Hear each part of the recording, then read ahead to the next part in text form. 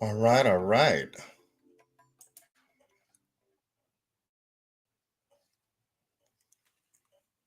We are live. How is everybody doing? We're back. Much love to everybody. Coming in the chat. I'm just making a few adjustments right now.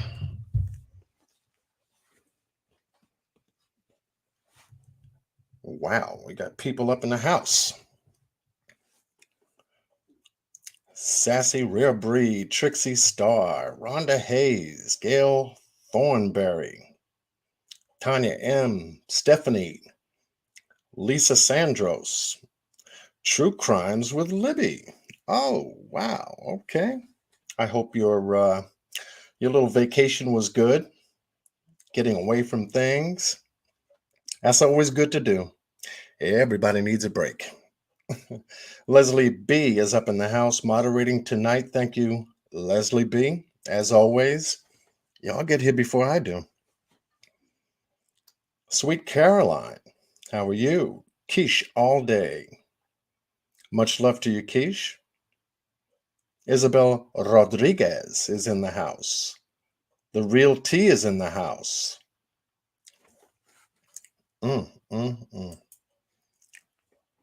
All standing in line like we got tickets. Sherry Manning is in the house. Lori Grace is in the house. Thank you, Lori. Much love to you. Michelle Sweeney. Hello, hello to you. I know what you meant, Michelle. You had to correct that hello, hello real quick. I know I've done it too. Life is real is here. Miss Crystal Moore is here. Thank you, Miss Crystal, for joining us this evening. Thank you for moderating. Y'all get here before I do. Daniel Drawson, welcome. Daniel is back. I've seen that name before. Welcome. Well, tonight I wanted to join back with you, cover some segments regarding our California boys missing since December 21st of 2020. Wanted to get on here and give a big shout out to everyone that supported the campaign that we worked on last month. We seem to have gotten through. Along with the help of every single person that's on this case, covering it from boots on the ground, covering it from the YouTube community, covering it from Facebook, covering it from Instagram, all of the social platforms. We seem to have made some headway. I am very glad, extremely glad. I'm sure that you are too. Win Dan Senior, you gotta help me to pronounce that. But Wyndon SR, how's that? Miss New York is in the house. Much love to you. Welcome. Silver Fox is in the house. Welcome. Stephanie Queen is in the house. Yeah, we seem to have made some headway. And I'm going to share that headway with you this evening. I was surprised in a good way, not a bad way, but very surprised to see that we have received some recent news over the last 3 days from Bakersfield Police Department in California. And they happen to have given some sort of an update to the news station that we had called last month. And of course, prior to that,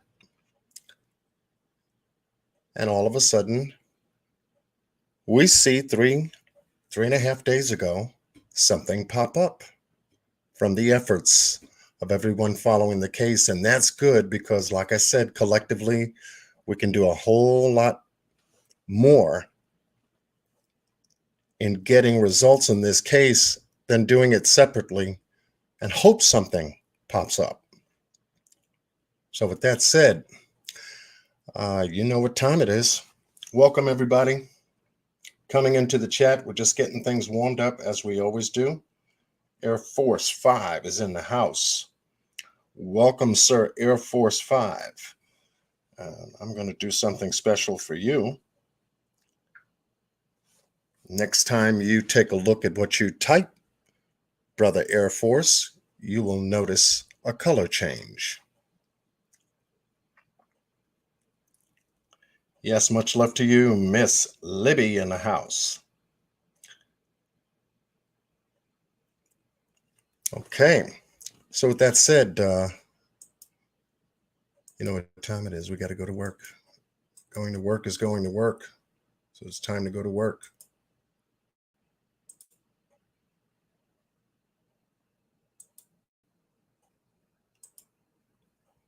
Time to go to work.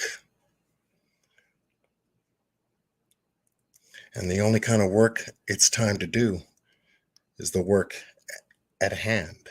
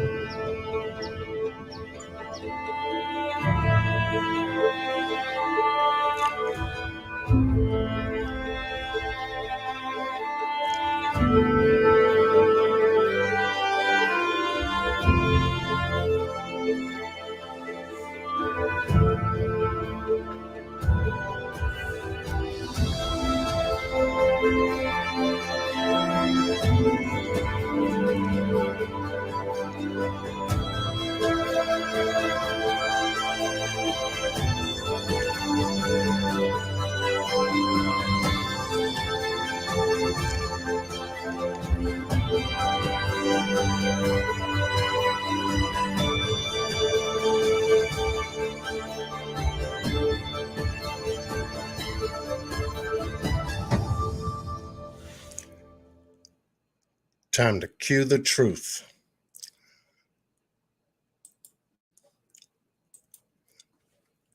So, with that said, we got a little bit of information to cover with you tonight. So there is an update. Yes, there is. Miss Night Owl, how are you? Much love to you. I got to get back over there and say hello to Miss Angela. She's been working hard. All right. So to begin with, I got some good news. You saw the title of the live tonight, Bakersfield PD update. They did give a little bit of one, not very much, but at least it says that our efforts together do make a difference. They do make a difference. And with everyone working together, we can make a hell of a difference. Asia Doe, how are you? Connie Lockridge, welcome. Slim Hoffa, I've seen a channel of yours. Slim Hoffa, welcome. Denver Gigi, Bakersfield is my hometown. I hope BPD is getting on. Yeah, they seem to have said something to let us know that they are still on this case. The case is not cold, and that's good. Gives us some hope that things are channeling through. Developments are happening. Things are being done. People are being interviewed. Places are being searched. Items are being relooked at, reinvestigated since December 21st of 2020, where this all started out of California City, California. So with that said, let's go to work tonight. Let me take you back to a point to bring you to our point tonight.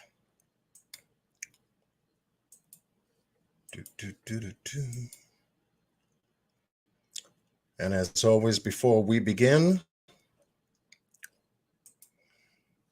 we like to put up a disclaimer. All information shared in tonight's live is covered under the copyrights disclaimer under Section 107 of the Copyright Act of 1976. This disclaimer under this section gives allowance, especially to content creators like myself and others, is made for fair use for the purposes such as criticism, commentary, news reporting, teaching, scholarship, education, and research. Fair use is a use permitted by copyright statutes that might otherwise be infringing. Nonprofit, educational, personal use tips the balance in favor of fair use. Where we start, where we have started, where we always start, is with our boys, Classic and Cincere Pettus. Two boys that went missing in California City, California, December 21st of 2020, off of Aspen Avenue. And how they went missing is still puzzling today.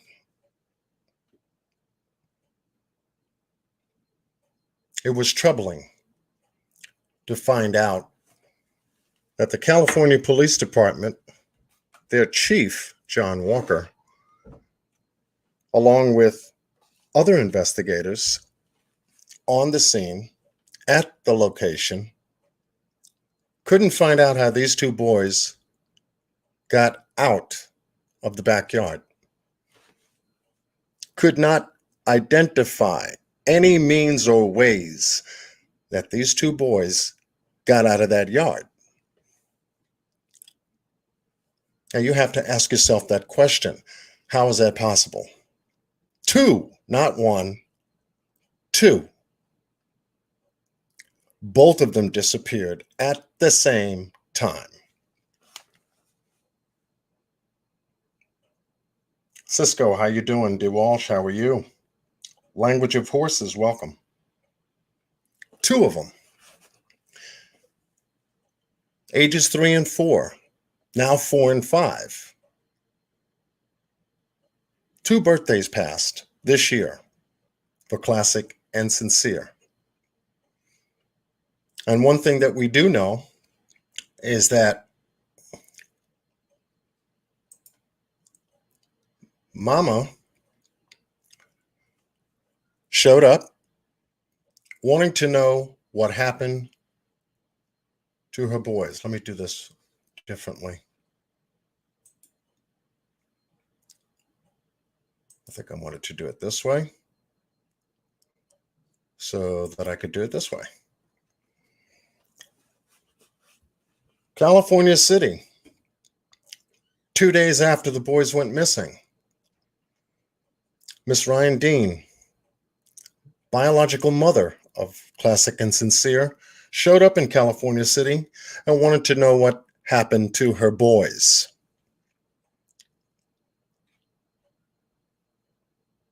What happened to these 2 boys? Why are they missing? Did somebody do something to them? And we heard Ryan Dean make a statement in the news media that carried the news on these boys. And at that time, it was KGET News, as well as ABC 23 out of California City. And she suspected that Trezell and Jacqueline West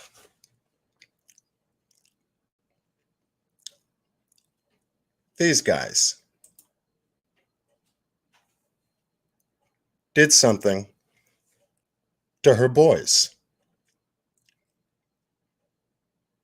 These are the adoptive parents of Classic and Cincere.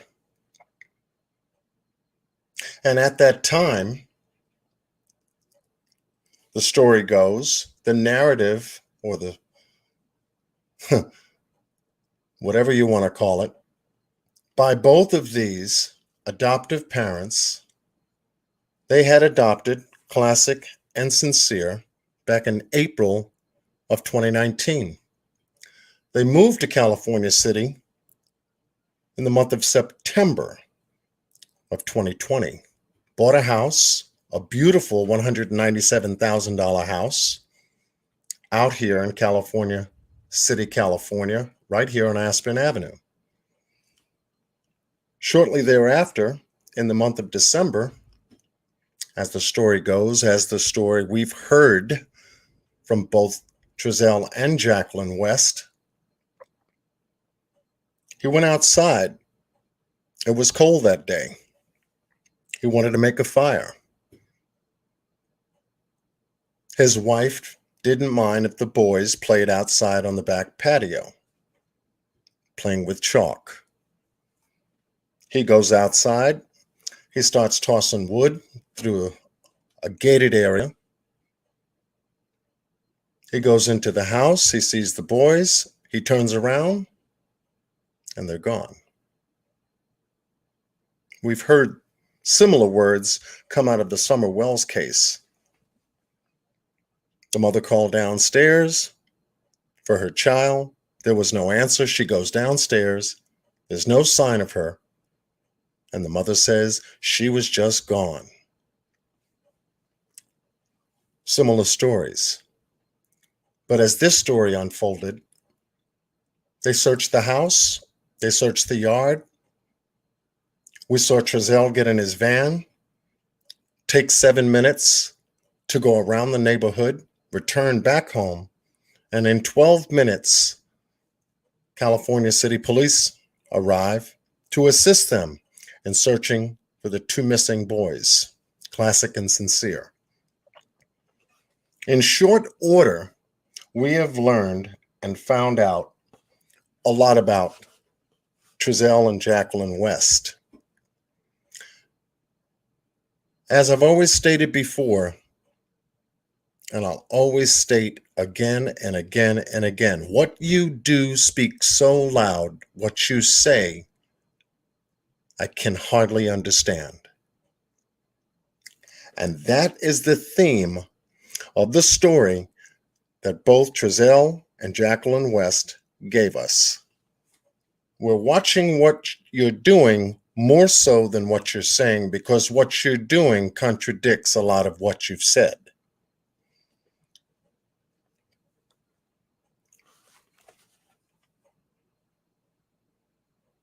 When you can begin to break down behavior patterns, and once again, I'm not in law enforcement, I'm not in the medical field, I am not a private investigator. I'm just doing my own private investigation of this particular case because I am a parent. I am a grandparent. I am concerned when it comes to our children going missing like this. I've covered cases on my channel. For those of you who are familiar with my channel, you know I've come from an area that I'd never want to hear about a young teenager, 19 years old, that was found dead in a commercial kitchen freezer in a 4.5-star hotel out in Chicago. Rosemont, Illinois, to be exact. That's where I came from. I came from that case. I'm still looking at that case today. But now to have evolved to these types of cases that I find interesting to take on and to find out the truth and the facts about them as best as I can, and to share them on my channel, which brings awareness to our community here on YouTube. You call it true crimes, you call it mysteries of the unknown, unsolved mysteries, whatever title you give it. But I thank goodness for content creators that cover these types of cases on their channel. I've mentioned them over and over and over on a lot of my lives. So, with Jacqueline and Trezell giving us a story that they gave us, and Ryan Dean absolutely positively not believing them at all, she thinks and feels in her heart and in her soul that both Trezell and Jacqueline West did something to her boys. I feel the same. What they did is still a mystery. We're still sorting it out. But it's how they presented that story to us. It's even more mysterious. Let us go to what we did just last month on this channel, and in a previous month on this channel. We've had guests on our live pertaining to those folks that were boots on the ground folks out there in California City searching for the boys during the time they went missing. We've spoken with Miss Crenshaw Incorporated. We've spoken to AV Watchman Steve. We've had a number of guests on my live panel talking about Miss Roro, biological cousin to the boys. And I'm just queuing this up because we're here to cue the truth tonight. We've had Rashawn Keep It 100 on our platform. And as soon as this stops buffering, we can get to it. And the name of the title of this particular live that I did with Steve was that the silence of the adoptive parents is extremely suspect. Even to this day,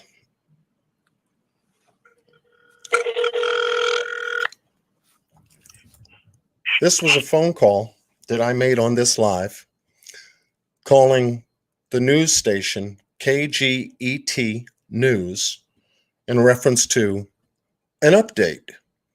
The last time we had an update was in the tail end of May, beginning of June. I believe it was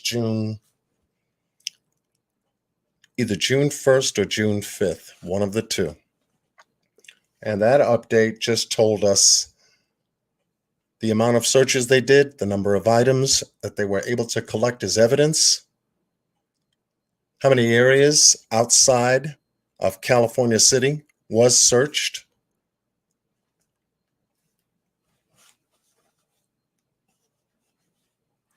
how many additional search warrants there were. There were 22 at the time, and that 22 grew to 20 more.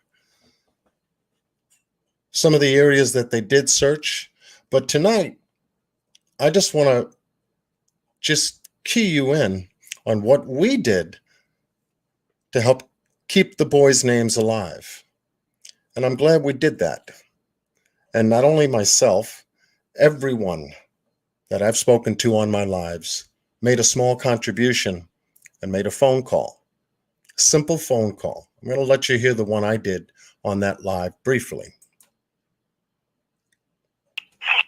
Channel 17. Yes, good evening. Could I speak with someone in reference to the Orson and OrsonWest case? Is there anyone following up on that assignment? I don't think I have a specific reporter on it as of right now. I am the news desk. You can talk to me. Oh, okay. My name is John Q. I have a channel on YouTube, and I wanted to, talk with you or someone who's in charge of that story coverage. I wanted to find out if there will be an upcoming update on that story. It's been pretty quiet. Not that I'm aware of. There hasn't been one that's been told to us. I can reach out and see if there's going to be an update. Yes, can you do that? And I guess that would be your supervisor? Well, we would call the police, see if there's an update. As of anything else, speculation-wise, it's speculation. Right. Because I noticed that there hasn't been any updates coming from, your newsroom, and was curious as to whether the case went cold or not.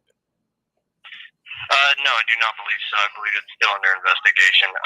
I will have to follow up with police, but as far as we know, it is still ongoing investigation. Okay. And when was the last update you guys did? Because I can't seem to find it on YouTube or any of the other social platforms. Let's see here. I know we try to run it every week or so, at least once a week, reminding people that they're still missing. But an actual update with new information, I want to say BPD put out a timeline not too long ago on their Facebook. I want to say, I believe they sent it out to us too. Okay, and I guess that timeline was back in May, if I'm not mistaken. Was that a May date? That's a good question. Let me see here.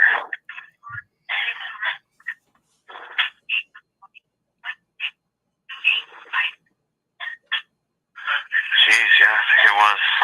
Yeah, that sounds about right. Back in May, yeah, because we now, are into June has passed, July has passed, August is getting ready to pass. We're in 8 months and rolling, and there's been no. It would have been June. Yeah, it would have been June. 1st, okay, yeah. And so that was the reason I wanted to call, because I know you guys are busy with local news and things of that nature, and wanted to find out, whether there was a specific reporter still covering that case there at the newsroom. Not as of right now. We've had a lot of people leave, as I'm sure you've seen, and so the newsroom is still kind of rebuilding back up right now. Right. Are you one of those? Are you one of those reporters? No, I've been here. I'm the assignment desk, so pretty much everything comes in out through me. Right. So I'm an assignment editor. Oh, assignment editor. Okay, very good. And what is your name again? I'm sorry. My name's Mason. Mason. Okay. My name is John Q. It's good to meet you, Mason. John. And is there like a special request I can make of you, Mason, to maybe talk with one of the news reporters and try and see if you guys can get an update? Because it's long overdue. Yeah, I'll pitch it in our meeting and see if we can find anything out. I mean, the only thing is for trying to update, we got to have new info. So. Right. And you guys usually get that from, well, it's not California City Police Department anymore. It's Bakersfield, correct? That is correct. Okay. And is Sergeant, I guess his name is Greg Pear, is he still the lead on this? Robert Pear, he's the PIO. He's the PIO, okay. Yeah. The chief is Greg Terry. I don't know the exact detective on the case. I'd have to go look. Okay. Let me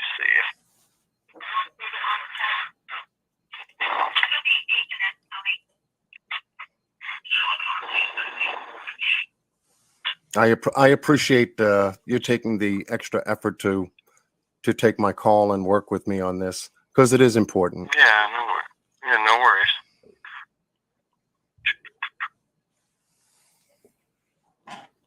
So I know they've been, I believe one of the detectives is Detective Hernandez. That's with an F or an H? Hernandez with an H. Hernandez. And several other detectives, so it's not just one single detective on this case. Oh, okay. Well, that sounds pretty good. And there isn't like a log of any kind where a reporter would contact one of these detectives, whether it be Hernandez or anyone that's working the case on a daily basis or a week-to-week basis for any updates? So it used to be our reporter Raphael Stroud was the reporter who was following this, and he has left. He is up in the Bay Area working for NBC now. Okay. Yeah, working for the network. So we've lost him. Let's see. I mean, yeah, it looks like we've been rerunning. We check in every once in a while with BPD, see if they have any new information. Usually that answer is no. Or they tell us, there's information, but not available to the public. Right, okay. So when you get that kind of an answer, you guys don't report that to say that there's no new information? When we run our follow-ups, like I said, we try to run at least once a week. We say still no new information. Anyone with information, please call Secret Witness Hotline. Right. And when's the next scheduled update as far as your paperwork is concerned that you see of? I'm not sure. It doesn't look like we have it scheduled yet, but I can bring it up in the meeting. It's something we need to follow up on anyway. So. Yeah, definitely, because since June, I think since you bring that up, we're swinging out of August, getting ready to go into another season within the next couple of weeks. Right. A month away from fall. Yeah, pretty much, and school's starting for a lot of the kids and everything else like that. And I always think of Orrin and Orson, being now 5 and 4, at least for one of the boys being of school age, he would be starting school. Right. Yeah. So that's why I wanted to find out, by calling and speaking with someone there tonight, and I'm glad it was you, in reference to any updates, because there are a lot of folks online that I talk to that always ask me, is there any updates on the boys? Any updates on the boys? And I see none, I hear none. I start scratching my head out of curiosity to say, well, the news was covering this almost back to back when it broke, but now it's gone quiet. Right. Yeah. Yeah, there's just no new info coming out. If we get new info, it's going to be out there. Okay, so Matt, is there anything that I would have to do in order to follow up with you to make sure that this goes forward?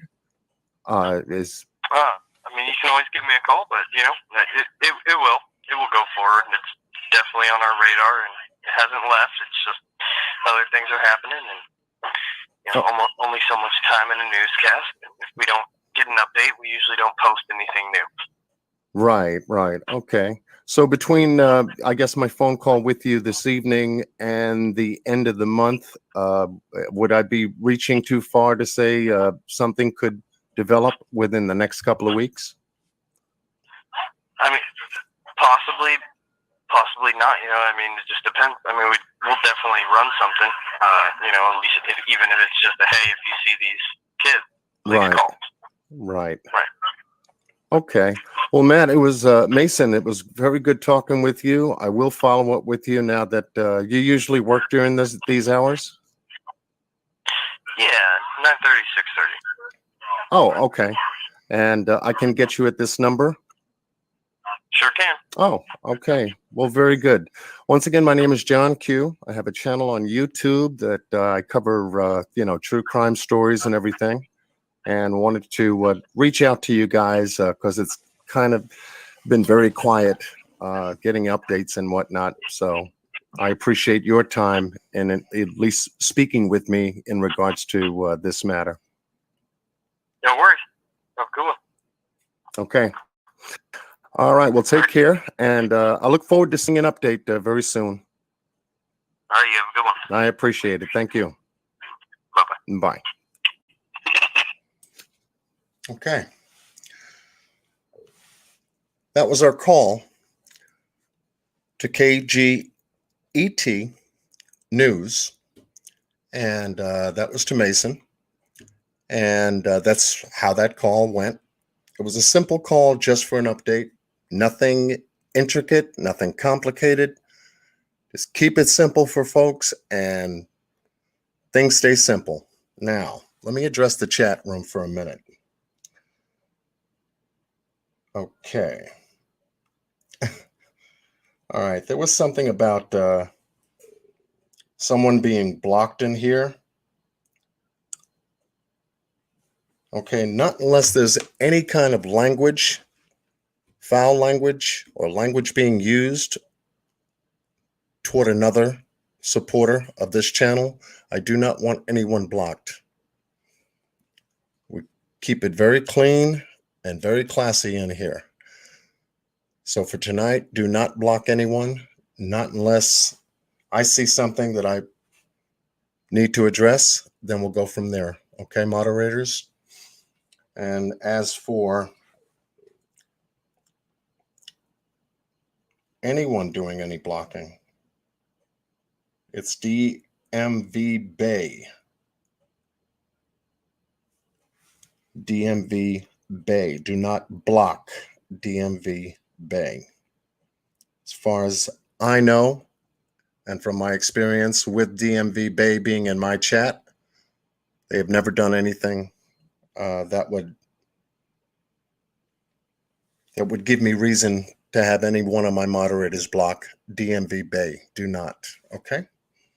Keep it clean. Obsidian, welcome. Welcome. So if DMV Bay is in the room, say hello so I know that you're there. I don't know if they've been blocked or timed out, but we want to keep it classy. All right. So that was my phone call to the newsroom just last month. I stayed on the phone at least once a week whenever I could, made the same phone call. Spoke to a different desk assignment person, though. Mason wasn't always there, but nonetheless, we continue to make the campaign of calls. Other content creators that I've had on this channel also made calls. Miss Queen Talks Crime made phone calls. People who have emailed me said that they made calls. Commentary underneath the lives. People supporting this small campaign of just making a simple call. All of a sudden, I turn around, and with the support and help of the folks that I had on my platform, which are boots on the ground out there in California, Miss Roro, biological cousin to the boys, always let us know in a very direct way a little bit about some of the vigils that they have out there in California for the boys. And they recently had one. And her push, along with Miss Crenshaw Incorporated's push, and a host of other people supporting them and the biological family, was able to make a breakthrough and give us exactly what we were looking for. And so much love to all of you who made that push, who made those calls, who continued to rally behind the family, the biological family, in support of getting an update broadcasted from the newsroom of KGET to report on the boys. So I'm queuing that up right now. We are making at least some kind of headway to say that, no, this case is not cold. Good. It shouldn't be 9 months later, because the boys are still missing 9 months later. Today marks 9 months since two brothers disappeared from the California City home of their adoptive parents. The search continues, and tonight 17's Christian Galeno joins us live from southeast Bakersfield, where a community prayer for the boys is underway at this hour. Good evening, Christian. Tammy, a very good evening to you. And those community prayers have actually been happening for the past 9 months, and they take place anywhere from outside of BPD headquarters to the last place where those two boys lived here in Bakersfield. It's a lot that we're learning along the way. These past 9 months have been just, it's been mind-boggling. 9 months later, and the biological family of two brothers missing from California City still have no answers. Unfortunately, are not unfamiliar with missing children in Bakersfield. So it's something that we will continue to investigate till we come to the truth of the circumstances. It's been 9 long months where only prayer and faith have kept hope alive. Just pray for everybody. The police department, they're on the case, keep them in prayers. And we just pray that somebody sees it one day and will come forward. A peaceful effort to keep attention on those that remain missing. We're just showing our presence to let them know we're still trying to keep the awareness out there. No protest, and it's not a protest, it's a prayer, peaceful. Because we're not dealing with adults. It's not like the national event where adults tend to leave bigger digital and life footprints. I just can't wait for the moment that the boys get some type of justice, or just they either found or alive, and if they aren't, then we just pray for justice and closure. And there have been countless requests to the adoptive family for comment, but they have denied every single one of those requests. While the biological tell us tonight that they will continue these community prayers until they find Orson and Oren, or better known to the family as Classic and Cincere. Now, if you have any information that can help authorities bring these two boys home or to any information for the case, you are asked to call Kern Secret Witness. That number is 661-322-4040. For now, that's all the information from Southeast Bakersfield, Delano, 17 News. Okay. And so that was the update. Just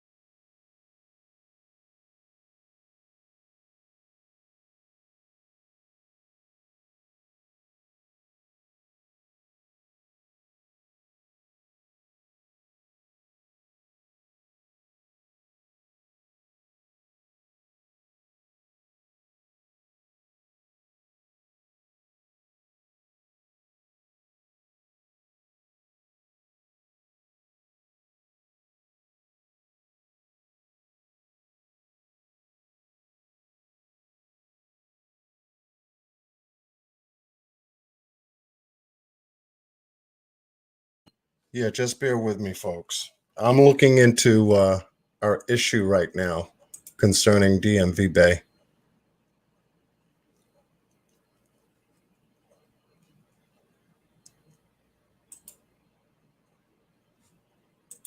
Okay. I think I'm in the right neighborhood. I think. Let me see.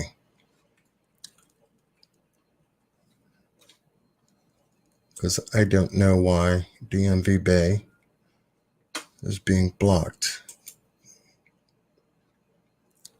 Okay.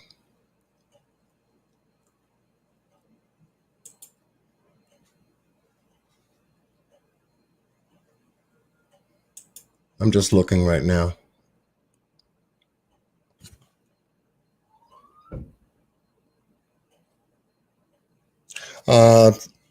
Give me a mic check.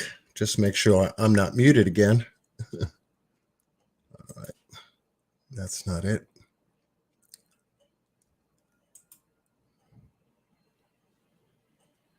Okay, I think I am where I'm supposed to be.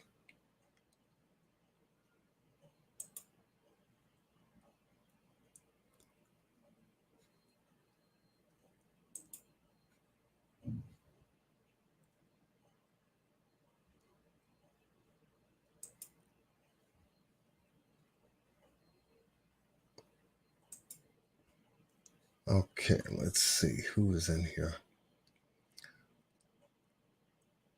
I've got moderators. Okay, let's see. I'm coming to the rescue. Okay, DMV Bay, you are not blocked anymore. So DMV Bay, if you're still here, you're not blocked. Type something in the room so I know you're back.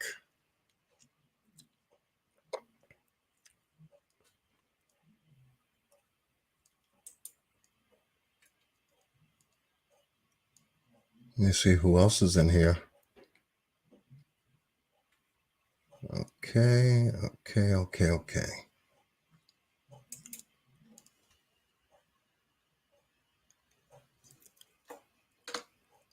DMV, are you back?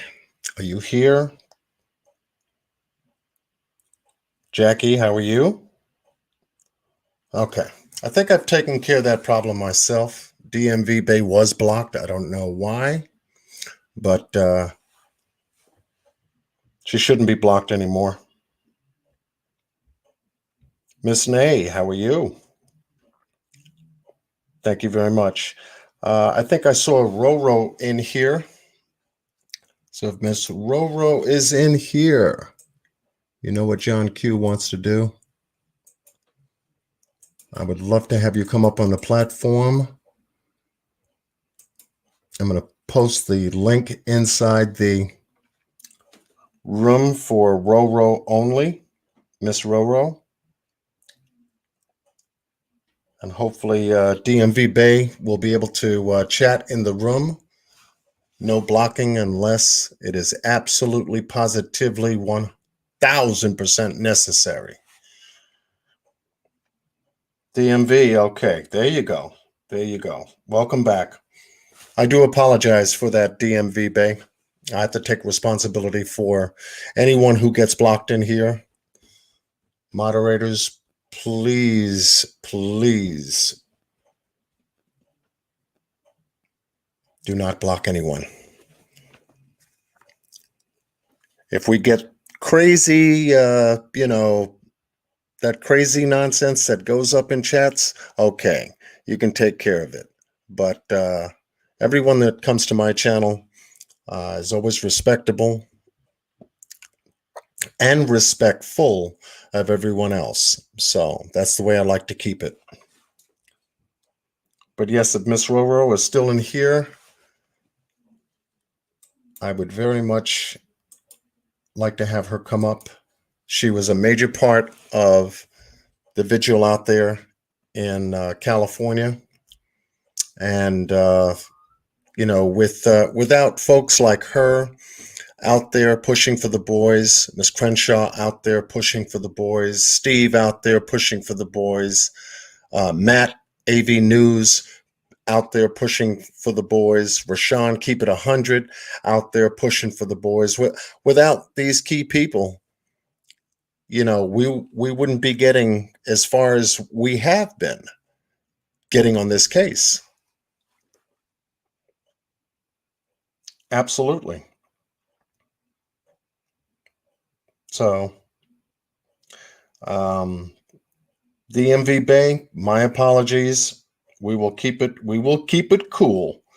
Because you got Miss Keisha up there, you got a number of people say, "Oh, well, I'm leaving the chat room if DMV Bay is not going to come." Okay, well, let me just let this play out and then address it myself. But good to have you back. And once again, my apologies to you.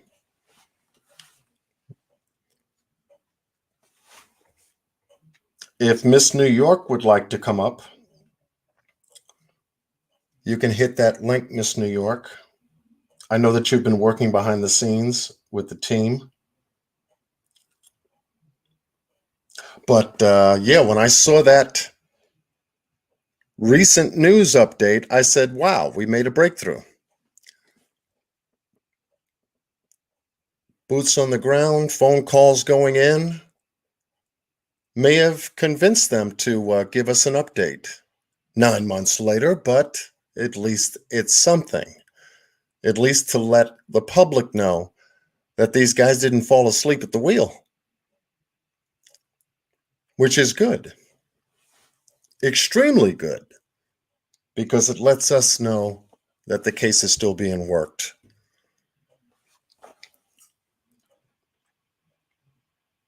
Someone needs to infiltrate the family for info. Okay.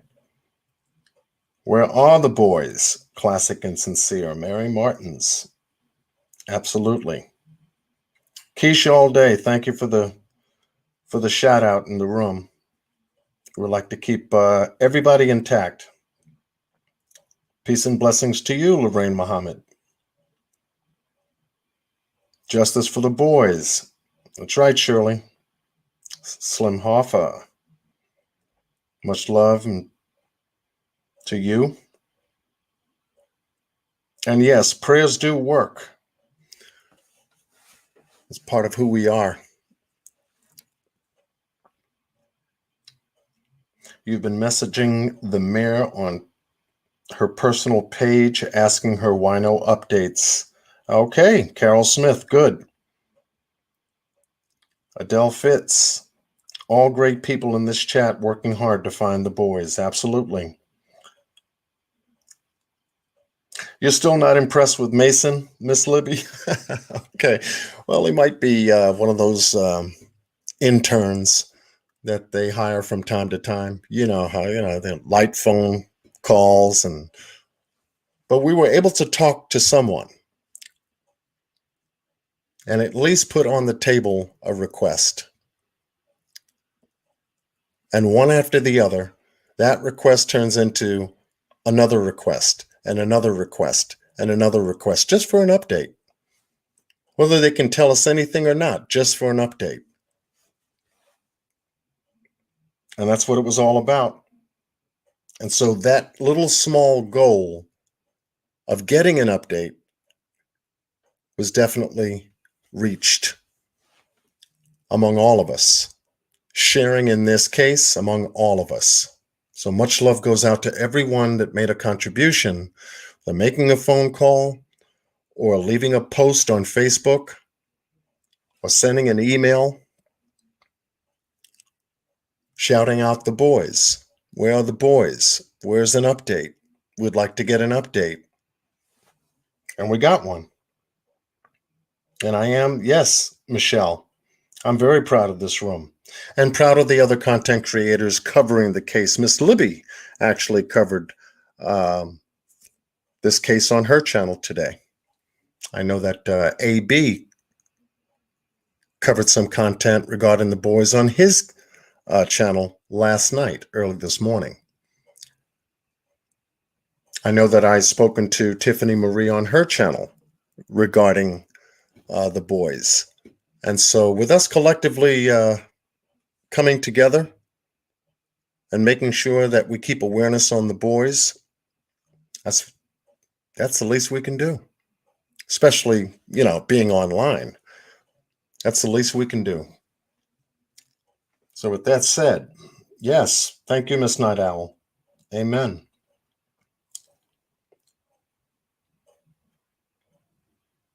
What is being done to find the boys by law enforcement? Well, that's what law enforcement knows, Cisco. They don't want to tip their hand.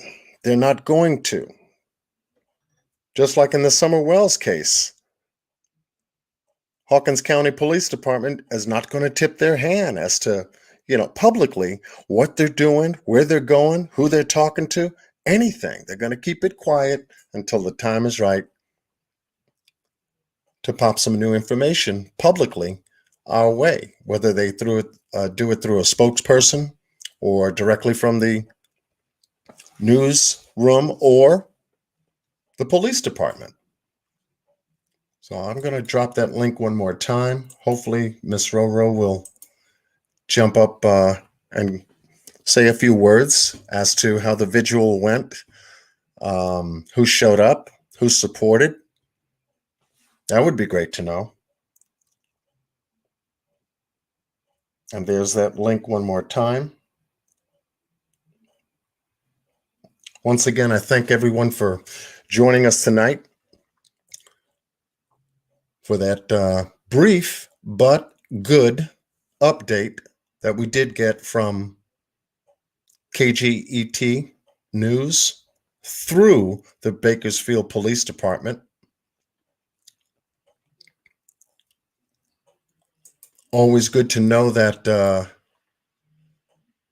they do care.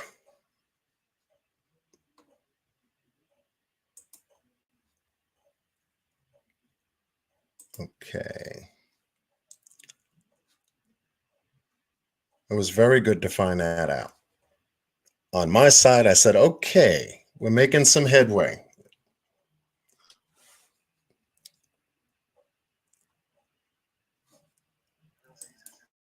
Okay. Just give me a moment here. I'm just trying to cue something else up to share with you. These things do drag a little bit, but we try to work through them.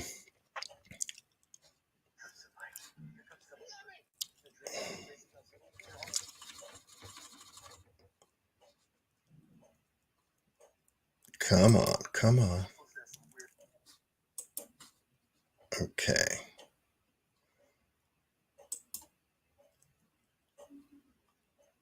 No, that's not it.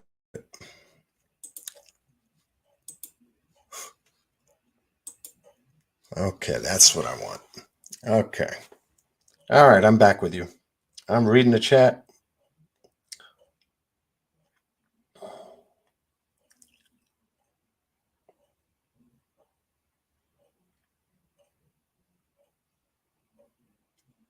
Okay. Where are the boys? That's right. In Sacramento, I'm in Sacramento, and I've only seen coverage by news only once. So would it do any good to get more news coverage near California cap? Yeah, it would. We're pushing. We are pushing. And not only we're pushing KGET news, we'll also want to push ABC 23 out there once again. We want to get the mayor back to support that update, to let us know from her office that this case is not cold either. We want to hear from her. Absolutely.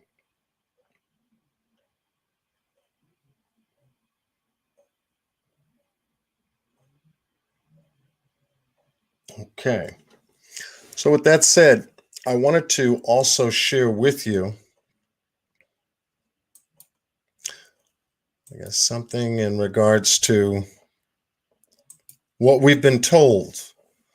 So we have to go back a little bit.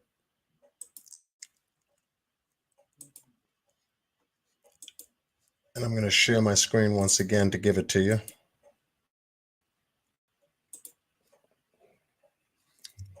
You'll see it like I see it. I want to bring back in John Walker so we can hear exactly what he said nearly 7 days, a week later, after the boys went missing, what his report was. He said some things just like Trezell said some things.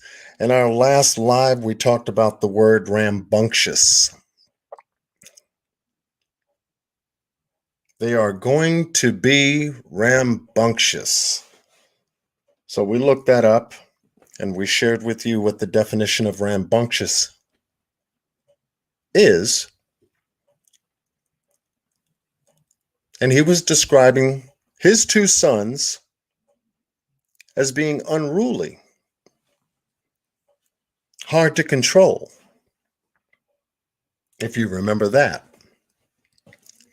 Well, here I was able to pick up another very important word of the case, in which Chief of Police John Walker out of California City, California, shared with us, and we'll hear what he has to say regarding his investigation during the time, and while the police was out there looking for the boys, what they did, and how they came to a specific conclusion in a short period of time. We need to keep that consideration on the table. So with that said, let's hear what John Walker has to say.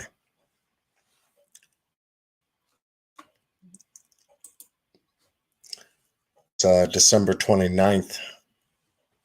That John Walker. I'm the chief of police of the California Police Department. Information came to us. Jon, no H. What do we got today, Chief? I can only give you a recap of what we've been doing since the 21st of December.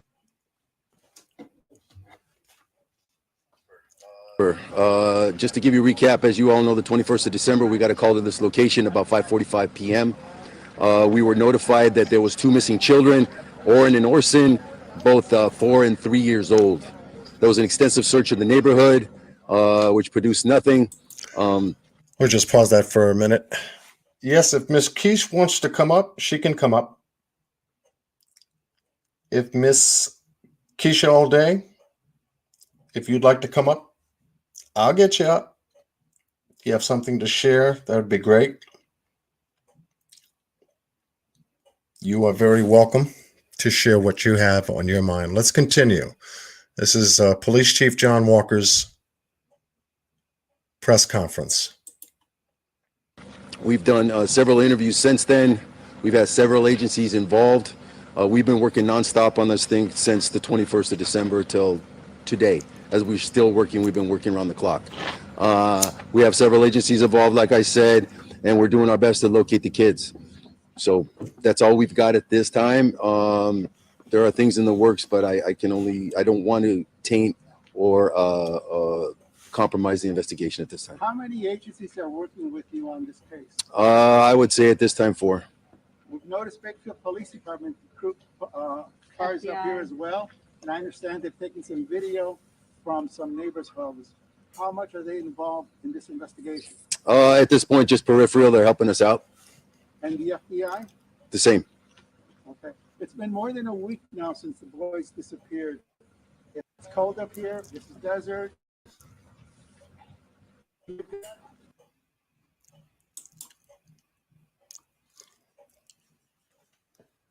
I'm just going to block this ad for a second. Just give me a minute. You know how YouTube likes to run their ads. And we'll get right back to the press conference. Thank you all for joining, and we'll get right back to it.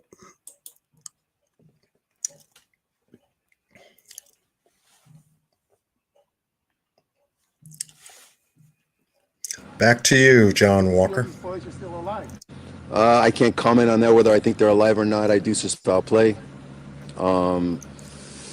We haven't been able to put together, how the boys got out of the yard or where they've gone.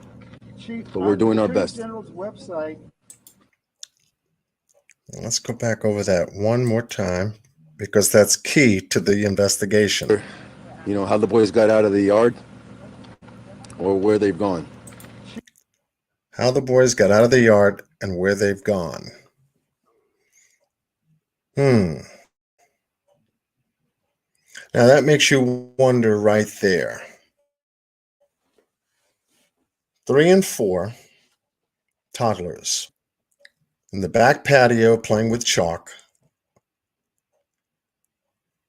Yet he doesn't know how they got out of the back of that yard without some kind of assistance. That's what he said. FBI? The same. Okay. It's been more than a week now since the boys disappeared. It's cold up here. This is desert. In your gut, do you feel these boys are still alive? I can't comment on that, whether I think they're alive or not. I do suspect foul play. We haven't been able to put together, how the boys got out of the yard or where they. Foul play. Immediately after a week of investigation, search warrants, 2 of them, being served at the Aspen Avenue property location, they believe in foul play. So let's take a look at something here, because we need to understand, what do they mean when they say foul play?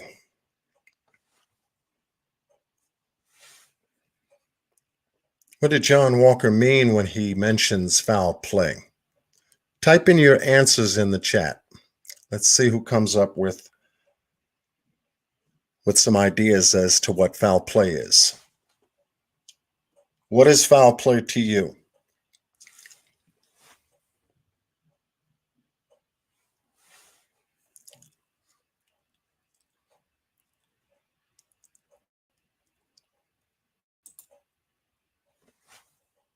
What does foul play mean to you?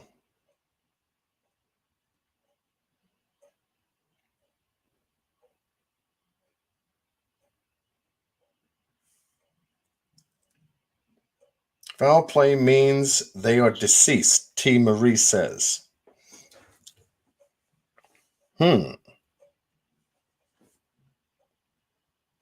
Anything except the boys wandered off. Harm or death, adoption scams.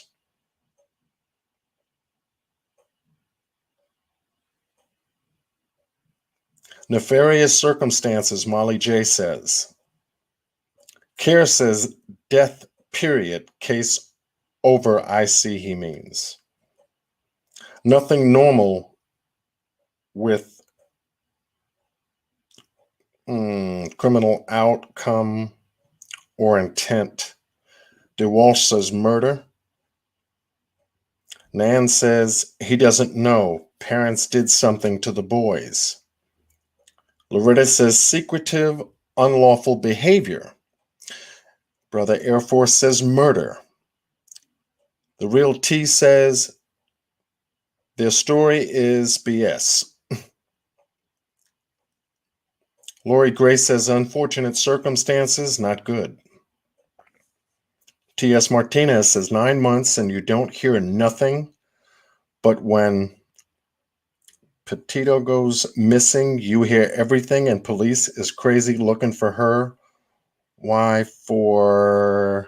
Okay.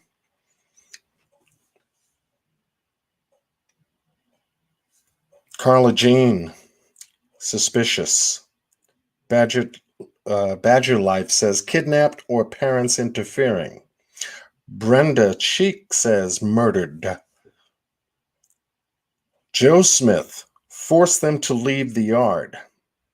Cisco says stories and evidence don't add up. Shirley says unnatural causes. Mary Martin says I don't believe that they were ever there. Air Force says criminal offense. Vicky Moore says they didn't get off the property alone. Jackie Barty, they didn't leave on their own. Elizabeth Mason says someone involved in the family. Gail Thornberry says it means a crime has been committed. It doesn't mean death. It means criminal activity. Okay, thank you, Gail. Texas Life, Julie, foul play. Facts don't add up. And they didn't backtrack on that comment. Adoption scams. They did not backtrack on that comment, even when it left from California City to Bakersfield. And yet foul play could mean, it's so vague. It could mean a lot of different things to different people. That's why I wanted everyone to share their idea of what foul play is. Hawkeye Seneca says unlawful or dishonest behavior. Night Owl says somebody knows something and they aren't speaking, which is sickening. Indeed, Night Owl.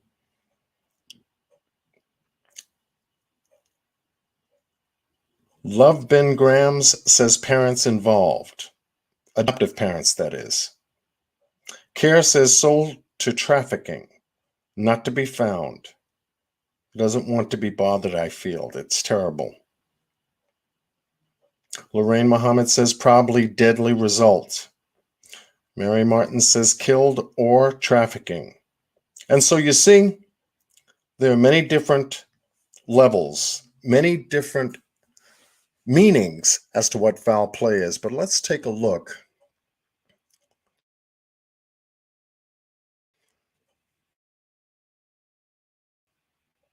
And represents what he may be referring to. And since it's supposed to be universal language, it gives us an idea as to what Police Chief John Walker found a week later and why he made that determination. So before you, I looked it up, and here you have at least 5 elements of what foul play is.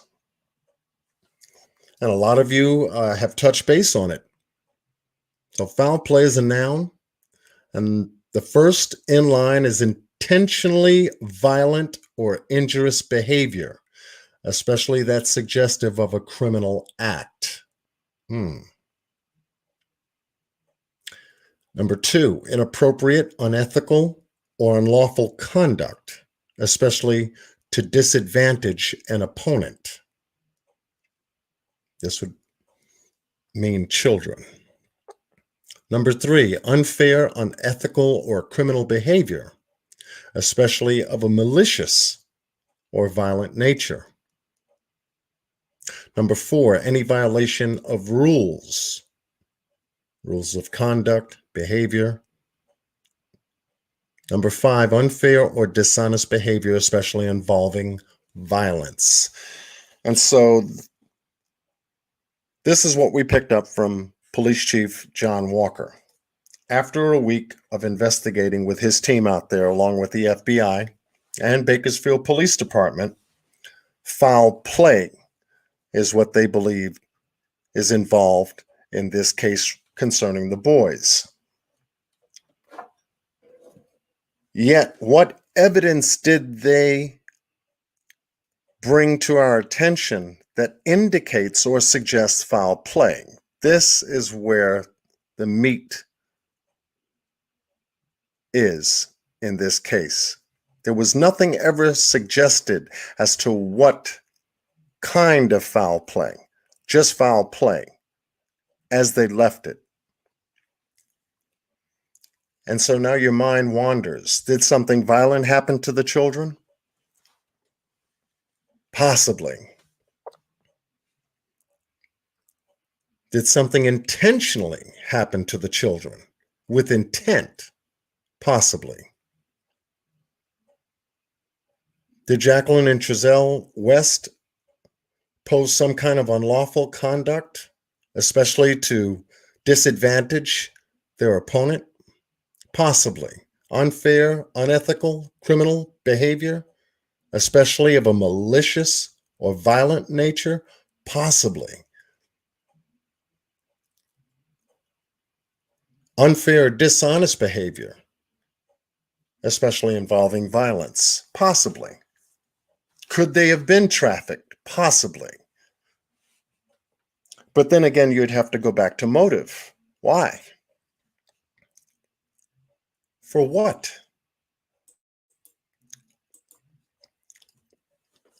For what? What is the gain? Where is the gain in that?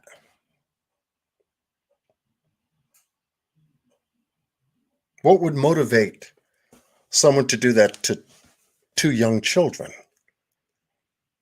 And the only two people that were there were Cincere and Jacqueline West. Now let's go back over something else that I wanted to share with you.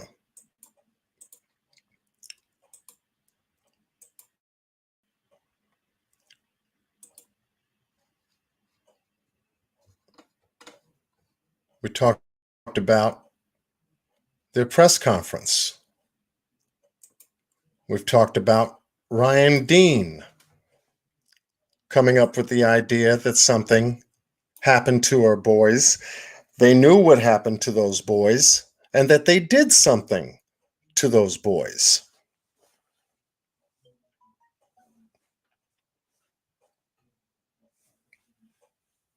And that was day one. She was there 45 minutes before everybody. She stated. She spoke to Cincere.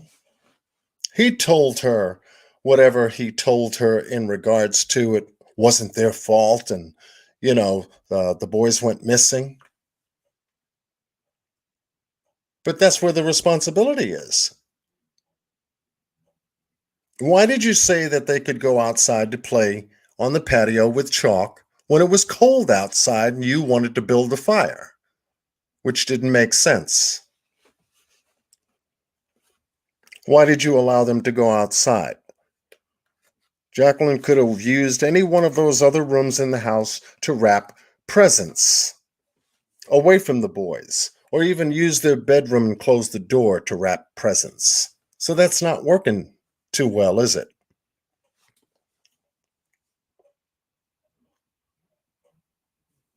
So it begins to form some kind of a behavior pattern regarding both Jacqueline and Trezell.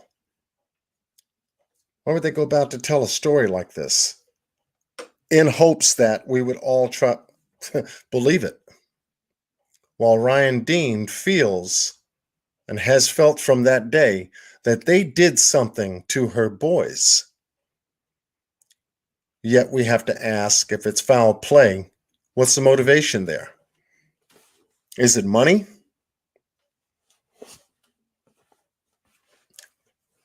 Was it an overburdening stress to try to deal with the boys, being that they were rambunctious? And when you take a look at a young couple like this in their 30s, young 30s, 6 kids, all boys, under 10, you can imagine what that house was like. And we had found something very specific as to what Jacqueline and Trezell did do. And remember, action speaks louder than words.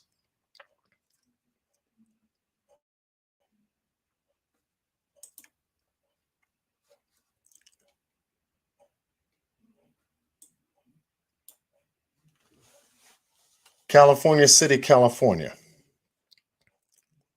which is 1 hour and 11 minutes from Bakersfield, California.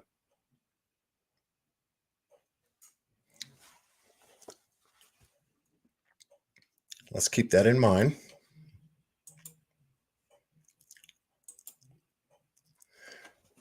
And we're told that this is the area specifically where Trezell was outside throwing wood. And this is the gate that he talked about being open. At the time, the boys were out on the back patio playing with chalk. Was there any evidence of chalk on the back patio? Does anyone remember?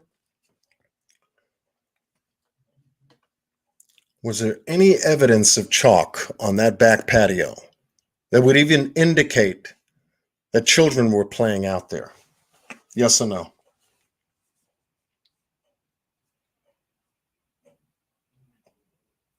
Watch this TV. How you doing? No chalk. No, it wasn't. When you take someone else's child, you owe them an explanation if things go wrong, especially since the biological family is the only ones looking for them. I agree.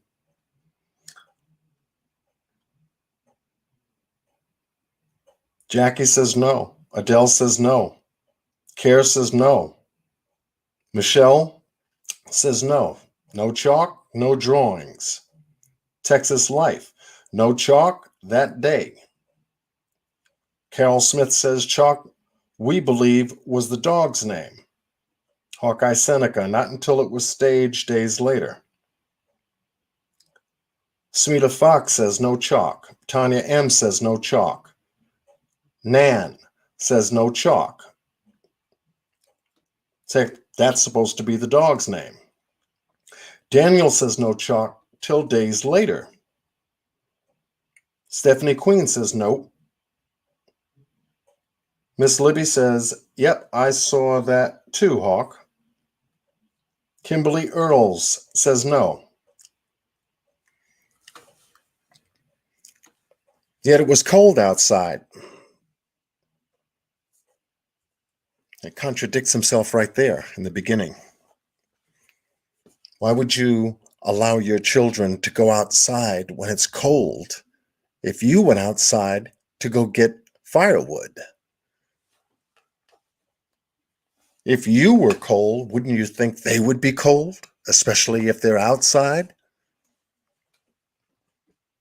And you may have been talking about it being cold inside. But this is the gated area that he was talking about. This is the backyard. Now, most folks say, well, oh my goodness, well, didn't we cover this information before? Didn't we go? Yeah, we did. We can only fine tune it and get more specific about it, but yes, this is where it all happened. And this is supposedly the area, and forgive me for the picture becoming disfocused, but whenever you do this, it does lose grade. The area where the boys were supposed to be playing with chalk.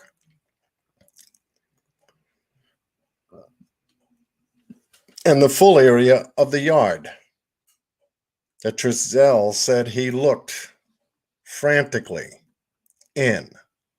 He also looked outside of the yard. But still no boys. Ages 3 and 4 are going to run that fast outside of this area and get away. See, that begins to become foggy.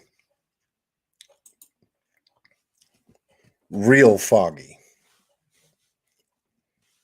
This area here was all dug up by the California City Police, the FBI, and special forensic investigators who covered this yard, dug holes in the ground, taking samples and specimens. What they took?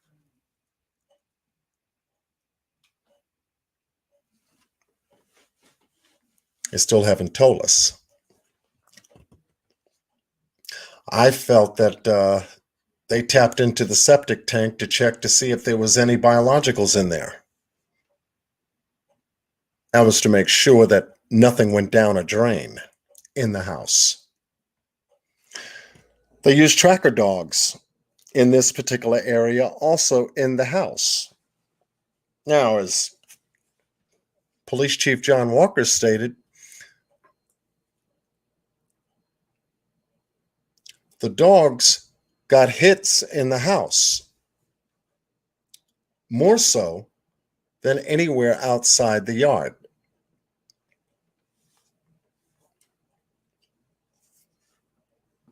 And that puzzled people just as well as it puzzled him. Why is it that you said the boys were outside playing with chalk, went missing from outside because you left the gate open, but the dogs couldn't track the boys outside that gate? Well, you break it down, common sense says they never left up out of that gate. The dogs got more hits inside the house than outside. Did something happen inside the house?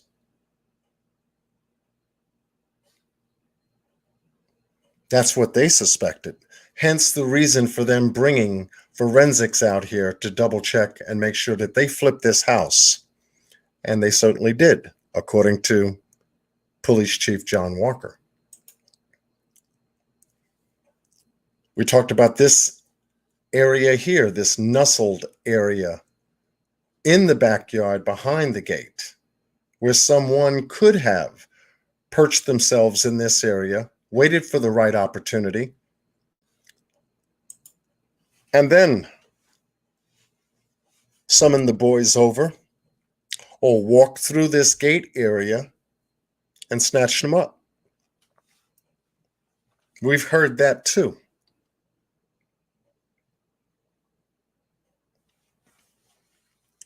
However, for as long as they've been living here since September the 9th, when the house was sold to them, up until December 21st, when the boys went missing, no one has ever seen the boys in the neighborhood. That came out in the story. In this area here, this gated fence up alongside the back end of the lot. We showed you this before. And to me, to this day, I don't see any portions of wood that could ever be used by a fire. Not unless you were burning twigs. But that would smoke up the house. Don't get firewood from a lot that's got no firewood to burn.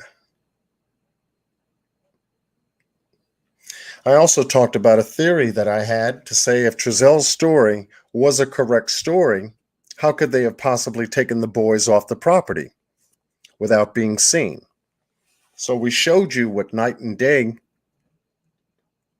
on the property line and the lot was all about when Steve, AV Watchman, was with me on our last live. And we covered this area, how dark it is back here. In fact, Steve visited this area personally himself. I talked about the theory of someone traveling alongside this gate, coming to this point here,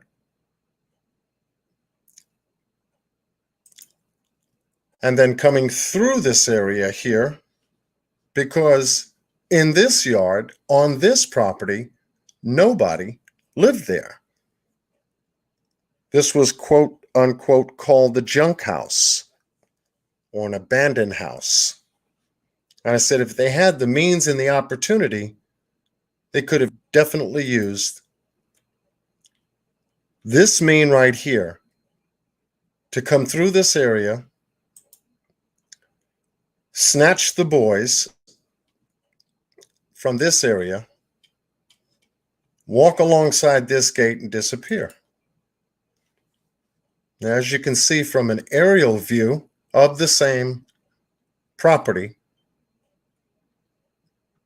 10717, here's the yard, there's the gate.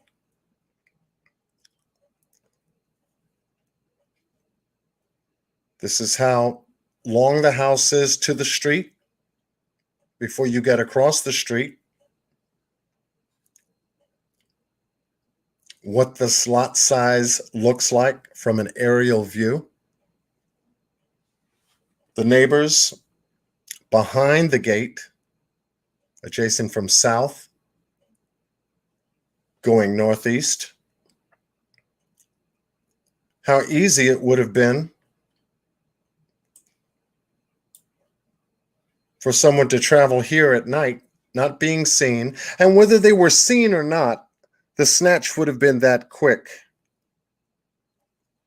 for them to go ahead and take the boys if they went this route. To come to this point,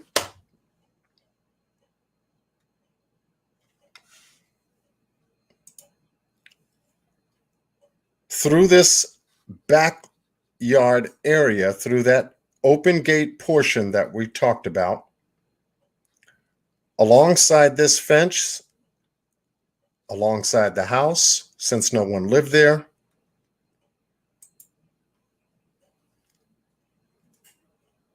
and taking the boys out to the next side on the other side of the street. But we also have to consider cameras. The next door neighbor and the adjacent neighbor next door on the other side. Here, from a different angle, if Trezel's story was to stick, that's the route they would have taken. And so it is possible to use this specific route. Possible, I said.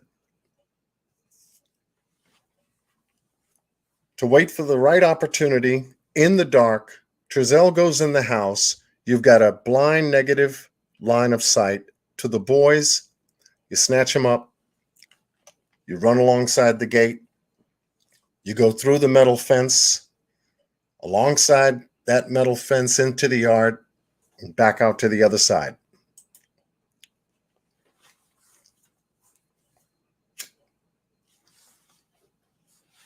Just a possible theory of how those boys could have been taken off the property with assistance. A car could have been parked here or across the street or on the dirt panel here, just waiting for them to get into the car and drive out. But remember, that's just a theory. The other side of the house looks like this.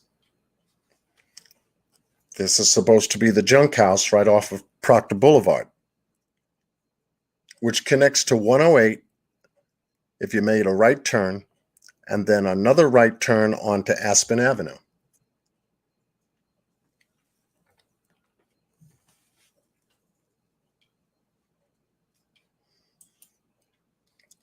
Here it is again, from a different angle, off of Proctor Boulevard. This would be the garage area.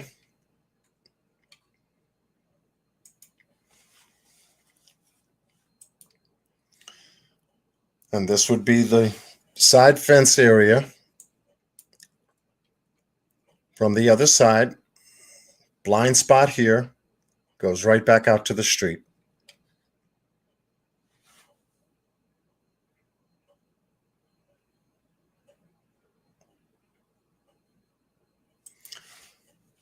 From across Proctor Boulevard, where the double lines are, you could actually see it's 10798 Proctor Boulevard.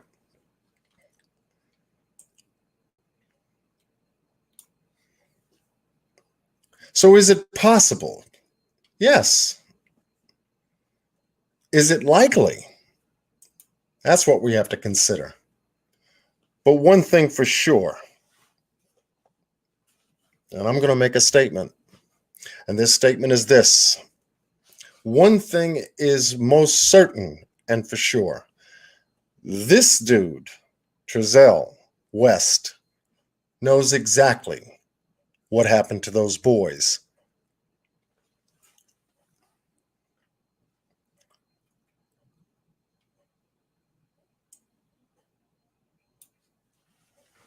He knows exactly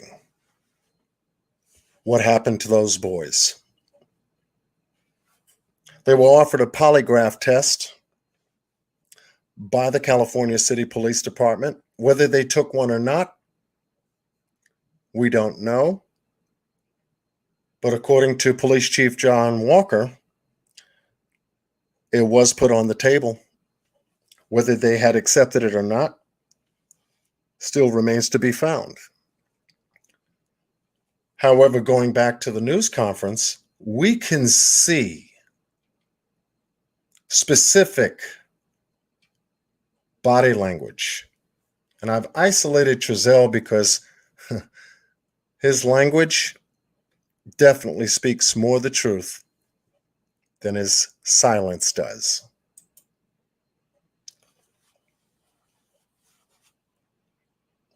And in studying his body language,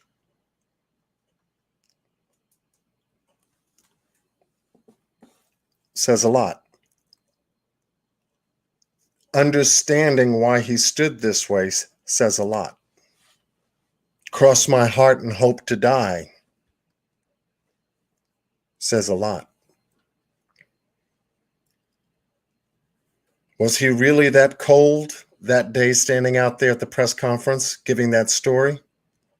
And he had to shimmy his hands underneath his arms because his fingertips were cold, leaving his thumbs exposed? Says a lot.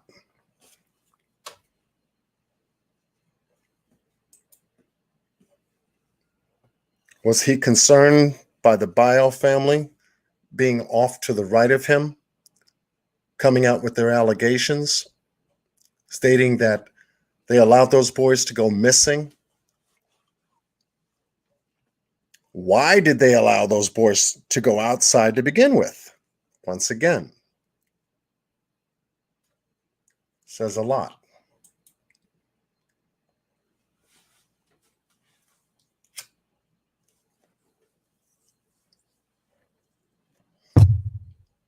I wanted you to see Cincere personally, up close.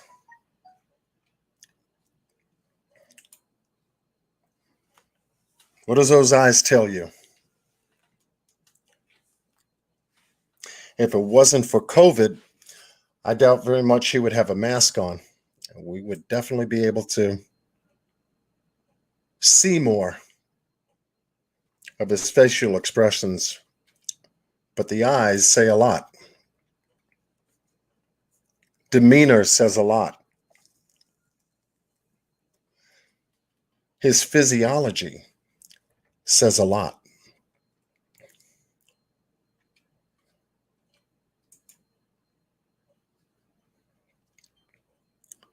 His words say a lot. He didn't know this story was going to break as big as it did. He didn't know that this was going to be one of the biggest stories in our country and around the world. They didn't know that we would be pursuing this story online the way we are. So as far as we know, Cincere is a liar. He knows more than what he has expressed or ever told. And that was the only interview they gave. Now, if you heard the news clipping on the update that we played for you earlier, said that the news reporters tried to contact the adoptive parents for news commentary. They declined. Action speaks louder than words. What you do speaks so loud. What you say or don't say, we can't understand.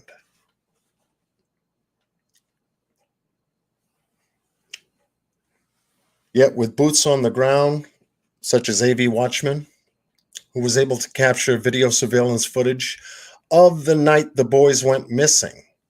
At 1632, we see action here at 10717 Aspen Avenue.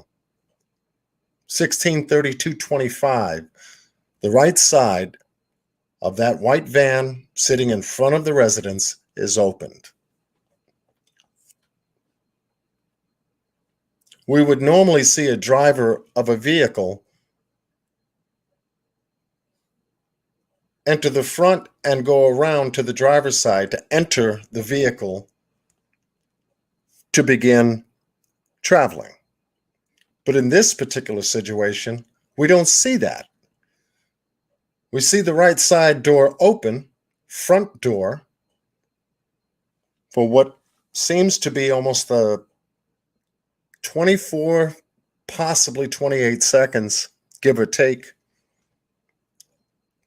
Well, let's just go from the time stamp. 16:32, which would be 4:32 and 25 seconds until that door closed. That's 16:32:41. 16:32:41 is the time we begin to see the van's lights light up and begin its way out of that driveway, cut to the left, and hit right down on the first right-hand corner, not far from the driveway. He's gone for 7 minutes, 7 quick minutes, from 16:32 up until he comes back. Now, who goes out looking for their children for 7 minutes? We don't see Jacqueline ever leave the residence or stay in the front of the residence or anywhere near or around the residence, appearing to be looking for the boys at all.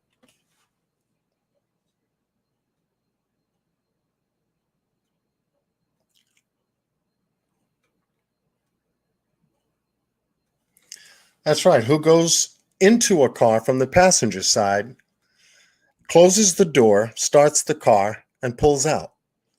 Not unless you're hiding something or preventing yourself from being seen, and that's from across the street.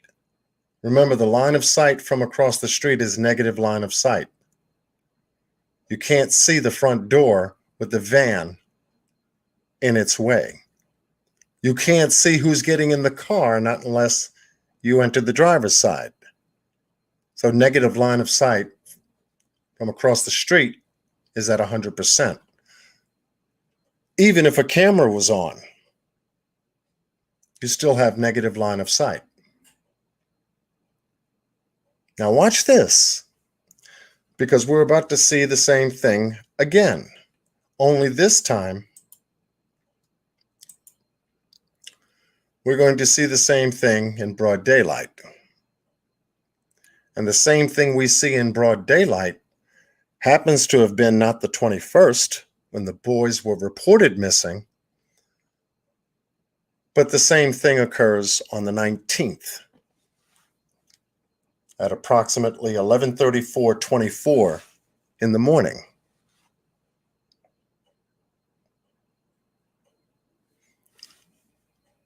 This video surveillance footage captures, to the best of our knowledge and of our attention, only 4 children leaving this house and entering the van in the same fashion we saw Trezell enter the van and pull out from that driveway on December 21st at 16:32. Here we have the same thing 2 days prior, with the van door opening, children getting in, along with Jacqueline. However, only 4 children were present.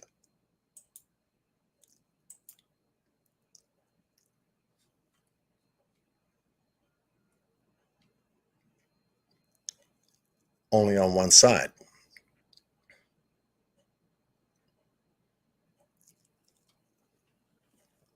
(11:34:29).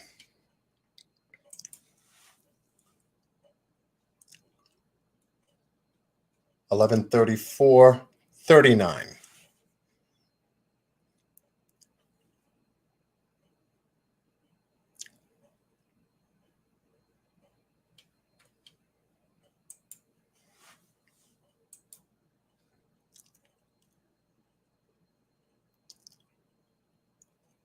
(11:36:18).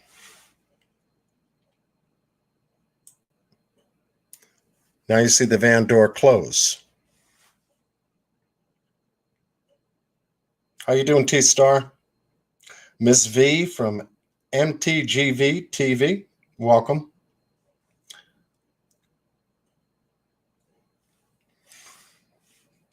Timeline, folks.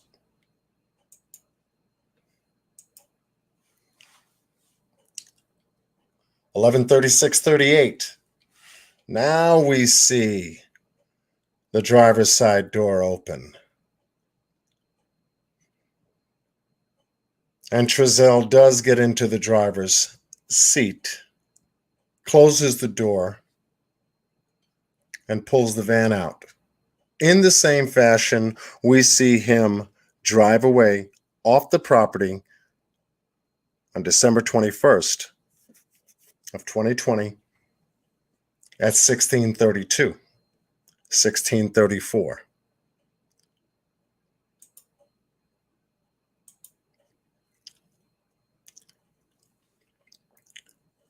They were leaving to go to Bakersfield, the story goes, to drop off the kids to grandma's house, most likely the grandma on Potomac Avenue. Here they come back.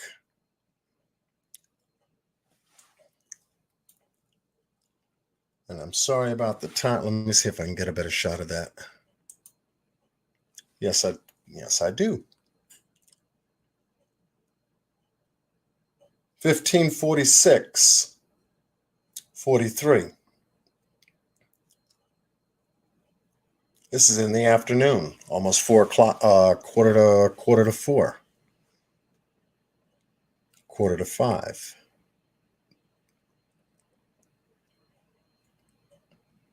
Quarter to 4. Side door open.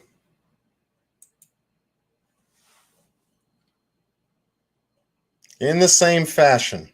So it appears as though they really don't want to be seen by the neighbors or by anyone. However, the neighbor who had this video camera pointing in that direction where the driveway was which sits across the house, across this lot, we know was Mike. He had his camera on and running.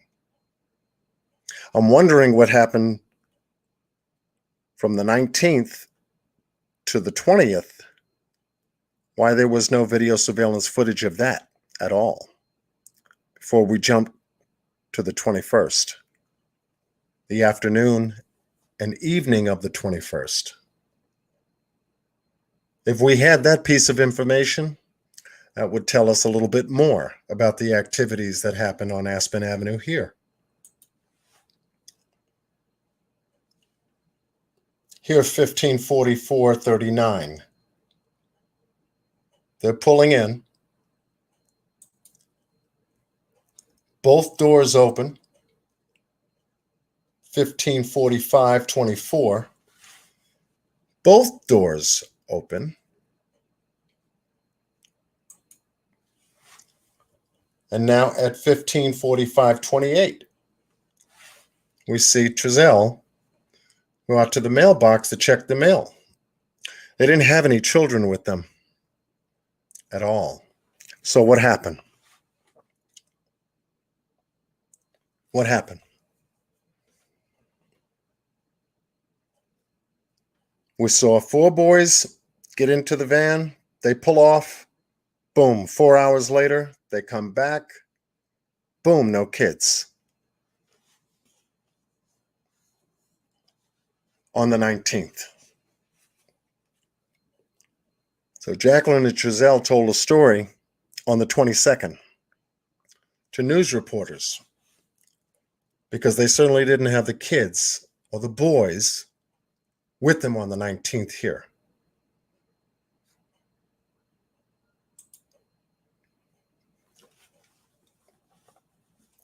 The FBI spent hours into the night digging up the backyard.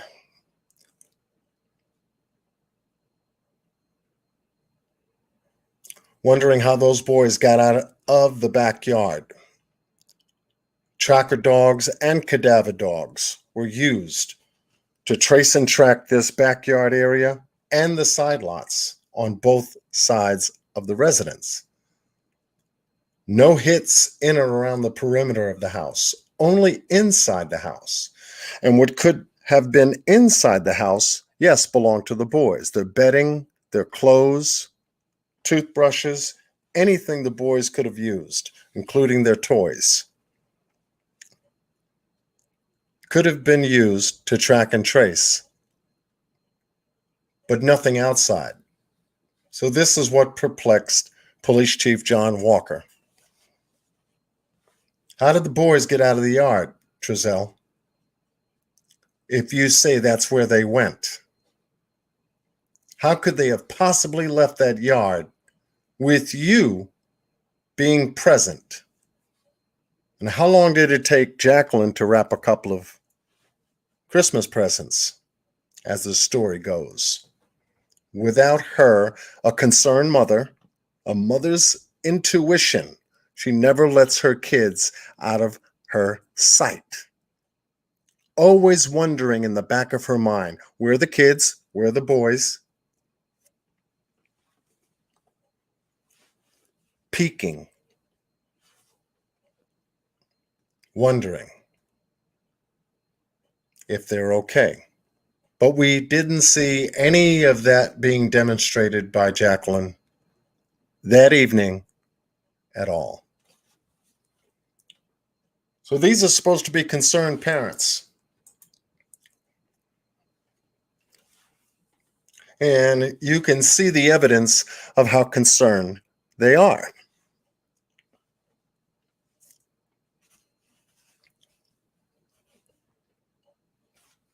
Just take a look. A picture says 1,000 words, doesn't it?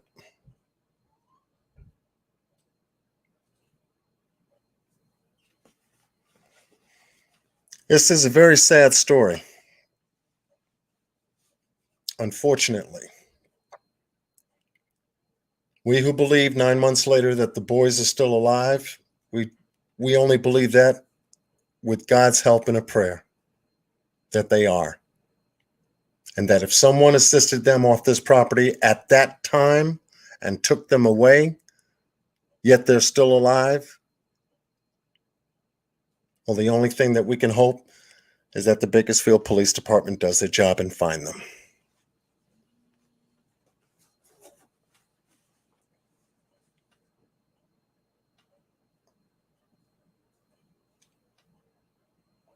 I'm checking on something right now.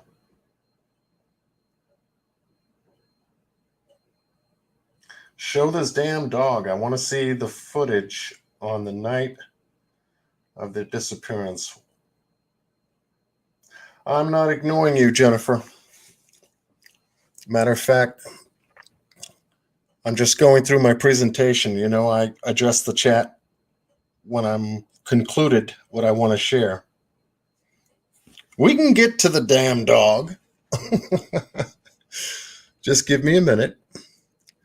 But a picture says 1,000 words, and those words regarding Jacqueline and Trezell West are not good. None of this is good. Let me see if I had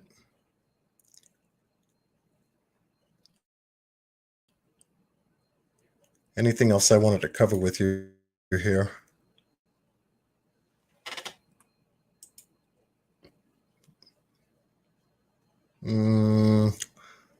Oh, when the case came back from California City, California, at the beginning of March of 2021, this case went from California City all the way to Bakersfield. Why is that? Because the foul play that Police Chief John Walker believed was that the boys were never there at 10717 Aspen Avenue, just like we all believe they never made it. All of what the California City Police Department did was double check and recheck and double check and recheck for the presence of the boys, which they only found inside the house and nothing else. No one has seen them in the neighborhood since they moved there in September of 2020. And what would you deduce from that? Most likely the same thing. Who would even think that the boys were ever there in that neighborhood, at that residence, at any given length of time, if they've never been seen? What we do know is that 4 children did leave that property on the 19th, according to the video surveillance footage that was given to us by AV Watchman through Mr. Mike, I'll call him. And thank goodness his camera was running. But here is where the story gets very interesting. I'm going to play this part to you, and then Jennifer, if you'd like to come up and then direct me as to what you're talking about a little bit better, I'll save you the time in typing. Then I'll drop the link and you can come up and then we can find it. But here's where the twist in the story actually was for me. Let's take a listen real quick and then we'll come back to the chat.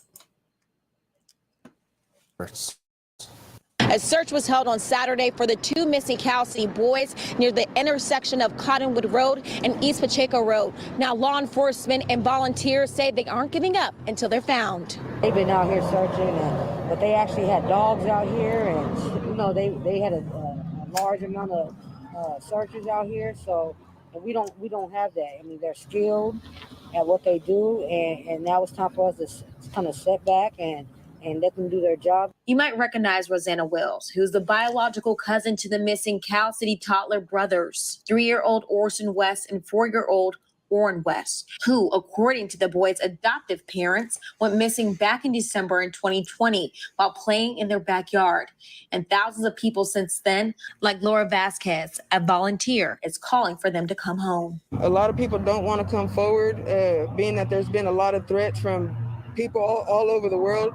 There's been more people that want to help, and like Rose said, passing out flyers and helping with banners and different stuff like that.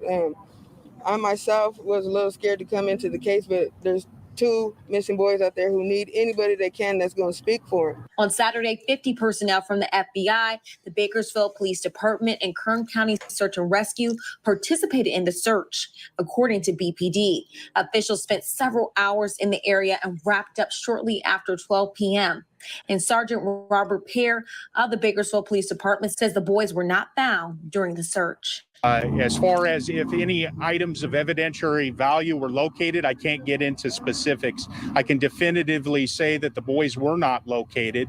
I think our reaction would be a lot different if that occurred. We have 2 missing boys that are from the Bakersfield community. And unfortunately, law enforcement can't talk about the specific details of what we may or may not know. Volunteers over the past few months have been searching various areas of Cottonwood Road, looking for anything leading to the boys' whereabouts. And BPD would not confirm if their search on Saturday was a result of a tip or an investigative lead. This is not the first search that has been conducted in the city of Bakersfield by the Bakersfield Police Department during our participation in this investigation. I expect that there will be more searches depending on the facts and the path of the investigation. Saturday's search comes several days after the Bakersfield Police Department took over as the lead investigators in the case. Wills tells 23 ABC this change makes her believe they are now one step closer to finding the West boys. Give the information of what we have to the officers and let them do their job,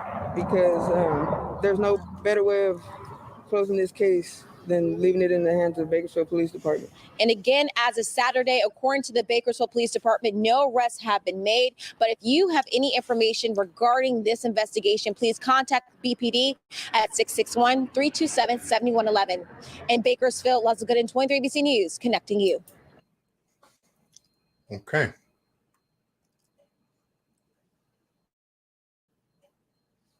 Want to make sure that that is complete. Nope, it is not off. Okay, it should be off.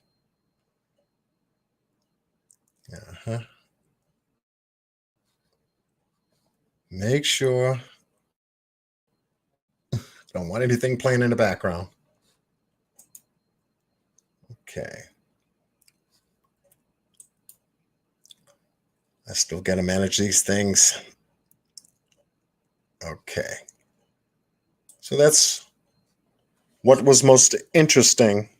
As soon as the case got officially transferred in the month of March of 2021, a massive search took place. You figure if the boys went missing in California City, California, Jacqueline and Trezell West, why would the Bakersfield Police Department be searching in the Bakersfield area for the boys?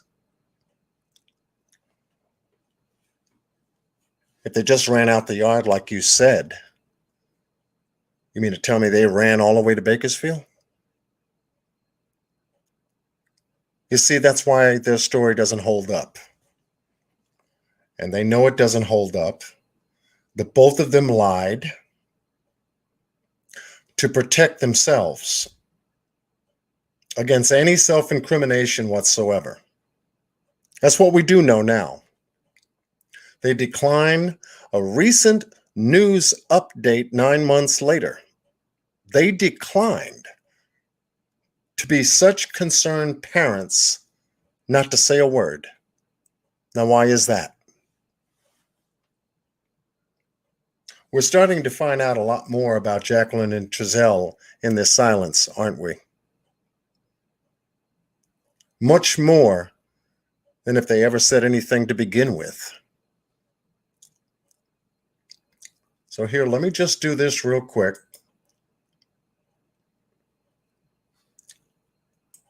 Because it looks like someone wants me to drop the link. And I'll do so.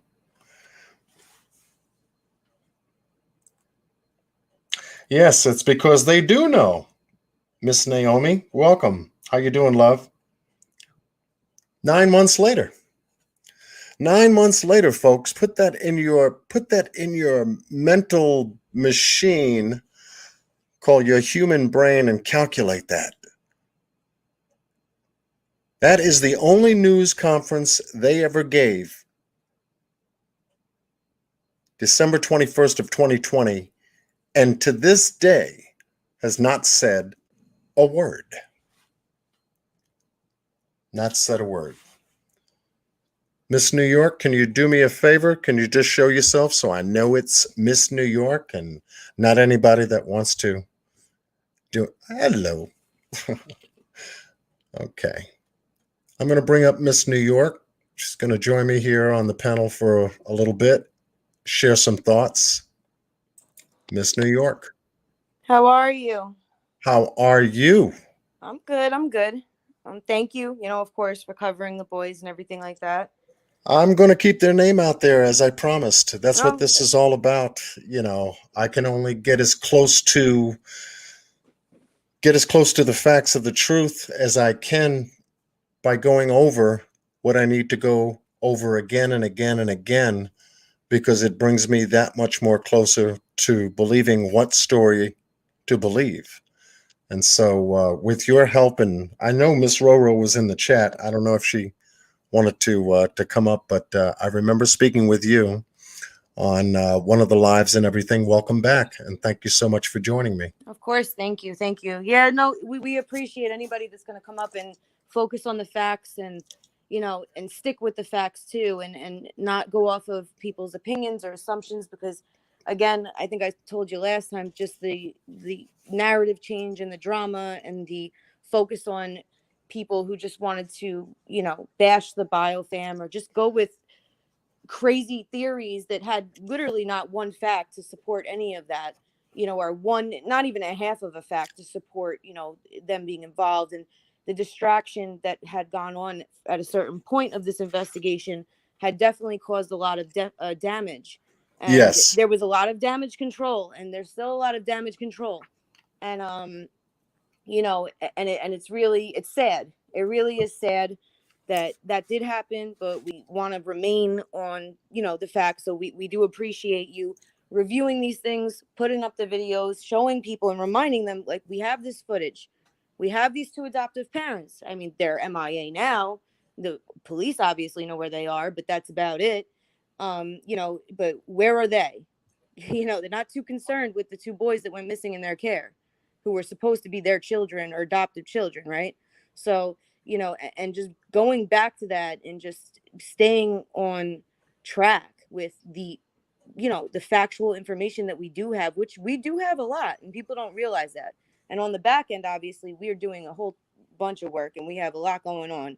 And, of course, to protect what we have, we're keeping that, to ourselves for a reason, because of the damage that could be caused. Or also, you don't want to always give people a heads up on what you do know. Right. It works to your benefit a lot of times when you let people think that they're getting away with certain things, and you sit back and you watch and you want to see, how they actually move when they feel comfortable. If you give people a heads up and, you let them know you're on their trail and everything like that, people tend to start covering their tracks and acting differently. So we don't always want to give people a heads up when we know who's who or what's what, or have found something factual and connected a dot or anything like that, or a link. We want to make sure that we protect that and hold that to our chest so we can see, Right. and work that way too. So that there's a lot of that going on, a tremendous amount of work going on, and a lot of factual information that's been found. I'm going to be covering some stuff. I just started my channel. Oh, good. Yeah. Good. So, I mean, it's my first time doing it, but I'm going to be covering some stuff, and I'm going to be just factual stuff, some new findings, going over some pretty significant details as far as corruption, the boys. I do always cover a few other cases, but the boys are going to be primarily what we're going to be covering right now. So there will be some stuff on my channel as far as some release of information that the public's going to need to see. So I'm sure that'll help out as well and help us all work together. Good. I'm happy to hear that. And Yeah. also, I'm very delighted to know that whatever efforts we put forward on, here in our YouTube community regarding keeping awareness on the boys, that made a small contribution in getting us a recent update just 3 days ago with Miss Roro present on that update, which was, I mean, delightful to see. And not much really coming from Bakersfield other than the fact that they're still working the case, so to speak, and that's all we were looking for. There is something I'd like to talk about, if you don't Yes. mind, and I'd like to bring to the attention of the viewers and make sure that this is being discussed, because I'm sure we saw the amazing coverage that Gabby Petito, may she rest in peace, and Yes. my condolences to her family, because that's horrible. And the coverage that she got was absolutely amazing. And I'm sure there's plenty of families out there across the United States that are, sitting there going, I need that coverage. I need that. Right. Absolutely. Now, Yeah. how many of those families have a family member that works for the NAACP? Good question. And they don't use or reach out. Now, here's the thing. I understand that you can't mix certain things. And if your family's part of an investigation, things can get hairy. I get that. So I'm not even going to sit here and act like I don't acknowledge that.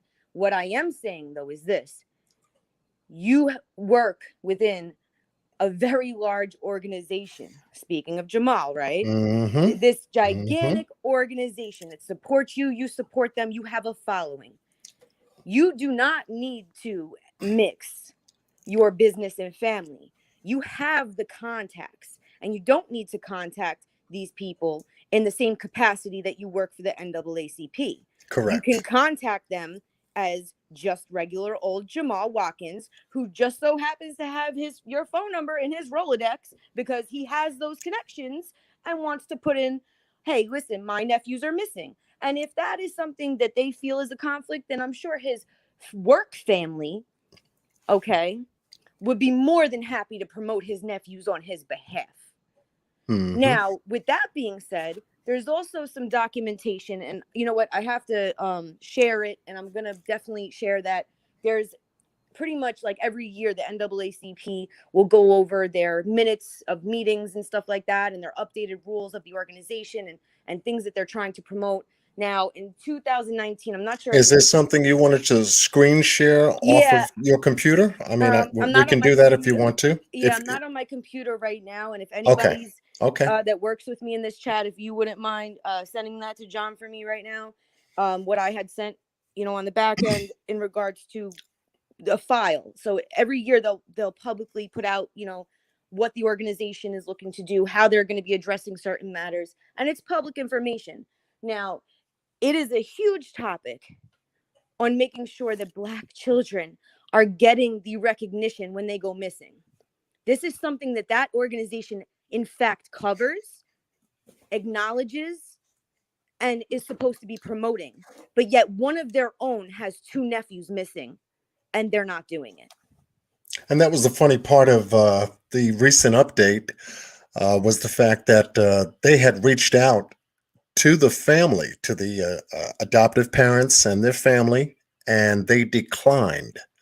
And for him to have been a part of that in any way, shape, or form to do the same says a lot. Yeah, he's a piece of shit. That's what it says. It says a lot. That's exactly what it says. Right. Grandma, grandpa didn't have anything to say. Okay. Jacqueline Giselle didn't have anything to say. Okay. Jamal Watkins didn't have. Here's the thing. Jamal Watkins is the only person who has something to lose. You know what I'm saying? Publicly. And he works for a very large organization that is supposed to stand for providing a platform for Black children who are missing in the United States and make sure that these children get recognition. And what did he do? The same recognition that Gabby Petito got. Okay. Yeah. And now, because of who he is, and those are his direct nephews, okay? His brother's children are missing. And his nephews did not get this attention. You have to ask yourself. He's a disgrace. You have to ask yourself why. They shouldn't even allow him to be a part of the organization, and he's disgusting. You have to ask yourself why. No word, 9 months. Come on. Well, I think that everybody needs to ask the organization why. Yeah. And so keeping these folks in focus, as I said before, the silence is more suspect than the noise. Yeah, exactly. Because how much, the percentage of communication, that's verbal is very low compared to the unspoken and your body language. Your body language and what you're not saying is everything. And hiding and not looking for these kids. And then Jamal, it's real cute. I saw, the picture. The boys aren't even on his profile no more. He ain't even promoted on Facebook. Damn, Jamal. We couldn't even get a Facebook picture. Right. And excuse my language, but it's kind of fucking disgusting. Like look what you work for and your title. Like, you are a fucking disgrace of that organization, and they shouldn't even allow you to work there. Because there is literally parts of what they do, and like they discuss like about getting recognition to Black missing children. And where are you, Jamal? Where's your work family now? Or did you try to keep this as hush as possible? And does all your work family really know what's up? I mean, the people that work immediately with him, I'm sure, but there are different branches all over the United States of the NAACP, all different locations that cover different states. Do they all know? Because as an organization, all together, forget about all the different branches, but just as one, they have certain guidelines and certain things they're supposed to be addressing, and they're not addressing it for one of their own. Exactly. And if that doesn't speak volumes, I don't know what does. I wanted to ask Jennifer Nobles in the room, is this the dog you are frantically wanting to see in the chat, Miss Jennifer? The dog supposedly, allegedly named Chalk, the one that Steve, AV Watchman, was riding alongside of and captured this footage?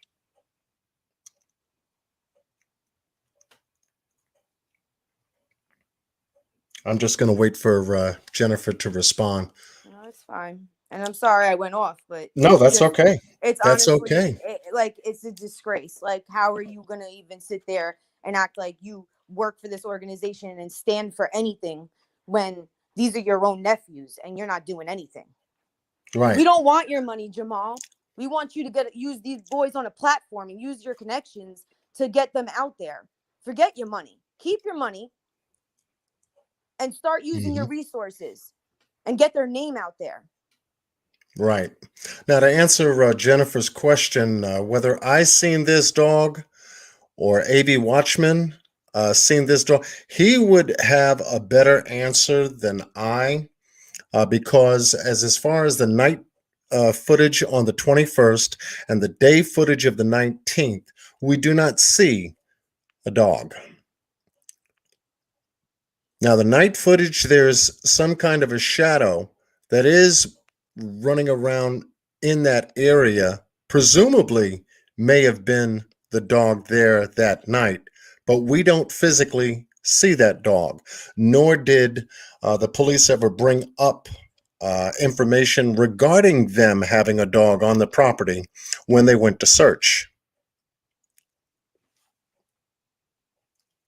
So I just wanted to address that.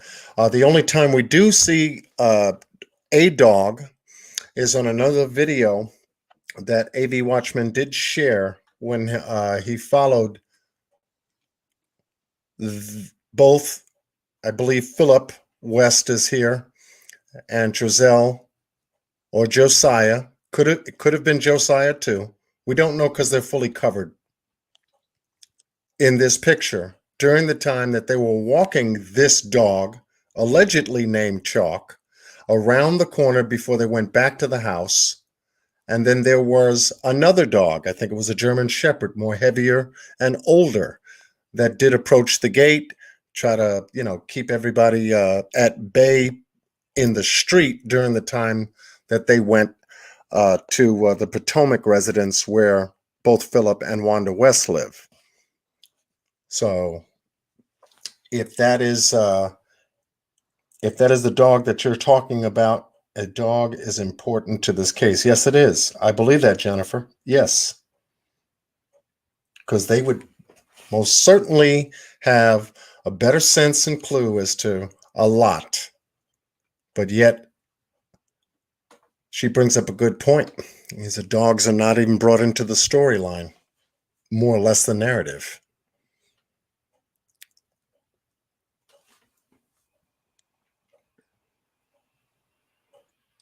This pic is here in Bakersfield, not Cal City.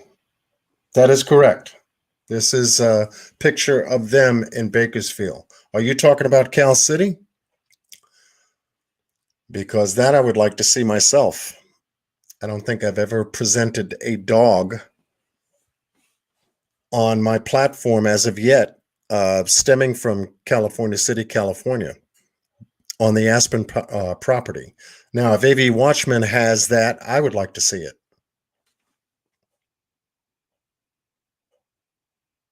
Yes, this pic is on Potomac.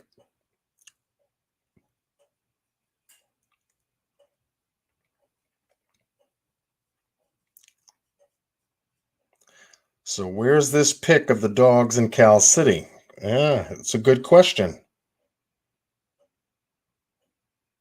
I believe in part of the video that you can see a dog, and DMV Bay, correct me if I'm wrong in the chat. You know what video that is? There's one of the videos, I need her to put it in the chat for me, but part of the video of the backyard, you can see a portion of the dog, or you see the dog on the back, like outside the back door there.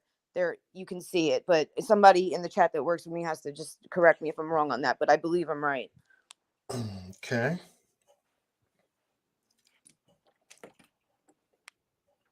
Now, if the boys were ever on the patio, went to search, dogs would have alerted. Yeah, the dogs would have alerted. Exactly.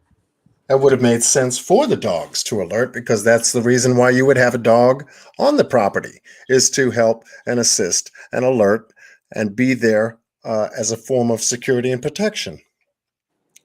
It makes sense.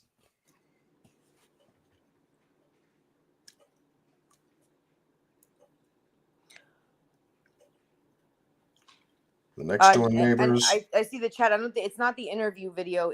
I believe that it's the video of where the neighbor Mike or whatever has of the backyard, and you can see an outline of the dog outside in the back. But again, somebody has to correct me in the chat. Okay, so that would be in the night video. Yeah, and then I believe it's in the night video. Yes. Okay, so let me Yeah, see if I can. DMV Base says, Crenshaw already went over this and discussed it. It's probably, we'd have to just go back to that and, backtrack and go back to her channel and watch, because I'm sure she covered it pretty thoroughly and addressed all of that. But there was definitely dogs at Cal City. That is without a doubt. There's proof of that, and that's definitely been addressed. But I just didn't want to say something when I didn't remember exactly which video or photo, it was from. Right. Okay, let's see if it stems out of Steve's video.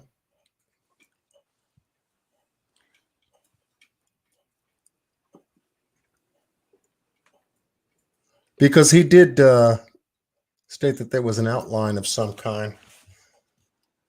And that's funny, because I wonder if we could get an idea of how tall that dog was, even just it laying down. Because if we could see an outline of a dog, but we can't see an outline of two toddlers, that's pretty interesting.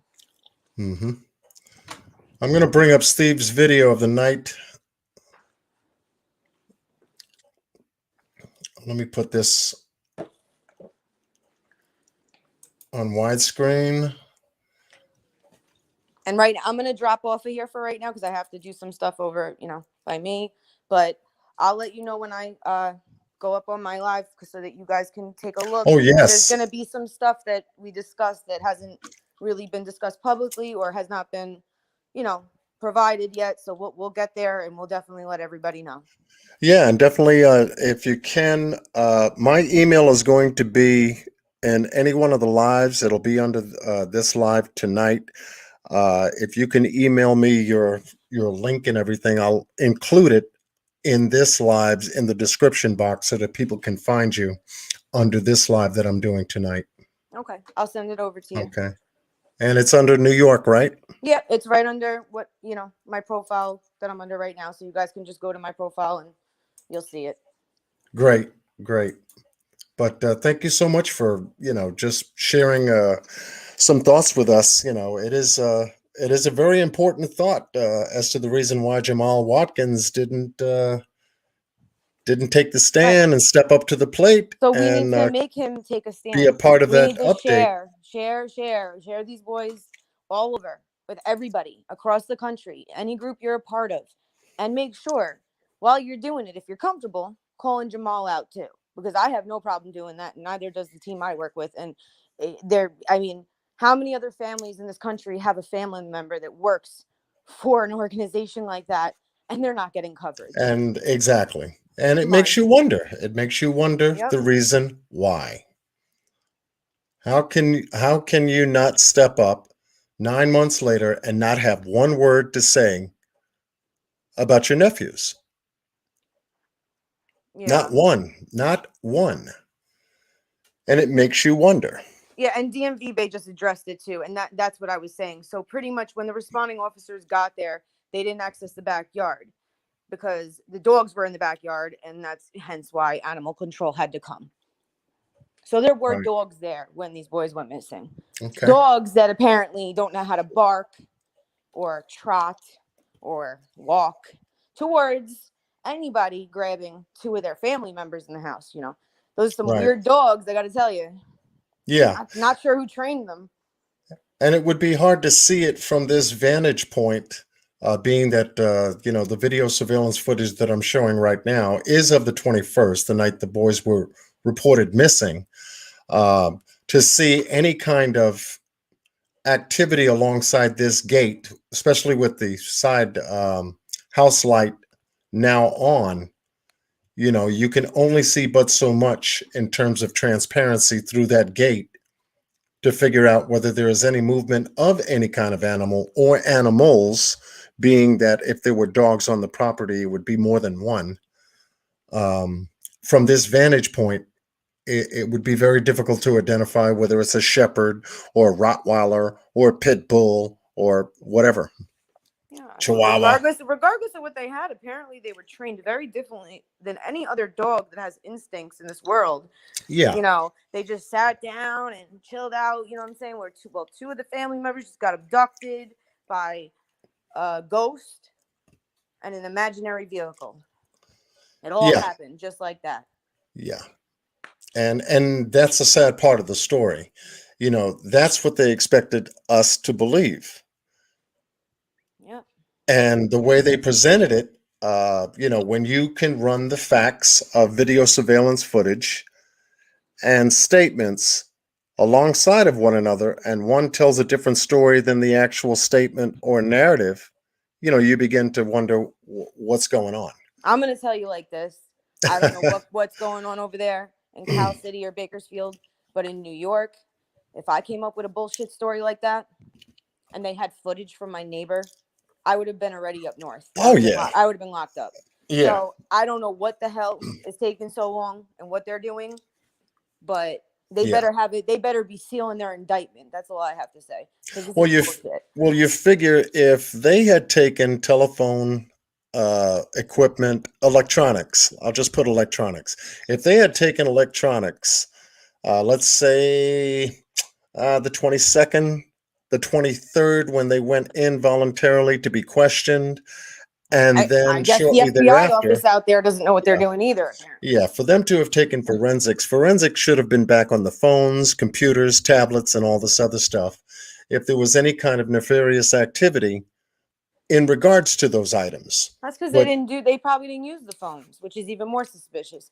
So Yeah, we have camera footage of a disappearance of two children that we don't see because apparently we have to, they're not even there or visible.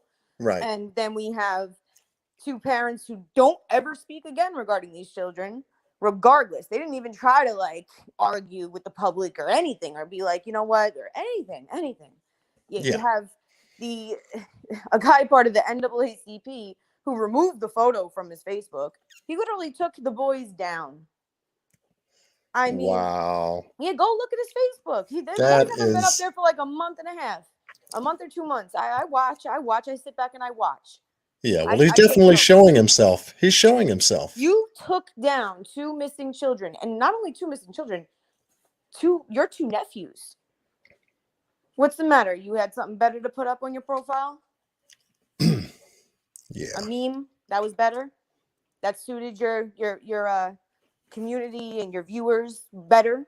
That wasn't a good look for you to have those boys up there.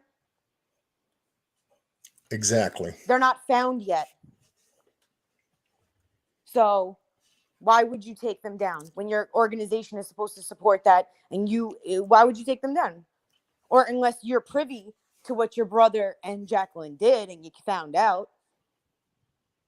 I'm sure that someone had been told what the real deal happened in the family.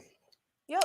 At least one, because that one that they told had to give them some kind of cover. And it's the same cover we're seeing right now. It's called silence. Yep. And that's the cover they're using. Silence is golden. Yeah, silence is golden. You know, anything you say can and will be used against you in a court of law. You know, yeah. and they So say, don't well, say if you shit, don't say anything, exactly. Exactly. You know, let them figure it out. Let them find out when, where, who, why, and all this other stuff. And if your back is up against the wall and you got a hole in between your legs and all this other stuff, okay, Yep. you know, the jig's up. Now Yep. you can confess, you know. Oh, and I guess somebody's asking in the chat who I am. Gothic Child Creations, I guess. I don't know who that is. I'm not sure if you know who that is, but hello, Gothic Child Creations. I work the case. I've been working the case. Exactly. I'm going to stay on the case. And I highly recommend you don't get on my case. Yeah, because we're not about getting on 'Cause I'm a anybody big else's cranky, cases. We already so got this case to try to deal with. I'm not the one, or maybe I am the right one. It depends on how you're feeling. But let me know. Yeah. We're done with the trolls, John Q. We have had it. We are so done with the trolling, the false narratives, that you will see that we don't have much left. We're pretty snappy nowadays because we don't have time. If you're not here to help or support or contribute, you just go sit down, because we're not going to. Ro does not need to keep explaining herself, and I'm not going to watch her keep explaining herself. What kind of friend would I be sitting back and watch her keep doing that? I'm not going to allow it. So at this point, a lot of us are probably a little short at this, you know, and we can come across a little, you know, harsh. And honestly, I don't care, because enough is enough with the bullshit. Like, everybody needs to just look at the facts and stop playing games. And if you can't look at just simple facts and use your head, then I don't know what to tell you. Because the damage that they did and the damage that was done, like, I understand people need to have open discussion and everything, but too much damage was done, and I'm just not going to sit back anymore, and neither is anybody else. Yeah. Kenny Earl, I see you are in the chat room. Very hard guy to reach, but I'm glad you reached out to me. We will be bringing up an update on the Cash Gernon situation as well, but definitely welcome. Anyway. All right, so I will send you the link, and I appreciate your time, and thank you again for staying on the facts, because really it is appreciated. I don't think you understand how much it is appreciated, because again, there was a lot of time lost with drama and correcting and people not focusing on what we do have, and people don't realize we do have a lot. I mean, how many kids go missing and you have footage? Right. I mean, right. People think we don't have much, but we have a lot. You just, what you do with it and where you go with it and how you research and how you get your facts is what matters from there. So sitting back and saying we don't have a lot, I mean, we have a whole camera footage right on the area of where these kids supposedly up and disappeared. Exactly. And the other thing too, which is quite interesting pertaining to this case, is the fact that Bakersfield is in some way tipping their hand. They're not tipping it directly, but if you read in between the lines, there's certain things that they're doing and telling us without telling us. You know, 12-month span. They want people to call into the tip line that have seen these boys for 12 months. So that to me would say, well, if the boys haven't been seen on the 21st or on the 19th, and Bakersfield is expanding that timeline circle to 12 months, you mean to tell me by now, 9 months later, they haven't received any tips of the boys' whereabouts or whether they've been seen or not? That's a huge timeline. Like I said, I'm from New York and there's a lot of corruption here. A lot. So Yes. all I'm going to say is this. We in the same hood. We have here, and even if I had some type of connection, I'd be in cuffs if I gave a bullshit story like that and my neighbor had that footage. Yeah. I'm not sure what their take or their deal is with that. I do have inkling of what Jacqueline's family is involved in and proof of it and everything like that. So if this is something bigger and they have to protect the integrity of the case because this is something that they're not necessarily working, and it's called getting made, and maybe they can't get made right now off of this because there's something bigger, such as trafficking, that would make sense. Otherwise, they're looking really funky. So they better start making some moves. And I'm starting to lean into that area because of the timeline scope being broadened out now. Oh, that's right. DMV Bay just made a great point. If you go look on Facebook, right? Wait, and I shouldn't even be laughing. This is an evil laugh. I just want you to know that. Jamal Watkins gave birthday shout outs recently all over Facebook, but not to his two nephews.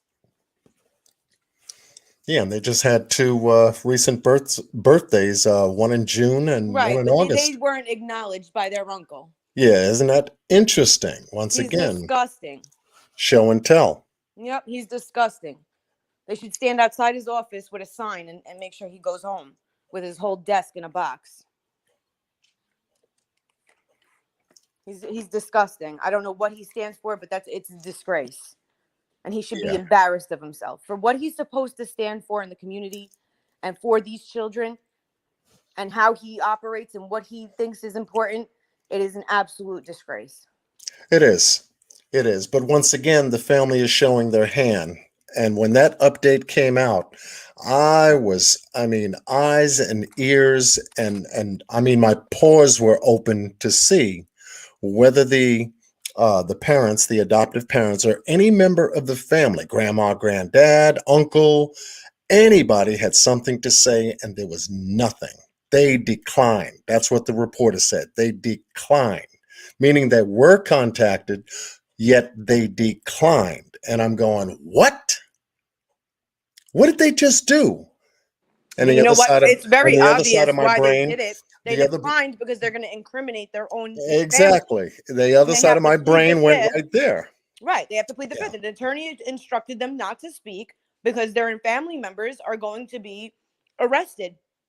It could tamper with their defense. That's the only time that you don't speak is when you're guilty. Yeah. These are two missing kids. If you have nothing to do with it, then scream that from the damn mountaintop, you idiot. Or you fear indictment. Someone's going to say something. No, the whole time when the whole look at the Gabby Petito case. Look at Brian Laundrie's family. Are they talking? Huh. No. Exactly. I mean, right there says a lot. Once again, this is the lawyering up says a lot. Right. This is the same thing. And guess what Jacqueline and Trezell did in the beginning? They lawyered up.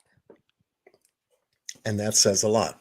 They lawyered up and their family won't talk. Same thing as the Gabby Petito case. Why can the public see her case so clearly and get so clouded with this case and start making things up? I don't know what people are doing, but come on, guys. Like, hello, look at her case and everybody's able to understand that pretty clear. Well, why can't we understand this one the same way? Right. Because it's pretty damn clear. They lawyered up and the family won't talk. Well, that's pretty telling to me. Yes, it is. What do you think? They're embarrassed? Like, well, what is that? Yeah, there's two kids out there missing. And you don't want to talk about it? You just want to go to bed and like hang out and mow your lawn and walk around and do nothing? Like, that's what you do? And wish people happy birthdays and shit? Like, okay. Well, they figured they have no real biological connection to those boys, so what should they care? Why should they care? It's not, quote unquote, a biological part of their family. This was an adoption that took place, that shouldn't have taken place. My respects, Ryan should have gotten her kids back, period. Let her go through whatever she had to go through regarding any kind of requirements, and let her fulfill those requirements and give her her kids back. They belong to her. They are her kids biologically. Listen, if the public could see the truth and everything and what happened to her, and I understand that people who have never had to experience, and God bless them that they haven't, but if you have never had to experience corruption within criminal or family court, or being treated in a biased manner, or being treated terribly because of just how somebody feels that day, or if they have a motive, it could be many different things. If you've never experienced that, whether it be a friend of yours, a family member, or yourself, you're going to not understand, and you're going to look at her in a certain manner. And she was attacked, and that's why she's not going to be public right now. That does not mean she is not behind the scenes interacting and doing everything and anything to make sure that these boys are found. Right. By no means is that what's is she not supporting them, because she is 1000%. She just is not airing her life publicly on YouTubes and stuff, and I don't blame her, because this is not a circus, and this is not a show, and her life is not some show for people to troll and make fun of or attack her. Like, she has to live this. Yes. And I recommend she doesn't go on certain platforms, and that she does work in a sense in silence. And if she does decide to use one, that it is something that reaches people across the country, and it's a serious platform. But I don't blame her for not, because what people did to her that don't understand what that's like, and had that silver spoon, and they can't even wrap their mind around how people could be corrupt or do them wrong in that type of system, they're not going to understand it. And you don't have to understand it, but you got to respect it. And you got to respect that other people aren't going to have the same story as you. Right. Now, I would not be surprised, based on this Bakersfield news update on the boys, I would not be surprised by if next week Ryan decides to speak to KGET News in reference to her feelings about the recent update, as to the reason why the adoptive parents or any one of their family members declined to say anything, because it would only prove her point coming from her perspective, as it did from the beginning. She would only make her point, to say, see, I knew they did something, and they're all hush mouth, and they all got nothing to say. Why is that? She would have every right to do so. If she wanted a bigger platform, she could take the opportunity right now and do a little news update herself on behalf of not only herself, but all of her family members. I'm going to tell you, to speak her mind. There are reasons, and I'm not going to discuss them on this platform. Yeah, okay. But there are reasons that she is not, and there are other things that are contributing and being twisted and turned, and we're exposed and everything like that. But I don't blame her for not, putting herself through that, because you have to, she's going to read these comments and the narrow-minded person and what they put in and all that stuff, and the drama, the people who join the chats and do the drama, and that's all they do. You can't, these are about her kids. You're going to expect her to read that and want to know and see if there's somebody who dropped a fact in here or something. But we're doing that for her. We're here to do that. We're here to watch and to listen. And absolutely. I wanted to. I'm not going to allow it.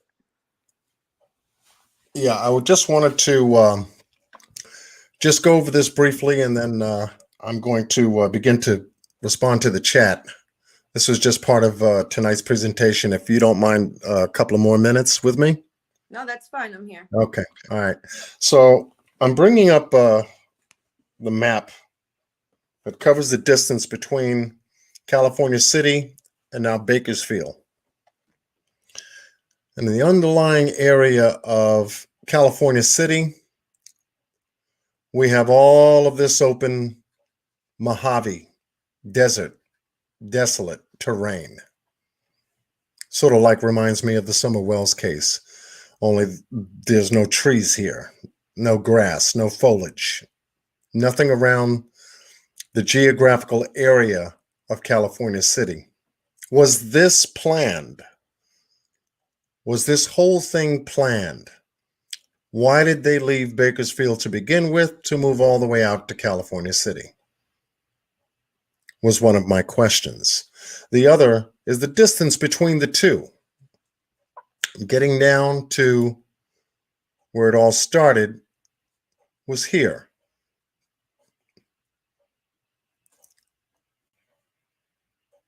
Am I screen sharing? Hold on. Got to go back to StreamYard. I thought I was screen sharing here. I need to screen share, John. Come on, get with the program.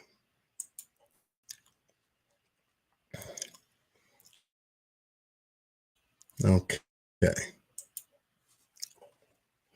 I'm sorry about that, folks. I thought I was screen sharing there for a second.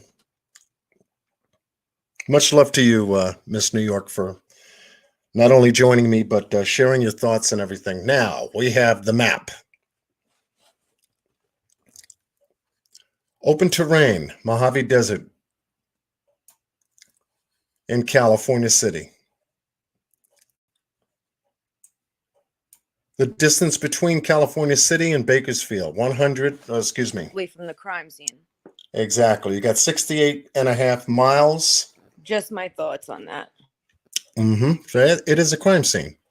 And for them to have come out of California City from a desolate area, no foliage, no trees, no nothing, it kind of makes you wonder, was this thing planned well in advance to move out here to Aspen Avenue in California City, California? That was one of my questions. Going back now, we see that this case moved from California City all the way back to Bakersfield. From this desolate area where you could go out and purchase a parcel of property, most likely, and have your own home built to your custom standards whatsoever. And as I pull out, you will see what the terrain looks like.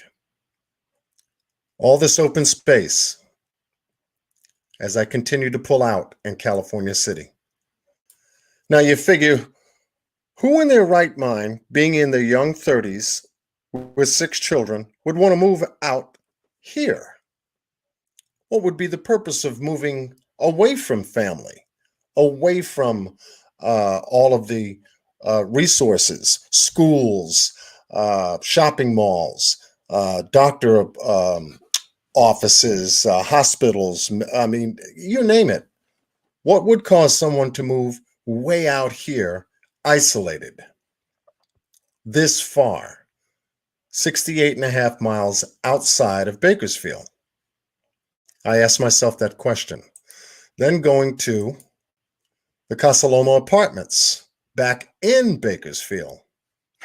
I don't mean to cut you off. Yeah. But you have somebody in your chat, Remy girl. She's been a troll for a while, and she's telling people that are close with the family to shut up. And I would appreciate it if you blocked her, because we're not going to tolerate and she's going after Jennifer, and I can't. It's getting really old. She's always in every chat. She's always causing drama. She has nothing better to do, and she plays victim each time.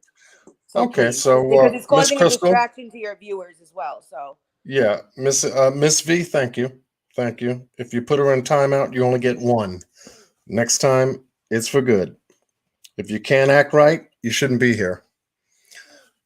So we go back to Bakersfield here, and we go back to a geographical area located in Bakersfield where the Casa Loma apartments are, which is here. This is where Jacqueline Trezell West came from. A previous apartment complex, 68.5 miles from California City. Now you figure with 6 children, that would motivate anybody to move maybe out of this particular apartment complex, because they only have up to, I think, about 3 to 4 bedrooms, give or take, in that ballpark. And you need the space, you need more room to deal with, children under 10, 6 of them, boys. So I said, okay. Well, from the time I came back here, I said, well, how far is that location from where they actually did that massive search over on Cottonwood and Pacheco? So I looked at the map again, found out, let me see if I can get this right. Yep, thank you. Found out that from this particular location here, and you could see it indicated by the dark blue and light blue lines indicating the geographical area. I'm starting from the Casa Loma apartments. You can see it now. Going down to Cottonwood Road only takes 6 minutes. It's 3.3 miles down until you get to Pacheco. Once you get to Pacheco, where the boots on the ground, folks like Miss Crenshaw Incorporated, Miss LV United, Laura, and Miss Roro were out here in that news clipping that we shared with you earlier in the live. Once again, open terrain on both areas. And this spans miles. Let me pull out again. As you can see, before you get to any city activity, this particular area. Why did the Bakersfield Police Department in March of 2021, once they got the case back here in Bakersfield, search this particular area on March 7th? From a tip or a lead or something that indicates more of the foul play that Police Chief John Walker had talked about in Cal City here. And I said, well, if there's foul play, why is it all playing back into Bakersfield? When Bakersfield had found out, I guess, some information about some activity in these land parcels here that would indicate that there was some kind of activity concerning Jacqueline and Trezell West. However, and thank goodness they didn't find the boys, but whatever evidence they found out here in these land parcels, if any, would indicate the reason why they brought the case back to Bakersfield, because something happened more so in Bakersfield than it did in California City, California. And I agree with you 100%, because if you think about it, if Cal City was just a smaller department that couldn't handle a case like this, Bakersfield would just be assisting them with resources. They wouldn't take the case because the crime happened in Cal City. They primarily need to stay in Cal City. They need to be in Cal City. They need to be out in that area predominantly all the time. So that's where you need to be, right? They wouldn't have you in Bakersfield working at a crime in Cal City. It doesn't work that way. Bakersfield took the case because they had just moved, and I guess they figured out, the crime didn't necessarily happen in California City. Right. Now they have California City Police Exactly. still involved because, the house is there and certain things still need to be done there. So they're going to be assisting each other, but they took that entire case over for possibly multiple reasons. Mm-hmm. And so by them telling us that they had came out here to Cottonwood and Pacheco is a strong indication to me that in addition to the 12-month time span that they stated that they were opening up to any information whatsoever regarding any sightings of the boys for 12 months prior to them going missing says a lot. It says something happened to the boys well before they got to California City, and that California City was more of a planned place to be at a certain time, given a certain circumstance, and for those activities to actually transpire more so in California City. I asked myself, why in the hell would Trezell, what prompted Trezell to make that phone call at that particular time? Why did he make that phone call then, knowing that the boys weren't with him at that particular time? So those questions are still on my table, because that's what prompted this whole story to come unfolded. He wasn't ready. Was he ready, or wasn't he ready? But whatever it was, he was not ready for it. He was not ready for this to get blown up the way it did. Just like the Summer Wells case, they weren't ready for this to get blown up, nor did the Gabby Petito case. More or less the Cash Gernon case. None of these people in these cases expect these types of cases to get blown up on social media as they have. And it should stand to reason for anyone to, if you have a situation or circumstance that happens right next door to your house, and then the next thing you know, it's on social media, Facebook, Instagram, YouTube, or whatever, and then it goes worldwide 2, 3, 4, 5 months later, 6 months later, it would stand to reason that, this would be something that you would want to prevent from happening, because your name gets drug out there. Your background gets drug out there. All of the victimology gets thrown out there. And then either you get a mess like the Kanika Jenkins case did out of Rosemont, Illinois, or you get a mess like the Cash Gernon case turned out to be, with YouTubers running all through there, doing their little due diligence fun and everything for clicks and views. The thing that saddened me the most is finding out that Gabby was killed. And then coming on YouTube at night, looking at all the content creators out there collecting super chats. They're collecting super chats, and this girl we just found out that she was killed. And yet they're online collecting super chats. I don't get it. That's right. And I bet none of those super chats went to anything that her family decided to Not to any, exactly. And I don't get it. They put all the donations toward an organization. I forget, it's off the top of my head, I can't remember what it is, but I know that, so if you were going to collect the money and make money off of this girl's murder, then, at least do the right thing and collect that money and make sure it's contributed to the right place. And say that it's being contributed to the cause of course, or whatever organization or whatever the police organization or whatever. Yeah. Right. The one that the family wanted it to go to is where it should have went. Exactly. And I was just totally surprised and just saddened and sickened by reputable channels bigger than mine collecting super chats. Oh, thank you for the super chat. And these people are doling out $50, $100 super chats alongside of PayPals, alongside of Cash Apps, and all this other stuff. And I said, they ought to be ashamed of themselves, because if one of their family members ended up dead and it ended up on social media, would they feel good? Other people collecting money off of their dead child's name? They don't stop to think. They're just reporting the story and just sucking it all in. Both views, clicks, and money on someone's death. Now, if you were doing it on the case investigation, looking for Brian, that is, then, we can all understand that.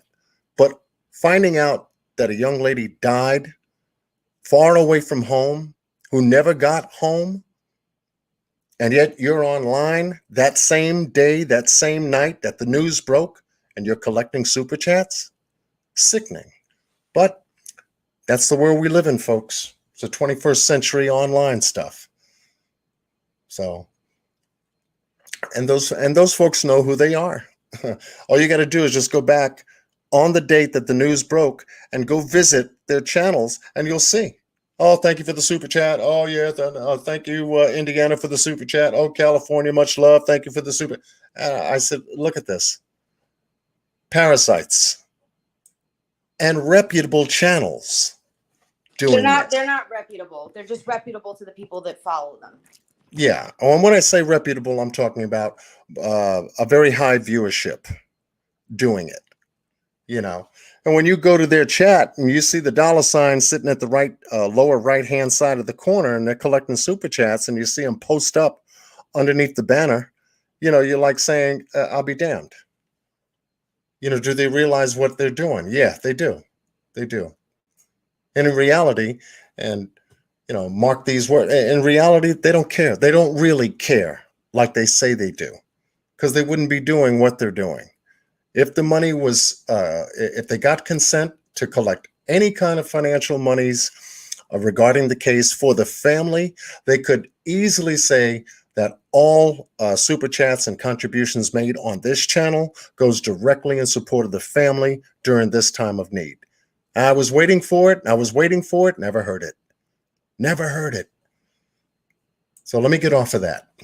Anyway, I wanted to show you this location between Cottonville and Checo Road, because this was significant to me regarding the case being in Bakersfield as we followed it back. All right. So with that, let me go back to us. So just to give you a time span and a scope, and I didn't mean to go on a little bit of a rant, but that touched me. It really touched me. And if those channel creators ever visit my channel and view this live to this point in the live and hear me say what I just got finished saying, yeah, food for thought.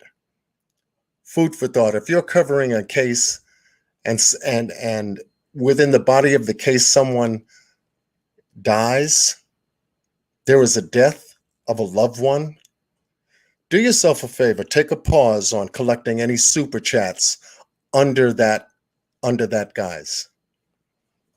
Because if you're not representing the family and you're doing it anyway, well, you're showing your hand too. Or what most people would say, you're showing your ass. Not everybody was raised the same. Yeah. Yeah. And I'm in the same neighborhood as you, Miss New York. We're both from New York, and we're taking a look at all these different cases going in the same direction. We all want justice, but you see how justice is being accomplished. Yeah, no, definitely. Yeah. Somebody says Steve wants to come up to the... Y'all gonna keep me here again? I'll drop the link one more time. Oh, Miss New York dropped off. Much love to you, Miss New York, if you dropped off. I dropped the link for you if Steve wants to come up. Oh, Steve said in 8 minutes? I forgot he's in California, so. Oh, you got kicked off. You can hit the link back, Miss New York, if you want to come back up. Steve said he wants to come back up. And that's fine. If we do a little overtime tonight, that's okay, because we're doing it for a good cause. If I need a super chat or if I need a Cash App or something like that, I'm not going to do it over the death of somebody on a case that I'm working. I will not do that. I didn't do it for the Kanika Jenkins case. I didn't do it for the Cash Gurning case. I didn't do it for any of the cases that I covered. Summer Wells going missing. I didn't even cover the Gabby case because everybody else is covering it. I said, well, let me stick to where I know on the cases that I'm working on matter the most. And that's the boys. And let's keep the boys on the table just as well as those other cases are on the table and loud and clear. The boys need the same thing too. I don't think since I've been on, no, I know, not to say I think, I know since I've been on YouTube, there ain't one penny go from one person's hand into my pocket off any of the content that I put out there. And if I do end up throwing a Cash App on something, it'll only be on the investigative portion of the content that I put out there. It will never be on the death of someone. That's just me. That's just me. The boys do deserve just as much as attention as the other stories that are out there. You know, and it's Miss New York proves a very good point. You know, certain people get certain attention for some strange reason. This one deserves our attention because it's been 9 months.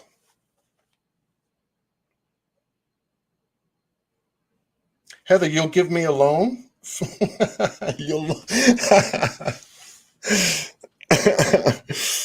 Oh, how sweet of you.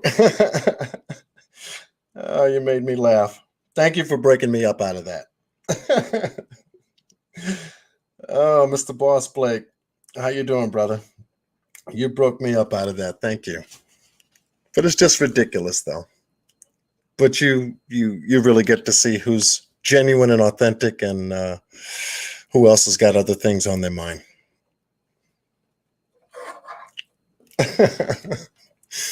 Oh, that was a good one. I needed that. I needed it. Just got out, shower, now you just got out the shower, and now you need 15 minutes. What happened to the 7? What happened to the 8 minutes? You gonna keep me up here all night? Much love to the chat for supporting our channel tonight. Was there anything else I wanted to share with you since we're waiting for Mr. AV Watchman to join us? Let me see. Oh, I wanted to share this. This was good. I did this for Summer Wells. See if I can bring it up. See if that's what I wanted to show you. Let me see. Where was it? Casa Loma? No, let me see. Was that it? Or was it here? Oh, here it is. Here it is. If you go to my community wall, I had posted a Summer Wells campaign in regards to getting her story on the major media news networks across the country. And many of you have responded. I mean, no sooner than I put it up. I had put the wrong link up at first, but then again, with the love and support that I have for my subscribers, they told me that, hey, it's a bad link, John. I double check it if I were you, and I double checked it and reposted the link again, so everyone was able to get through and sign a petition to get Summer Wells' story out in the mainstream media. Doesn't cost anything. And if you could visit my community wall, click the link, you'll come to this page, and it'll tell you the reason why we're doing it. And just go to the sign this petition. It'll prompt you, and just fill in the information and share it.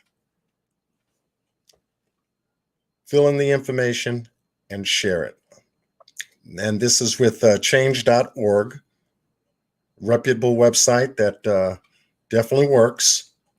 I'll tell you, Summer Wells went missing from her Rogersville, Tennessee home on June 15th, 2021. Since then, the story has mainly only been seen by those who are on local or those who watch true crime channels on YouTube. We as a community who are determined to find Summer Wells and or get her justice want her name in national news to get the word out further on her disappearance. Us creators on YouTube are doing our best to keep her in people's thoughts and spread the word, but we need the help of the national news stations. national news spread it on the recent disappearance of Gabby Petito ignited a countrywide search which resulted in her discovery and also continued with unrelenting media coverage throughout the United States in the search for Brian Lundry, a person of interest in her death. If Summer Wells had the same spotlight, we are hopeful that it too would result in her discovery, as well as the arrest of the offenders. And that is the petition. And you can leave your individual reasons for signing the petition. As soon as I got it, I signed it and started sharing it, and it's on my community wall. And you can go there. The numbers are going up. And when you do sign this petition, I want you underneath this video or the community wall, please leave a note for me, a post for me saying that you signed it and that you give your heart and prayers to our efforts to get this case on the mainstream media. And that lets me know on my side of all that have subscribed to my channel that, we've pulled in our resources here to try to accomplish getting her story, her case on the mainstream media. And I thank you in advance and much love to you and your family for taking the time out to do that. We started just a little over 24 hours ago, give or take, and we're already up to about 1,000.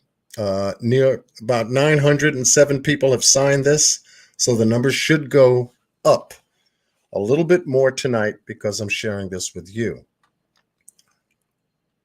So please do that, and we hope to see our efforts pay off once again.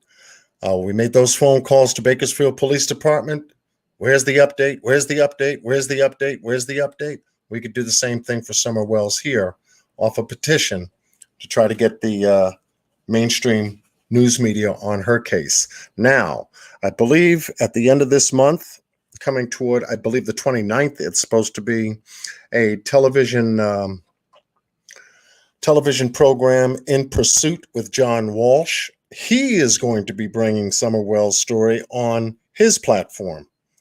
So we're starting to make some inroads already. And we want to try to get this to, I believe Court TV had covered a portion of this case on their program. Believe they also covered The Boys on Court TV as well. So much love goes out to those two major media platforms for doing so. And we hope to continue making inroads with these major news media platforms so that this way, when we are dealing with a case or having to share the story of a case on our platforms, we can easily put up a petition to try to get some headway into the major news mainstream media for its attention. And to have that kind of a relationship is great because the word gets out faster and broader. A lot of people watch Court TV across the globe, as well as In Pursuit with John Walsh. So much love goes out to those platforms. So I wanted to share that with you while we were live tonight. Let me see what else was there. I think that was it. Let's see. Let me come back here and see if Steve came up yet. No, he didn't come up yet. Miss Q Carlock is in the house. Hello, sweetheart. How you doing? Thank you, Miss New York. I love me some New York. I do. She's got the right spice and the right word for this case, you know. And the only thing that we can continue to do is to keep the boys' names alive. And I promise to do my best to do that and to share with you any new information or any action efforts that we want to take going forward in keeping the boys' names out there. And hopefully Hopefully, it'll allow the Bakersfield Police Department to do what they have to do and start to narrow down all the forensics, all of the search locations, all of the interviews, all of the statements, down to some key players that could really, turn this case, flip it right on its side. But when you're dealing with a time length of 9 months, it gives you the feeling or the appearance like this case is stemming far more than the boys going missing out of a backyard. If they're checking Cottonwood and East Pacheco Road in Bakersfield. Do the math. Do the math. It kind of confirms to me that the story that we were told on December 21st of 2020 out in California City on the 22nd regarding the 21st was a ruse. All BS. And we know who told it to us because we got that on videotape too. And for Miss New York to come up here and to shout out Jamal Watkins, and I was waiting for the family to dip in. Grandma, granddad, uncle. Nobody said nothing. In fact, we're not going to say anything. We decline. They could have made a written statement. They could have sent in a written statement just to let us know that their thoughts were and are with the boys. So they showed their tail there, whether they know it or not.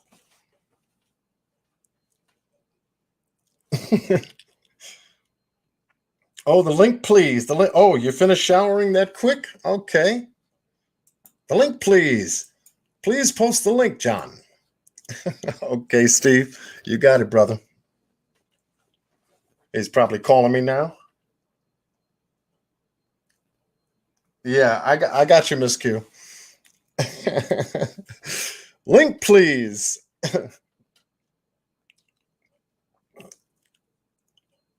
All right, Steve, don't come up on my panel with a towel wrapped around your waist. We don't do that here. Make sure your avatar is working, okay?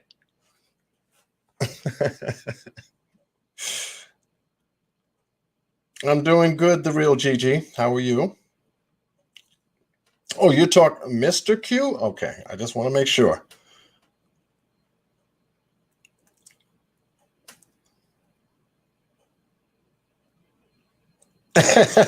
Okay, Heather.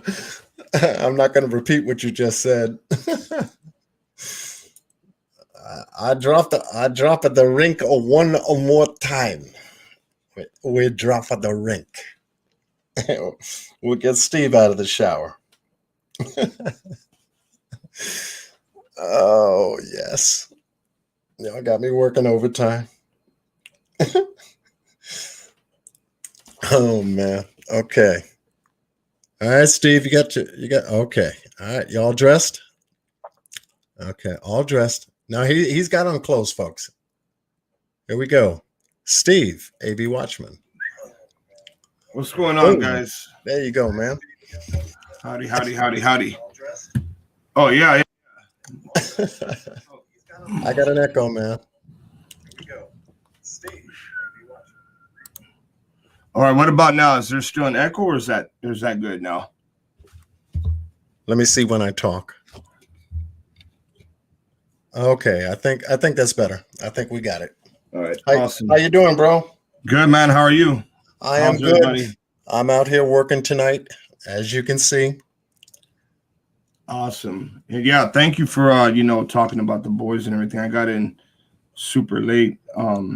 We have a lot of stuff going on out here in Palmdale, where we actually found something a few months ago, and actually it's been about 5 months when we came across a location out here in Palmdale, and we took a few soil samples. We ran those. It came back positive for decomp.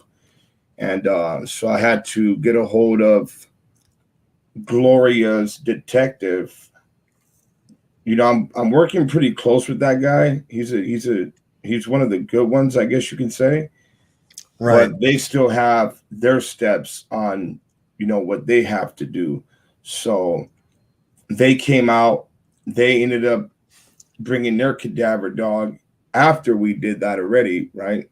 And their cadaver dog alerted as well. So now we're basically waiting for there were remains were found, but now we're just waiting for them to run the DNA from their side in order to let us know if it's 100% Gloria. But the trailer that she had, the camper trailer she had, I mean, we found that the same way they described it, being white painted with house paint on the outside and being cut up into pieces. I mean, they couldn't cut it up too small. And then they, from what I understand, they actually cut it up while she was still in it, and then they set it on fire. And then once they seen that fire wasn't enough to get rid of the evidence, from what I'm understanding is that's when they took out whatever was left of her and chopped her up and pretty much just buried her throughout that location and plus another location as well. So, I mean, we got a lot going on out here. You know, the other day I did a live feed and I just, you know, I asked other people with channels, like, you guys just talk about the boys, you know, bring them up. I get it. You know, if there's other stories that pop up, you know, like Gabby or you know, the little girl up there in Tennessee. Right. We should just always try to keep the boys' story going as well and just bring them up, you know? Absolutely. Were you surprised in any way, shape, or form, Steve, that the members of the adoptive parents and members of the family had nothing to say from the recent news update from Bakersfield? No. Was I surprised? I mean, what? Yeah, did it surprise you that they had nothing to say, that they declined or anything else like that? Well, no, because I mean, we already see what they're doing. We already see how they're acting. So, I mean, nothing surprises me no more with that family, you know? Yeah.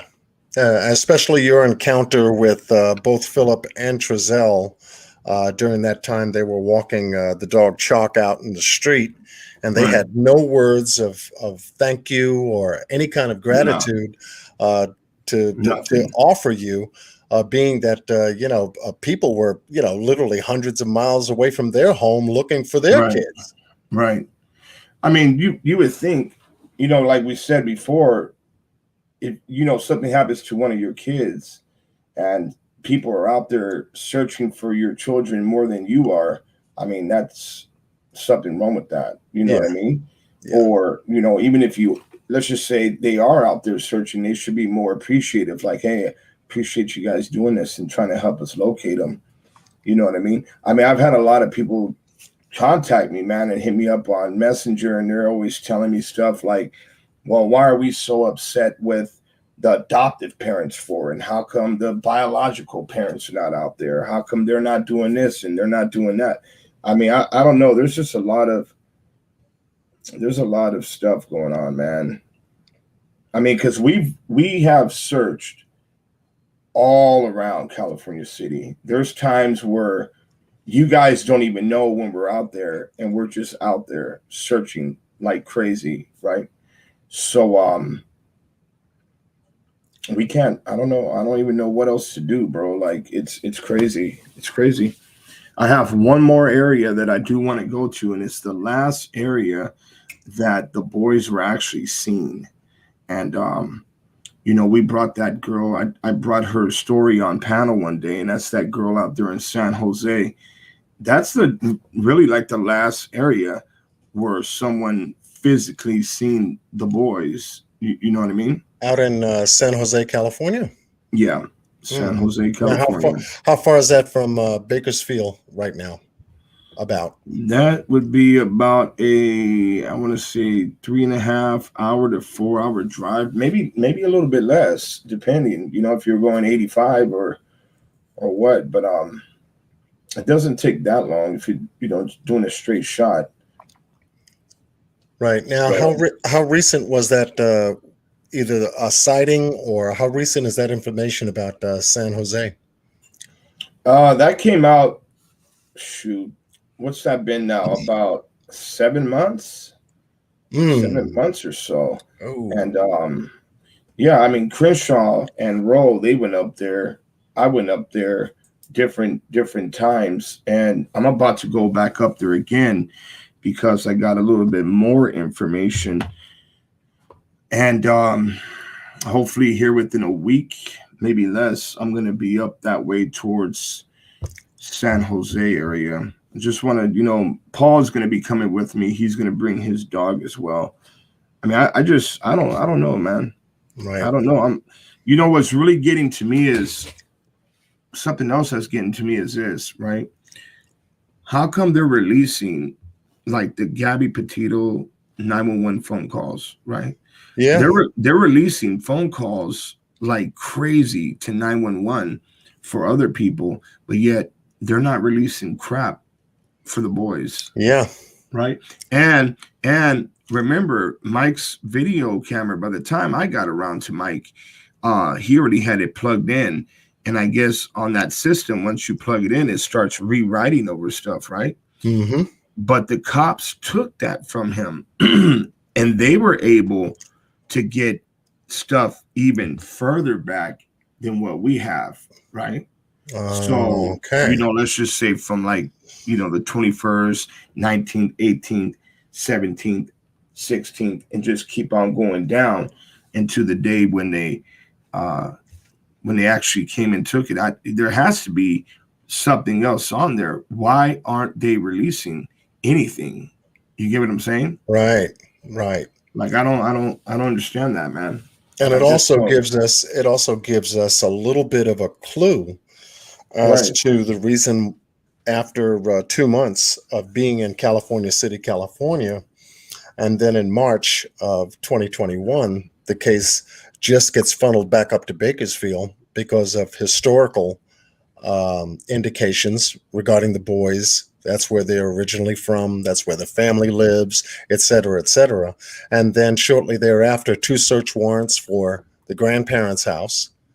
The huge, massive search that took place on March 7th out on Pacheco and Cottonwood, only said to us the reason why they've expanded the timeline so wide to say anyone with any information regarding the boys over the last 12 months call in, and so it says a lot of prior activity before California City showed up was involved regarding the boys in some way, shape, or form.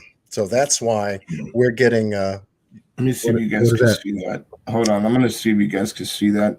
I still gotta transfer it from my phone to the hold on. So here's the brand new car that Trezell and Jacqueline has. Yep. Can you guys see that? Yeah, let me see if I can click on your thing below you. Yeah, widen the screen real quick. Yeah, I'm gonna see if I can. Oh, I widen my side. Hold on a second. I know I did it before. I think you're right, Heather. I mean, we have found some shit. So I'm pretty sure you're right. And like I said it on my other live feed, I want to. Okay, show it again, Steve. What's up with Jamal Watkins, and where was he at? Now, whose car is that? That's Jacqueline and Trezell's. That's a newer model. What is that? What is that damn thing? There you go. There you go again.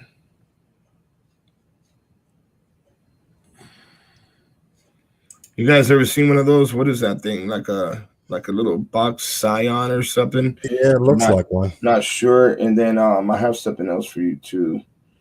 Give me 1 second.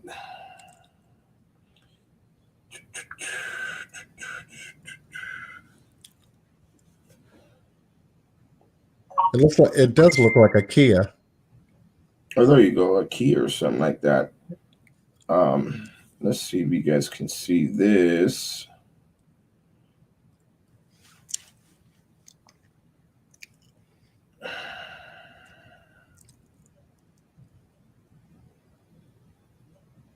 You know what? You might not be able to see it that good. Hold on.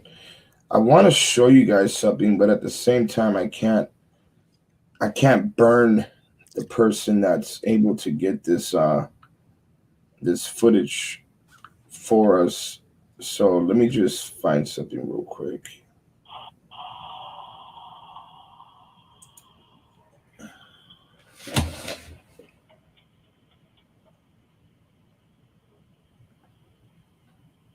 I'm going to show you guys their brand new motorhome as well. So they have a brand new motorhome. They have that vehicle, and because most likely they can't live anyplace else. Right.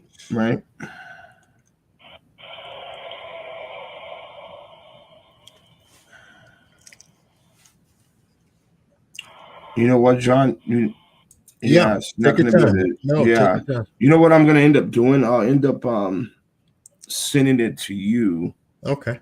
And then just, you might have to crop a few things out, the person that's actually taking the pictures. That way we don't burn that person, you know? Right. But yeah, they have been back to that house in Cal City. They're not doing nothing to help with nothing. Obviously, you know that already.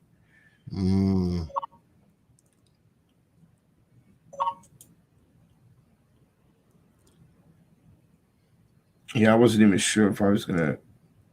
Yeah, you know what? I'm gonna go ahead and do that.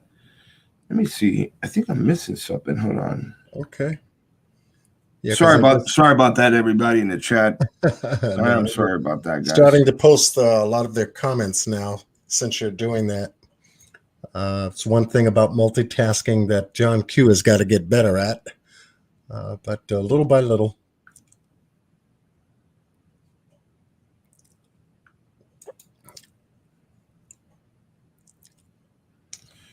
Okay, let me see here. That's a good question, Nadal. She wonders if the other kids are still with CPS. The other 4 children are still with CPS. All right, here's a picture that a guy ended up taking when he here, hold on, let me show it to you. Hold up. Wait a minute. There we go. Might not be able to see it that good, but there's the motorhome. I'll just end up sending it to you if you can't. Now this is see it that well. Now this is out in California City, or exactly, yeah. Ooh, Yeah, that's okay, Cal City. Because I'm noticing the gates in the back and everything. Yep, that's Cal City.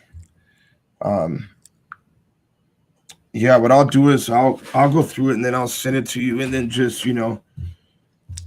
see pick and choose what you want to put up there. But they do have a motorhome, they do have a brand new car, and they just act like they don't give a damn about nothing, man. At all. It doesn't matter what anybody does, man. Somebody could go and offer them help, and they're not gonna take it. But I really want to know what's up with Jamal Watkins. Yeah, we were just Miss New York and I were just talking about him not being responsible, or at least one of the responsible parties on the adoptive parent side, to at least make some kind of a statement saying that, hey, we're still working at it, we're still looking. We really can't say a whole lot about what we're doing, but the family is still concerned, and the family does want the boys back. Something. Yeah. And like I said, the silence is more suspect than the noise they make. Yeah, that's true. You know what, man? I was talking to Paul, and myself and Paul, we do a lot of talking, and Paul seems to think that there's, and remember, Paul was a detective for over 30 years, homicide, Right. and he seems to think that there is something bigger going on. You get what I'm saying? It would give me Because that feeling too. yeah, I mean, why? What's so wrong with them releasing the 911 call? Right? What's so wrong with them releasing the rest of the videos prior to the 21st? Right. Like, what's up with that? What's really going on with that? I see, all kinds of different agencies getting involved to help everybody else. But yet the boys, what's that? I don't know, man. Mm-hmm. I just don't know. Yeah, maybe it's pointing the finger at maybe a individual or individuals more so than anything else, and they just don't have enough evidence to back up or support the claim. Hey, Infamous, I already sent you a text. I sent you a text message already. Okay. She might want to. Yeah, she might want to join or something, because I was planning on doing a live earlier, man. We just get so freaking wrapped up with all kinds of other stuff. I mean, if Miss Keish wants to come up, I mean, she can. I can drop the link once again. And I just did. So on the video that we have, you can see, I mean, it might be a little hard for some people to see, but according to Mike, the neighbor, he said that dogs with the S. Here we go. They That's were what there. I wanted to hear. The Yeah, dogs so were Mike there. said the dogs were there. Now, Jennifer brought that up earlier, and she Mhm. said that there is a picture showing the dogs on the Cal City property. Now, I said, is it from the video that you did shooting the night vision, or was there another video concerning the dogs on the Cal City property that you know of? And thank you for bringing that up, because I definitely wanted to address Jennifer's comment, because I don't remember seeing that particular item, on the videos that I've been watching. If you go, okay, I think it is on the video. It's on one of the videos where the rear light was on the side of the house, and you can see a dog go like this. Back and forth behind the gate. Yeah, behind the gate. Okay, so that had to be the night vision video. Right. Okay. You want to pull it up and take a look at what? Yeah, because I had it up before. And let me just do this real quick prior to doing that. I had it up before, and I ran it in slow motion. You know me. I start taking a look at everything in the slow motion mode to see if I see a shadow, or you can pinpoint the timestamp and where you saw it, and then I can zoom in from there. Because she mentioned, in a very strong way, but much love goes to Jennifer Nobles. She tried to get my attention, and I wanted to try to get through the presentation tonight in regards to those dogs being back there behind the gate. And I didn't really have a timestamp so I just started playing it. So I'm bringing it up right now. Mike said that the dogs were there. And I mean, the day when I went over there, we were live when we went there. So whatever I was able to get, that's what it was a blessing that we were able to get that. But I really want to know, how come BPD is not releasing all of it, right? It shouldn't be up to me or other people to have to get this shit. How come they're not releasing any of this? I really want to know. Infamous truth. If you could just shine your light, your face to me and me only. Okay. Hello. Yeah, they're Thank not. you very much, dear. Okay, you can go back to your avatar. Okay. Yeah, they're not letting other agencies get involved. Okay. So Hi. I'm gonna. Hi. How are you guys doing? How you doing? I'm good. I just stumbled. I saw you were we're live. up here working. Yeah, exactly. Somebody's got to care about the boys. You know what I mean? We gotta keep them keep talking about them. But Yeah, did dude, I you? read it. Keisha went Okay, went let over me there. call you The when I one go. from Cal City. Yeah. She went and drove by the Potomac House, and she saw Josiah and Wanda out sitting outside, and Josiah had the hose, and so she wrote. You know who Keisha is? The one in Cal City, the one that has no she has no qualms in telling them what's on her mind. And she saw, "Where are the boys, Wanda?" She said, and then Josiah got the hose, and he was trying to spray her with the hose, and she saw, "You can't spray," she's she's What? telling them. Yeah. So Mary Martin says you can. AB News Crew has a live with dog barking in window. Huh. Yeah, that's crazy.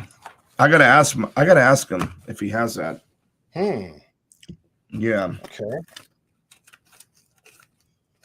Oh, let me just go back Hey, down we got here so it real seems quick like and we take got this because it's blocking a the panel. crazy. We have somebody crazy in your lobby by the name of Where Are the Boys? Oh my God, Steve just talked to Mike. Like there's only one Mike in the whole world. People are ridiculous, man. Way too many conspiracy theories out there. I'll tell you what, get your ass up off your couch and come search. It's that easy. Get off your couch, off your computer, come search. It's that easy. Let me know if you need directions. It's true. You're right. You're right. It's not that hard to find California It's City. true. Yeah. You're right. You're absolutely right. I'm not laughing at you. I'm laughing because like a lot of people got things to say on their couch. I know. That's where we're trying to figure out. We're trying to figure out where. I mean, when you have an RV, and you're, I see people all the time parking RVs at Walmart, everywhere. We don't know exactly where they're parking this thing and staying at, but from what I heard, they did stay one night out in California City in that RV. And then Didn't they were Rayshawn gone, see him? I think Rayshawn seen him in the distance, huh? They weren't right by think the he house. did. Yeah, I think he did.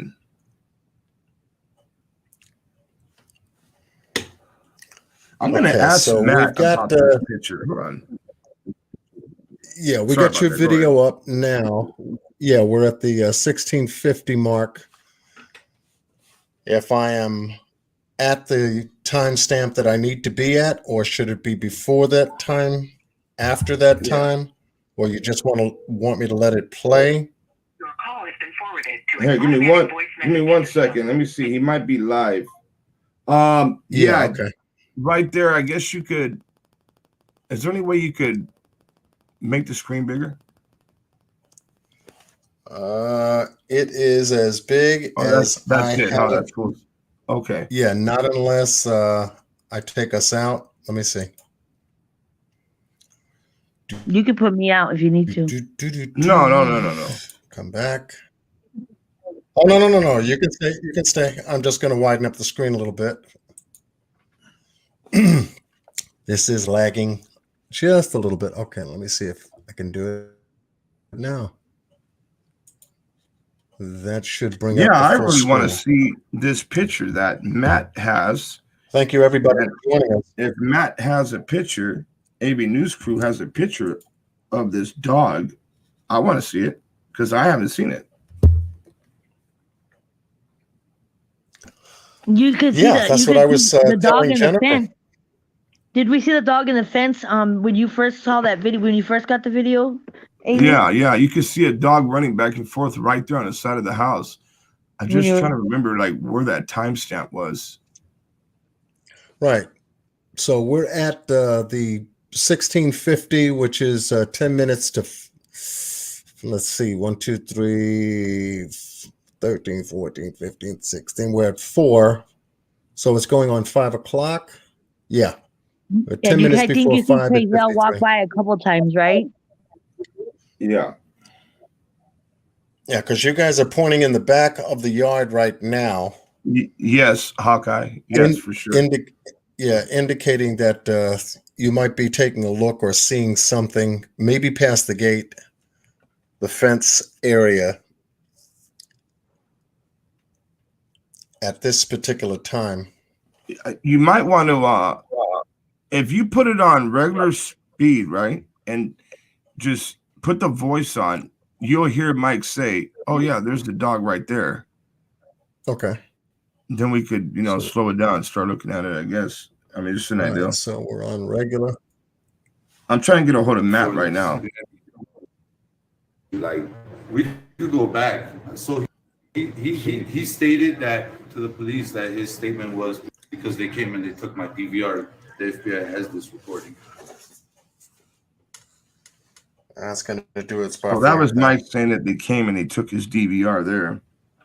So he told the cops that on the 19th, 2 days before that, all 6 kids, husband, wife, they all went to Bakersfield Christmas shopping. So on the 19th, and this is early, he said 11 a.m. So I looked, and 4 kids only sit in the car. Husband, wife, those 2 kids on the 19th, they sit in that car. This was on the 19th? This was on the 19th. Hey, did you guys hear that? I have to go back. Hey, if you guys heard that, press 1. Did you just hear what he said? I did. Okay, so that's on the recording. you can count. I heard it. See, so he's telling me that he could go back 19th, right? The cop pulling up. It's already 16. Now, right? See him right there. Right. Okay, and here comes the cops. First officer pulling up to the scene. So look. Yeah, look the at him. feds, the FBI has it. Uh-huh. He's gonna look at him. He kind of hesitated, then he went. I don't know if you did figure. I've seen that. Then his wife hesitated. So now he goes and he tells the cops, and that's his wife walking in the back, telling them, "You might want to put your camera just a little back here." Is that good? That should be good on. Yeah. So he tells the cops that, hey, my 2 and 3 year old or 3 and 4 year old is missing, right? So the cop takes off. It's her walking back. Or him, I don't know, but they're not looking. They're not looking, bro. They're not looking. Yeah. I mean, they're not looking. You don't have no business, bro. Yeah. No. So he goes and he. 216. Where are the boys said 216?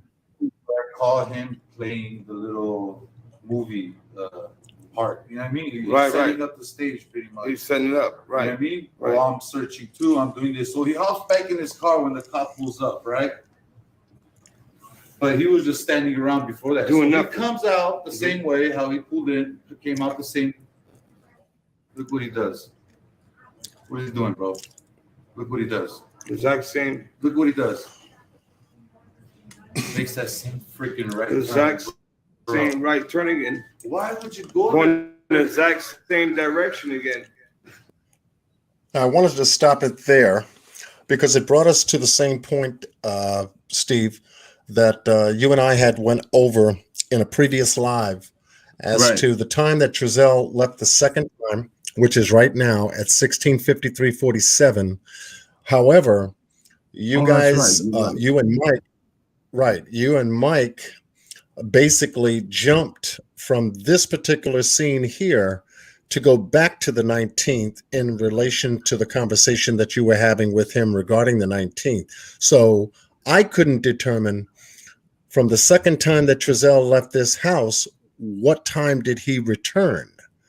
And that was the missing part for me, which was critical for me to find out because it would tell me a whole lot more regarding the timeline of his whereabouts. But at this particular time, he goes around the corner a second time.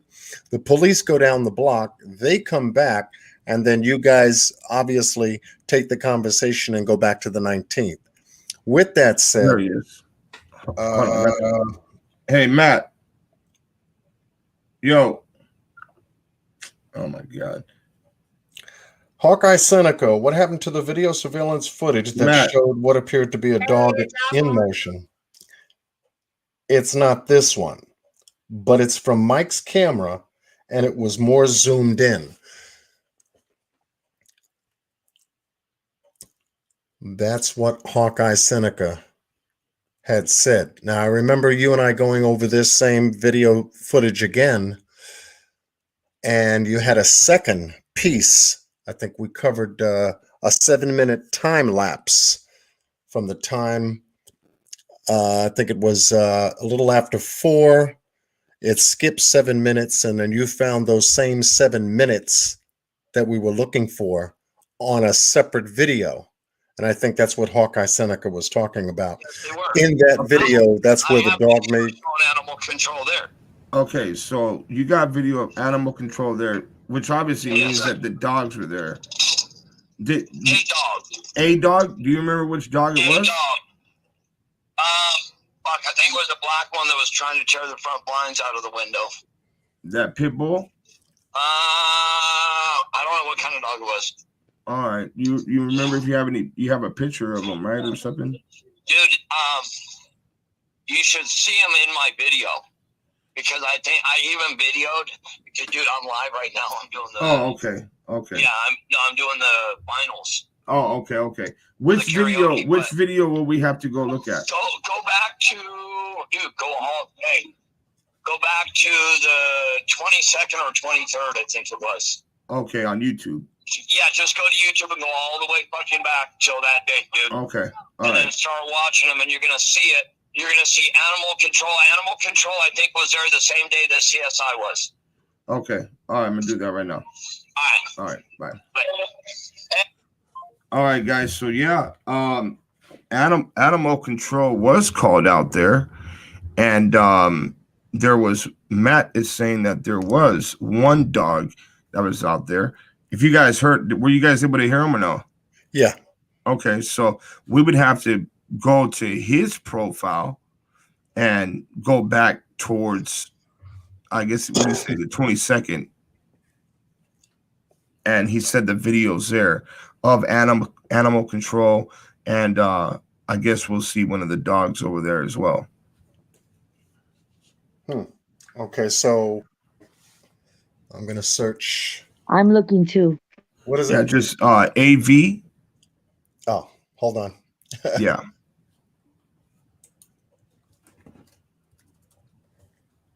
It's been too long, man. This is crazy.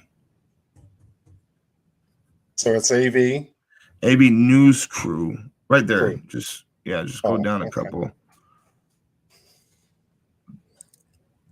Bam, that one there. And then I guess click on his profile, and then we'll just go all the way down.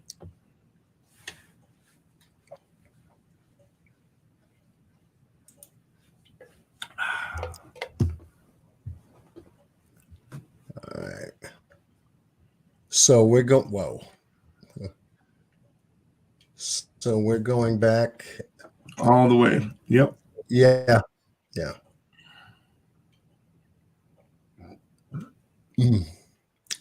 Y'all got me working overtime tonight.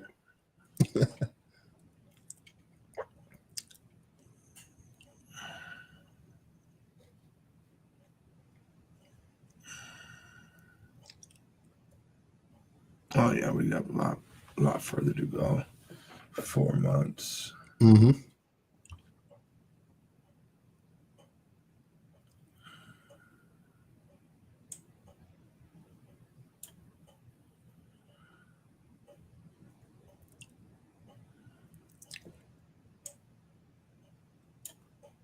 What kind of clock you have in the background ticking?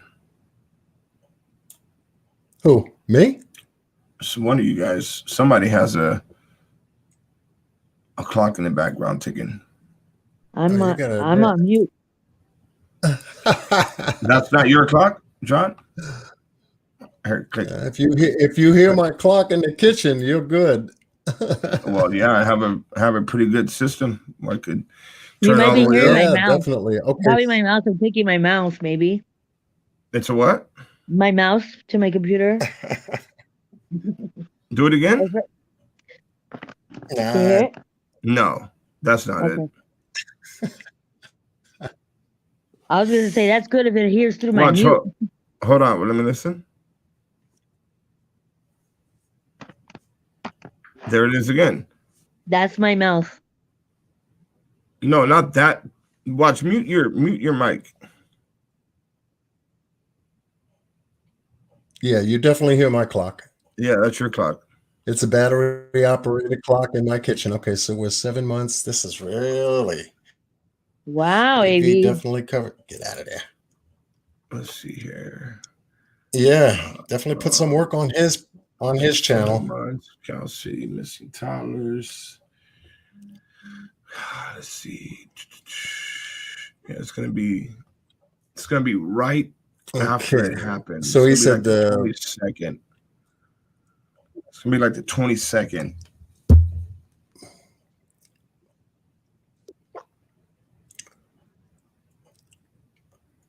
so we're 7 months, still in 7.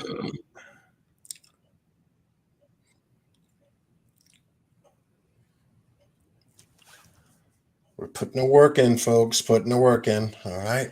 Still chiming out. Back in February. I'll wait till it goes a little bit more.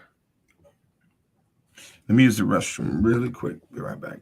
It's gonna be yeah, no right problem. after the See, 21st. it's enough time to use the restroom. Check that out. Oh, not what's that? Cal City by the bones. Cal City trauma.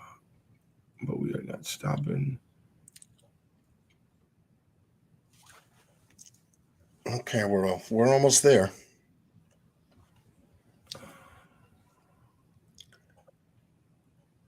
Come on, YouTube, with this buffering stuff. Bring it up and show it. Yeah. Gives you a little bit. I'm just going to wait a couple more seconds before I scroll down because it, give it some time to unfold. 7, 8. We're up to 8. We got John Almost Walker there. Yeah, it's going to be coming up. We are. Okay, right. Okay. Slow down. Yep. What's this one here? 122. Try this one here. Whether police cruiser is it? Cal City missing toddlers. This one here. 0. Yeah. 508. Yeah. Let's try that one. Let's see if.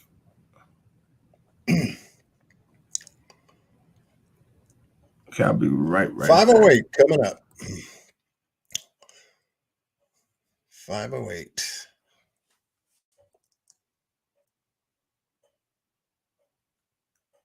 Thank you, Layla. Layla love.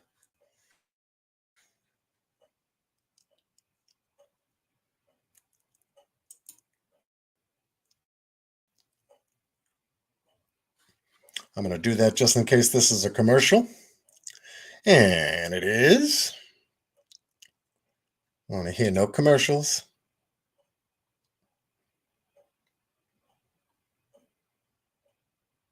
And it's always one of those commercials that just keeps playing. You can't collapse it until it's finished. Talk about paid advertisement.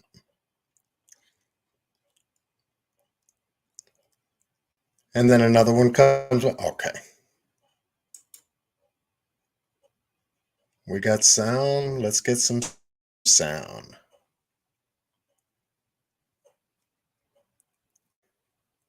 Okay, we got the sound. Now we got to wait for the buffering. We're getting there, folks. It's really windy. Sorry about the wind there, folks. But law enforcement is serving another search warrant at this home.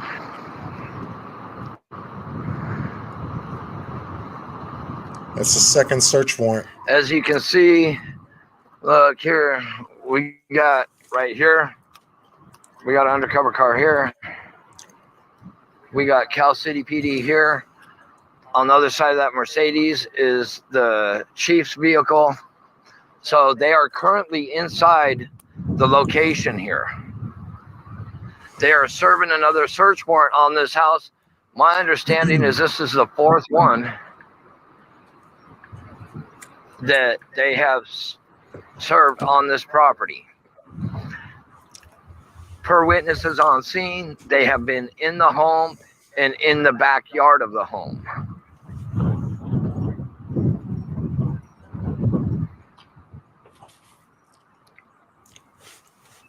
As we all know, this is in regards to the missing toddlers, Orrin and OrsonWest. also known as Classic and Cincere.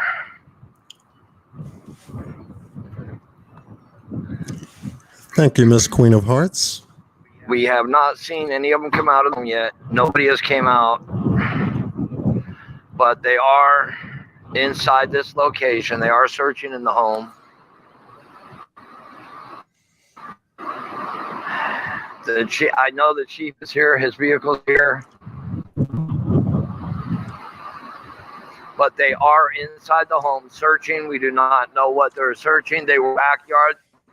See, the back gate is open currently at this point. You can see the rear gate on the property is open.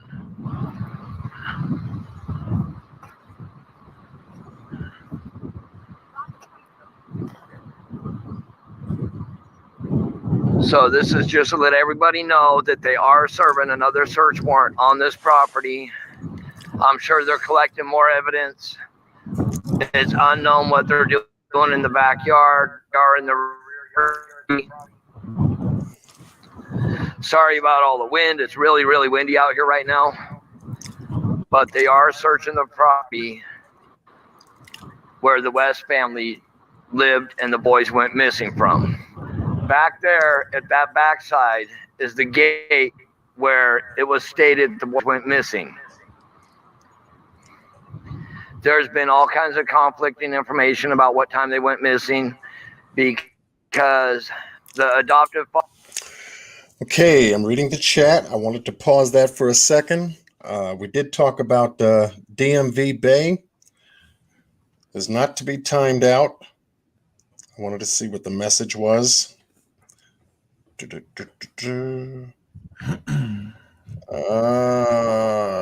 You and Miss Thigpen haven't said anything factual for 9 months. Okay, so yeah, let's just let the comments flow.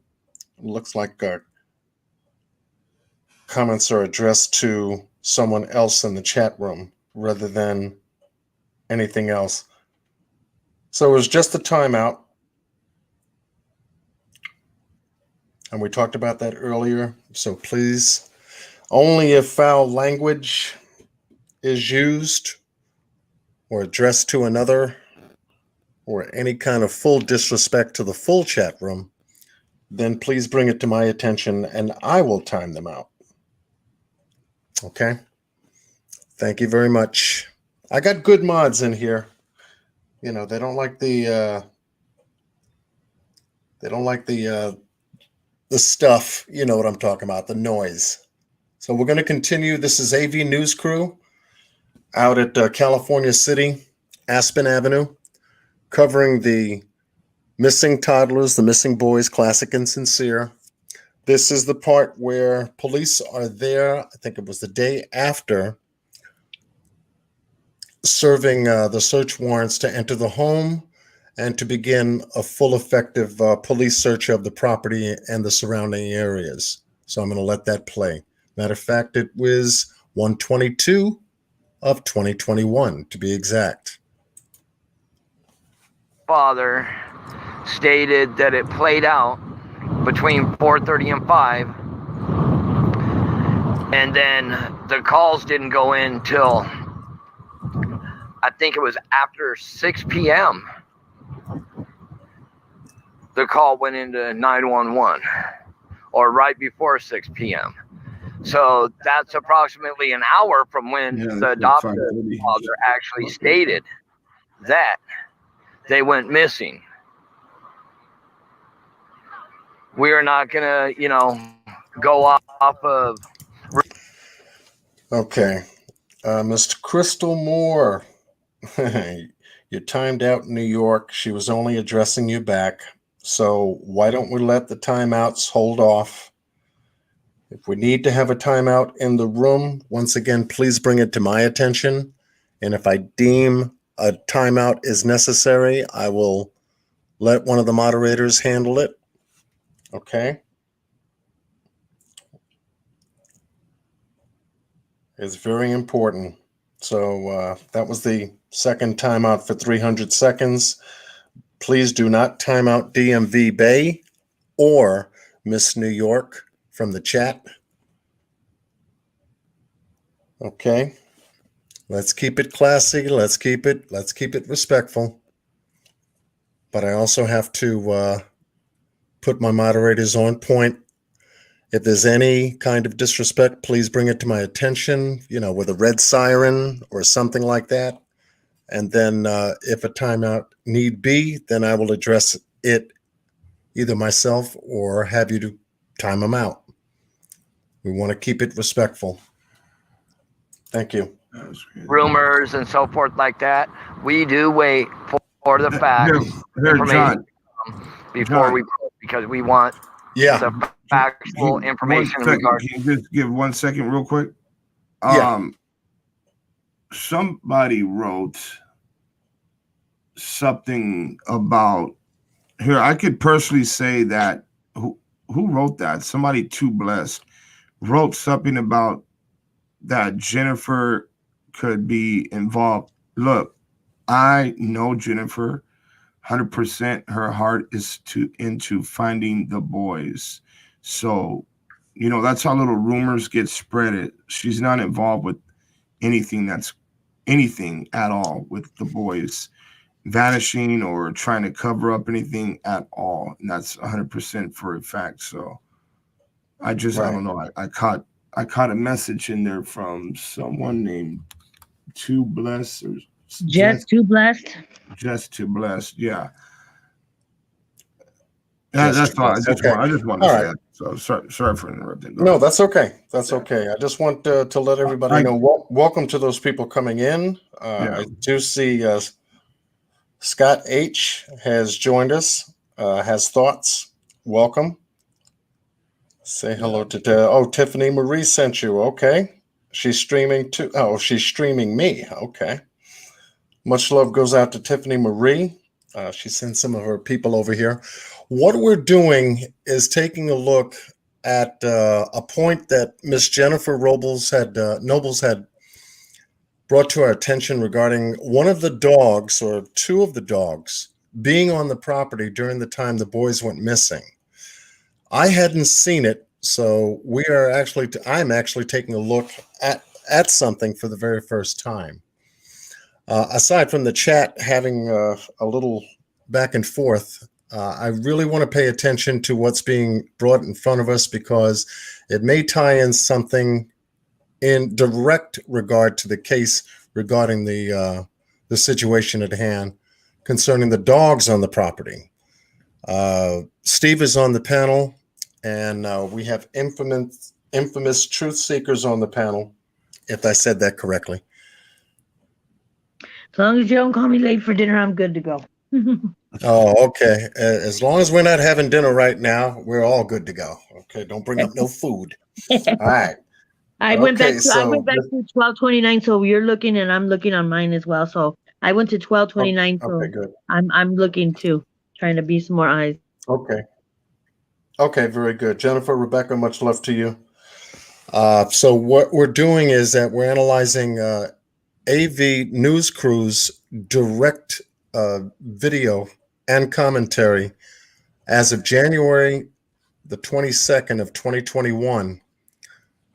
At this point, during the time a second search warrant was issued and is now being administered at the 10717 Aspen Avenue property, Jacqueline Trezell West. To this.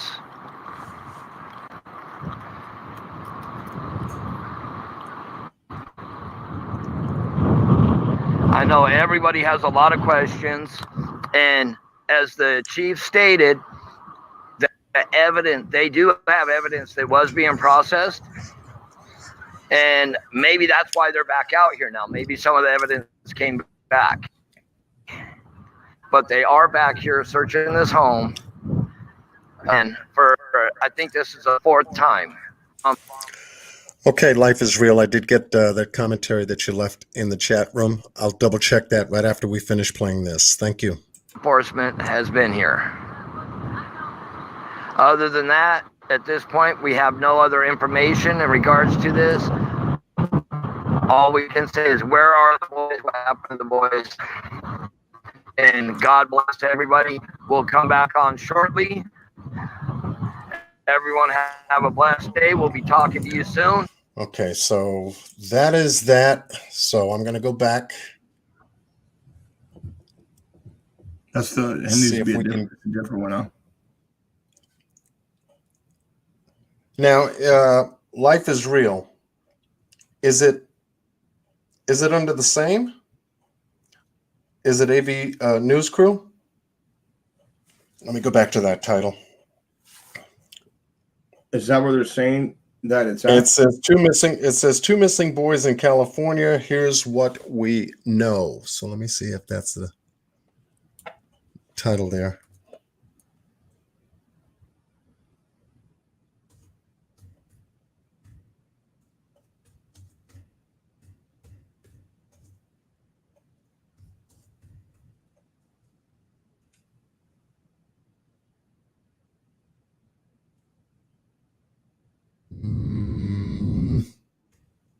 Life is. Was there somebody growling? I heard that too. It might be. I know it wasn't my stomach. It sounds like somebody going. Okay, so this would be it. I'm at January 1st. I'm looking at January 1st. So I went back all the way up to 29. So I'm going from 29 up. So I'll let you know if I see anything. Okay. So here we have hey Jennifer. This clip from KGET.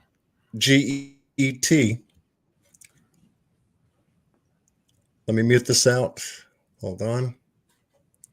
We don't like commercials playing up in here. Okay. Now I'll go back and play the clip.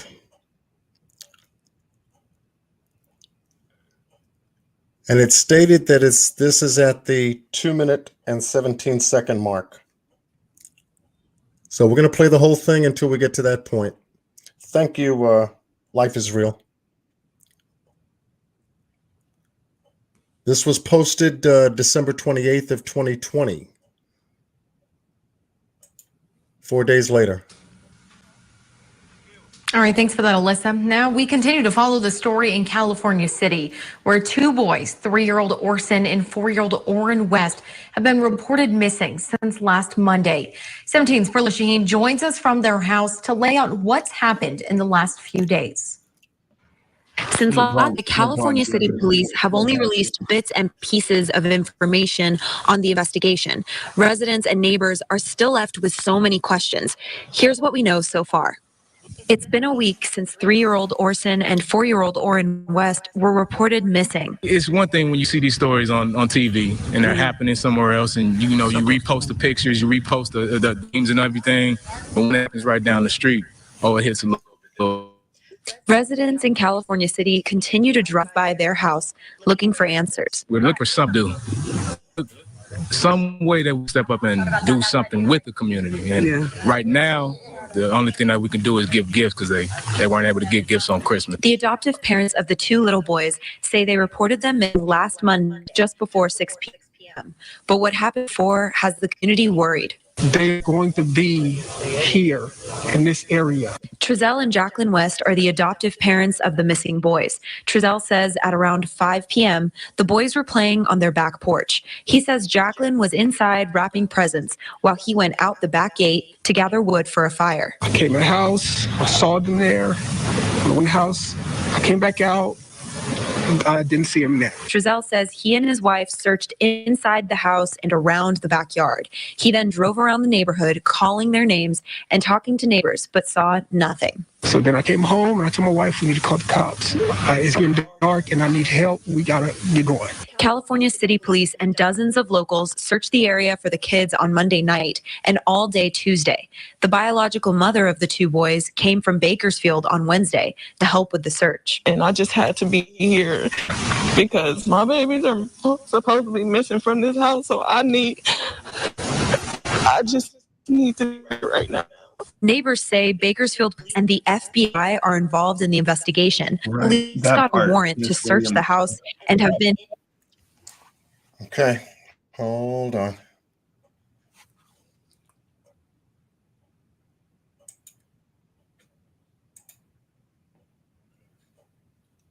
Okay, this is. Was it a day or a night 216. video? Because he goes at night and the daytime. So I looked at the one where I guess they were there searching the house. So that was 1/1. So it's probably a little bit past. It's probably anywhere from January 1st or January 2nd on. But I don't know if it's a day or a night video. Right. Okay. So we're at 216. The FBI. 217 now. We are at the 217. Are involved in the 218. investigation. Police got. We've got 219. Police are entering the house. A warrant to search the house. We've got, I think, a canine being covered by one of the officers. Excuse me. Sorry about that. House and have been in and out. Got a canine outside. That's one of the bags of evidence. They even dug up the backyard on Wednesday night. For some kids to come up missing, it's terrible. So that's much where I'm at. And I'm afraid for my babies. Dozens of residents organized a vigil on Saturday to pray for the safe return of the boys. The mayor and a couple of local officers also came to show their support. Everybody concerned. I mean, almost everybody I run into, that's the first thing they say, have you heard anything about those babies? Police and Jacqueline West have been cooperative. They went to for questioning and have stayed out of the house while police investigate. They have 4 other kids. 2 are biological and 2 are adopted. They told me all 4 have been taken into protective custody by authorities. And that's all I want is to find my babies. That's it. It's been a long week for members of the community here in California City, but the cold weather and the lack of information hasn't stopped the search parties. In California City, Perla Shaheen, 17 News. Okay. It's 2 seconds. If it blips, you'll miss it. Oh, it's 2 seconds. Well, thanks. Life is real. You're really narrowing it down. 2 seconds where? From 217, 2 seconds? Before 217, 2 seconds? 219, 2 seconds. Help me out. I mean, I can only do but so much. Matt said. Okay, let me make a PSA out here in the chat room while we're here tonight. I do not want anyone to make any negative comments against the biological family at all. We are focusing and concentrating our efforts on the boys. Please do not make any statements regarding the biological mother or any family member on that side of the family. And what we're doing tonight is assisting the biological mother, Ryan Dean, in this case tonight. It would be disrespectful and undermining of all the efforts that we've put in thus far in tonight's live. It's just a distraction. So I am asking respectfully and from the heart regarding the boys, please disregard and do not make any comments regarding the biological family, please. Right. Okay. All right. So that we can continue our work, that little chatter in the chat room is distracting to other people trying to zero in on the same information that we're trying to provide here tonight. And having any nonsense or any negative nonsense or foolishness in the chat room is not productive. It's unproductive. And we're trying to do something productive. All right. And once again, much love to all of you for being here tonight. It's about the boys. It's about keeping their name alive. It's about zeroing in on information that we may have overlooked. And with AV Watchmen, we've got Steve And we've got Miss New York. We've got DMV Bay. We've got a host of content creators sitting up in the chat room that's been following this case, and we want to make sure that we spend our time productively. Thank you very much.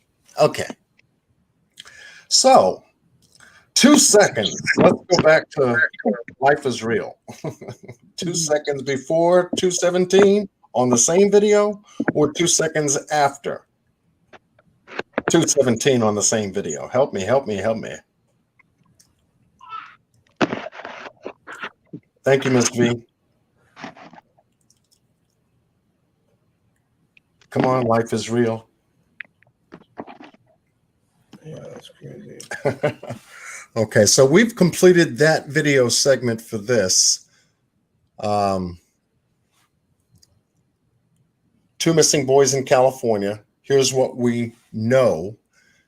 And the only dog that we see in this video is the canine dog entering the home at night. I'm gonna try Googling it and see if I can Google a video and see if maybe it'll come up. Yeah, if you can find that, that would be great. Because Steve, that second video piece. I'm looking on Matt's videos now, and I can't see what he's talking about. Okay. Because he is mentioning one of the dogs being near the window or something like that. And it would have to be something that he caught, because it would be something he saw. Okay, hold on. Yeah. So while we're doing that and looking for that, which is good. See? We got a team up here. Okay, if you go to Matt's AB News Crew's channel again, go to Cal City Missing Toddlers update appears to be a crime scene now.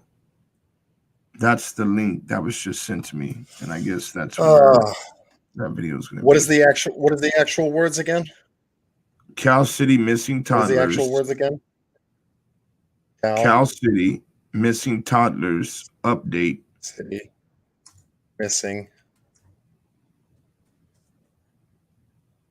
Toddlers update appears to be a crime scene now.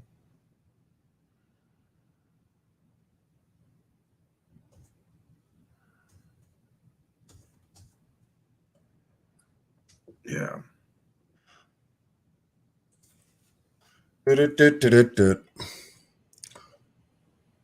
Okay, here we are, 13 minutes. Bringing it up.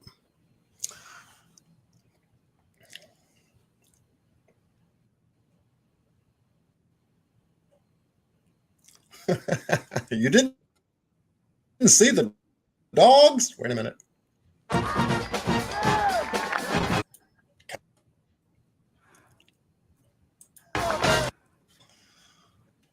Okay, forgive me for that. We're finding it. We're finding it. I'm bringing it up. Back to AV News Crew. Yeah, that's going to be the right one. All right. Hello, everybody. Come on in.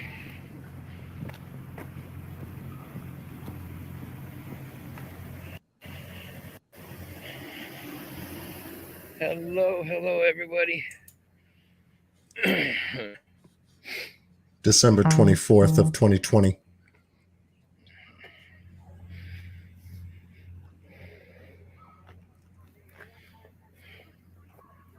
I hear dogs. All right, everybody, come on back in.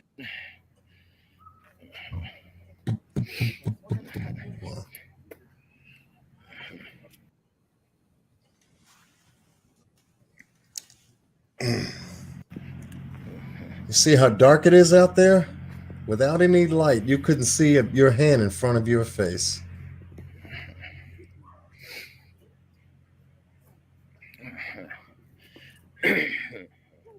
All right, hello, everyone. We are live back at the scene on Aspen, at the corner of Melville in Cal City, 11:43ish. Okay. where it was stated that 2 children went missing, a 3-year-old and a 4-year-old.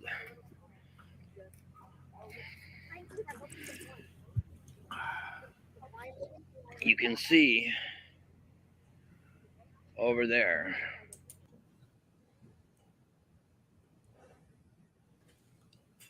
11:43ish. You hear it's not their dog. The dog inside the home was kind of large. Oh, okay. Yeah, you said it right there. You're in that backyard right there, right behind that home. That's the fence that he stated that at first they said. Going back to 11.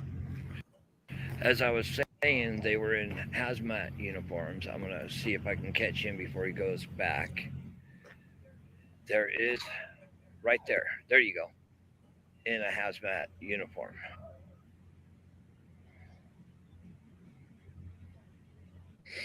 He went back on the other side.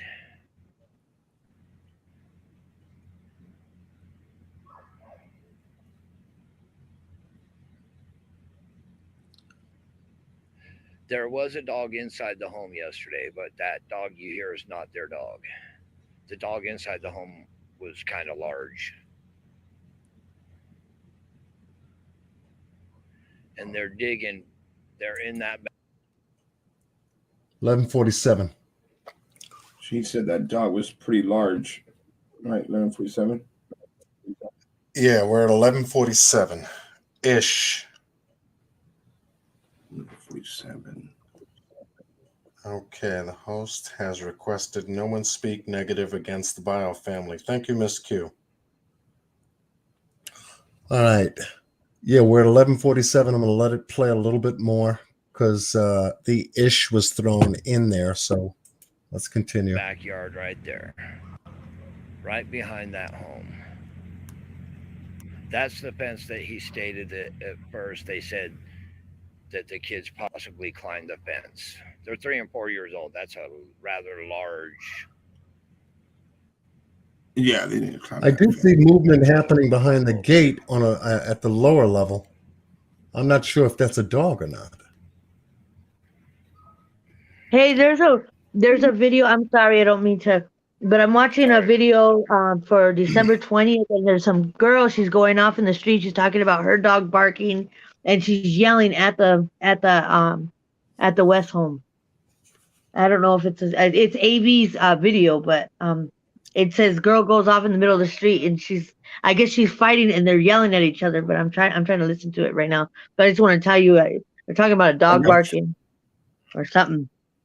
Okay, well, she's yelling in the street. She's yelling at I don't know who she's yelling at the house, but AV's recording it, and she's like, "I don't give a fuck," blah, blah, blah, blah. But she's talking about a dog, and they're calling animal control on her. You're talking about Matt AV or me? Matt. It's December 20th. It says, I don't know if it's that's the one, but I know she said something about animal control. It says woman goes off at Cal City missing toddler's location. Oh yeah. Okay. She's in a black car or whatever. I'm not sure if that's the same one, but I know she said animal control, so I know he said something about animal control. I'm looking at it right now. 11:27, 11:30. There was a dog inside the home yesterday, but that dog you hear is not their dog. The dog inside the home was kind of large. And they're digging. They're in that back. Okay, so we're at the 47 mark again. They're digging. So this is an active crime scene right now. Well, contact scene right now for police. Backyard right there. And this is what date is this? The 20th? That's the that he stated that. This date, I think, is the 24th. 24th. Wait a minute. Hold on. 24th, December 24th. 24th. Okay. Yeah. So we've got 2 days after the press conference and 4 days after the boys went missing. So for them to be back there 4 days, obviously there's dogs. You can definitely hear them in this video. but I still can't locate the one that we were talking about earlier. And most certainly, to just taking a look at how dark it is back here, even with car lights on. Just indulge me for a second, because Steve and I talked about this on a previous live regarding my theory matching Trezelle's narrative to say if the boys went missing, it would have been very easy for someone to walk along that back gate up to the fence in that corner hub we talked about before, allow Trezelle to go in the house with the firewood, take the opportunity to snatch the boys right then and there since the gate was open, and then follow that same fence to the metal fence, which could be pulled way open where the junk house is, and let them travel in that yard right to the front of the house and take a vehicle and skedaddle. However, we have to factor in cameras in both those buildings on the side of that junk house, so to speak. That's video surveillance footage that, whether it was captured by California City Police, Bakersfield Police Department at that time, we don't know. Just as we still don't know anything about the 911 call. So we're still working with partial scattered evidence, in this case on YouTube. I really want to know, why haven't they released the 911 call? Yeah, of all things. Did they actually call 911, or did they happen to call an officer's phone directly to them? Right. Well, I mean, they release 911 calls all the time, even if they're missing. Right.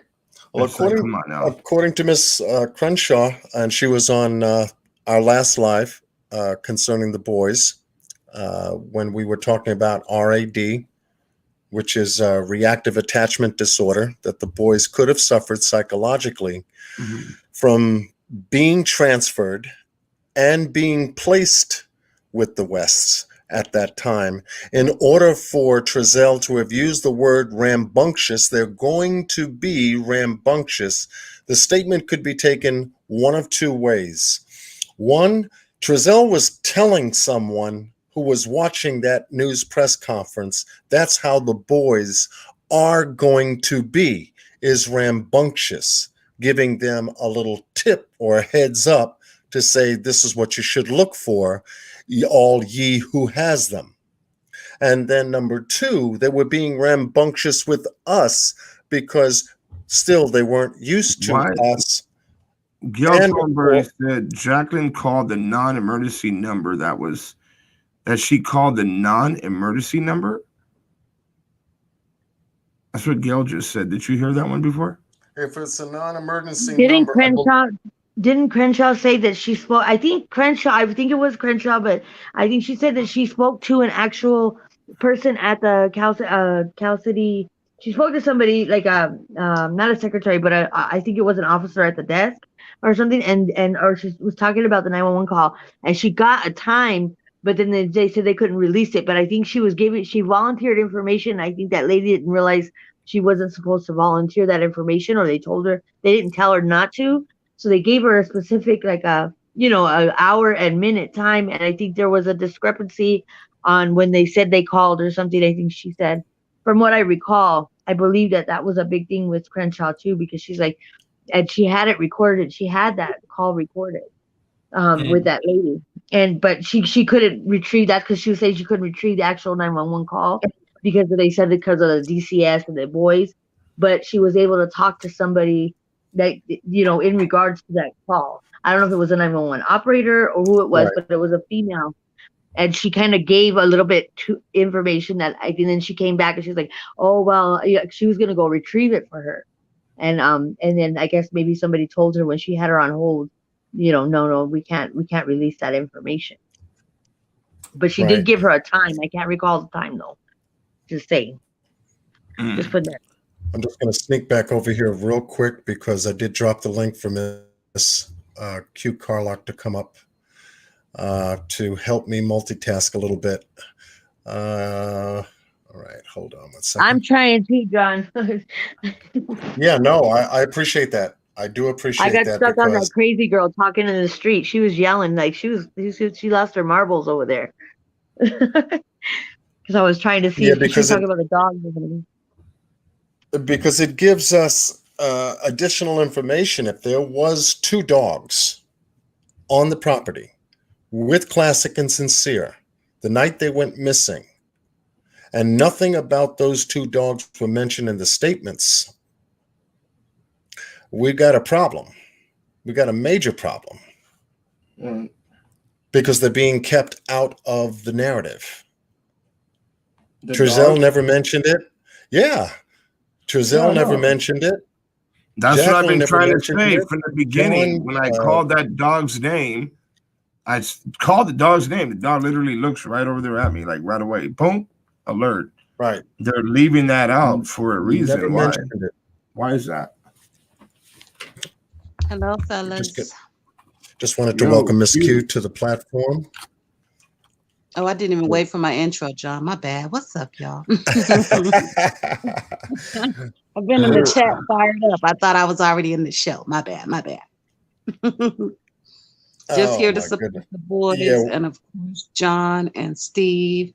How you doing, Steve? Hey, good. Good. John, I'm just here to back you up, babe. Oh, well, thank you. I'm going to let, we got to get Miss Infamous back up here. She dropped out. Okay, now we got the 4 of us. I know. Okay, so Steve, from your experience and you being there at the property, doing the walkthrough at night, you were there during the day, you did drone work, these 2 dogs. Is this the first time you're hearing it, or is it something that that's true to the story? Only because, and the reason I ask is because it's not a part of the narrative. Yeah, I know, and that's what I've been trying to say from the beginning. That okay, you guys all seen how those dogs react, right? At the house over there in Bakersfield, they won't let you get close to that fence. They're barking nonstop, right? That was at Potomac, wasn't it? Potomac, yeah, over there on Potomac. Okay. Maybe you don't think that dog that was in the backyard was the dog that he was walking? Remember you when you were kind of following real slow with the car? You don't think it was that dog that was in the back? Yeah, that's what I'm saying. From what I understand, he never would go anywhere without that dog. That dog was his baby. Right? So that dog is not going to allow anyone to get near that property without alerting the whole block. Yeah, and that dog had a lot of energy too. A lot. Yeah. And they would have certainly barked if somebody came all up in their backyard. I mean, that's territorial. Any dog. So that dog's name is either Chocolate. They call it Chalk or something for short. Maybe it's Shaka. Or Chaka, whatever the hell, whatever it is. But those boys, they were not in the backyard playing with a piece of chalk. No, they weren't. Yeah. Or shot at. They left the dog out of the whole equation on purpose because they know that, well, if the dog was back there, that dog is surely going to rip a new ass on somebody or alert everyone that there's stranger danger and there's somebody coming up to take the boys.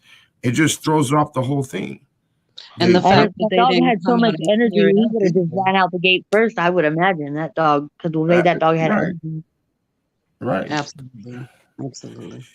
Yeah, there's okay. Funny. So, Steve, you guys were there, I think it was in January. January 28th, January 29th, when you did that that walkthrough at Potomac concerning that video. Right. Was it that day? Okay, so I've been following UAV since day one. I appreciate that. I felt like I was like right there with you. I know, You were right? out there looking for all the Thank you. videos through the neighborhood too. I was like right there watching too. Yeah. Yeah, I appreciate that. Do you remember the title of that particular video, Steve? The one that I was playing? No, I found it. Yeah, got it. The only time I saw the dog was when you were recording the one from Mike's, and you could kind of see the dog run back and forth. But that dog was no longer. I didn't remember seeing a dog there. I think he put that dog in the. He might have put that dog in the van that night. You know, when he went and he waited for to call the cops and everything. He might have had the dog in the van. Maybe that's why he got in from the side door. Right. He had that dog with him everywhere. Mm-hmm. Interesting. Yeah. Because I don't recall seeing that dog after that, you having that video afterwards. Because I mean, it was. I mean, everybody was over there, so there was video everywhere. I don't recall seeing a dog in the back. I don't in the window or anything. I remember seeing the camera. There was a new camera in the front window, like a little camera sitting on the windowsill. That's the only thing that it was new that I recall. Right. Yep. Okay. You were driving. It took you here. It took you there. I want to get to that part. Mystic, be nice. Everyone on the panel is communicating, sweetheart. Yeah, we're just trying to work it through. And then you guys were here. Okay, so we're at the 13:12 right here. 12:45, 12:50. Got it. All right. Now I'm going to go to screen share. And hopefully now we can see what we need to see.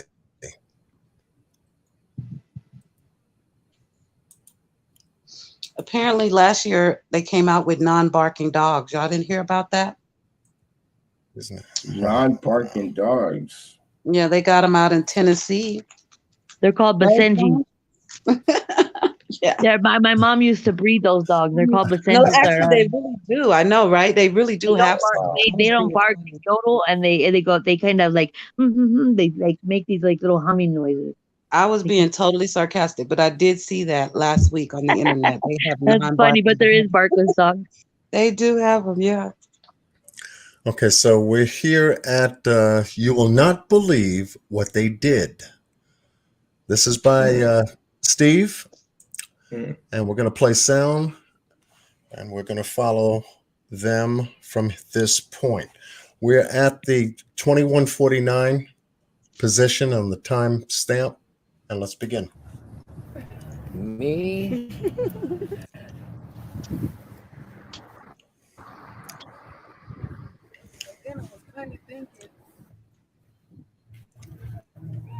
What family?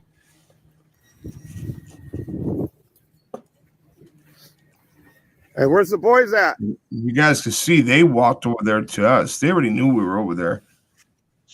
They don't want you at that graveyard for some reason, I think. For a second, please. Just a few questions you want to ask. Where are the boys at, bro? Where are the boys?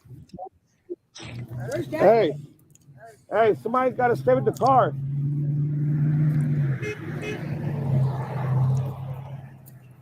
Come on, you guys. You want to ask us? We have little kids the same way you guys do. Hey, you know it takes a real piece of shit to not want to find kids. You guys pieces of shit or what? Are you guys pieces of shit? Yes or no? You even worried about your biological kids? Where they're at? Who they're going with? You pieces of shit or what? Yeah. Steve's going after him now. Go for it. That's him. Yeah. All right. And not only did Steve take to the road, The kids, man. he had a caravan of cars behind him. Can you help he's at like, all? you're trash. You guys help at all, bro? The little kids. At all. Can you guys help at all? Skipping. We're not here to cause no harm, man. We're just looking for the boys. Look how weird they are. Why not respond? all we're doing, man. All right, guys. So at first I thought this was Josiah, the brother, but come to find out, this is Trezell walking the dog. It takes a real evil person, man, with a real evil heart to not want to help find kids.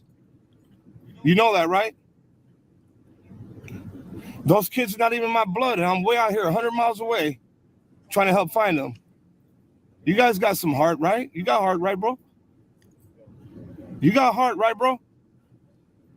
Help us find the boys. That's it. No heart. I know. So in case anyone is wondering why I was, asking him if he had heart and different things like that, because I was trying to strike some type of human emotion within both of these guys. And as you can see, they had none. It's not thirsty. What happened to power of the people? What happened to power of the people? What about them boys? What you do speaks so loud. What about them boys? It's the West family right here. Stand up group. Not. Terrible. Running around looking crazy. Lead us in the right direction. See, he got a reaction when he said, "Do you have any heart?" That's how you know it was Trezell. Yeah, it was his ass. Why not say something? Somebody's trying to help you. Yeah. It doesn't make sense. Unless you're guilty. Doesn't make sense. Junk. Trash, man. Straight trash. I think that's a dog that was in the backyard. You guys are trash, bro. Straight trash. Coming back around the corner now. I believe this is Potomac. Trash, bro. Yeah, it's Potomac. Can't even try to help find the kids. Trash.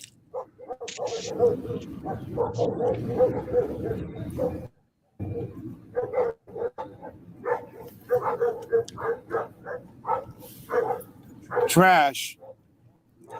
Hey, ain't nobody gonna stop. We're gonna stay doing this every single day until somebody talks. Every day.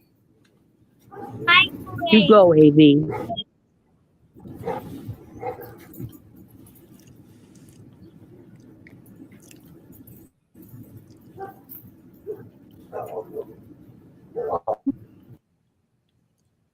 Why is it skipping like that? Is that your internet? I think it might be a commercial. No, no, it's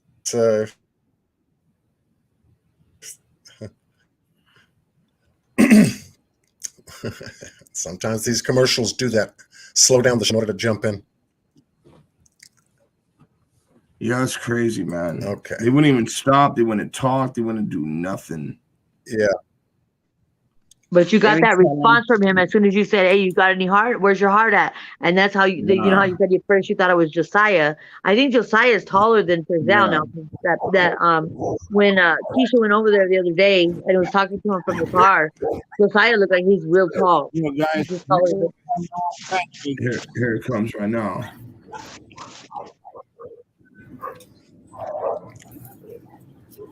Not even a simple, hey, thank you guys for, trying to help find the boys. Nothing. What's done in the dark will come to the light. That says a lot. I would have stopped and been like, yo, thank you. Appreciate you. Good looking out. Why not? Why not?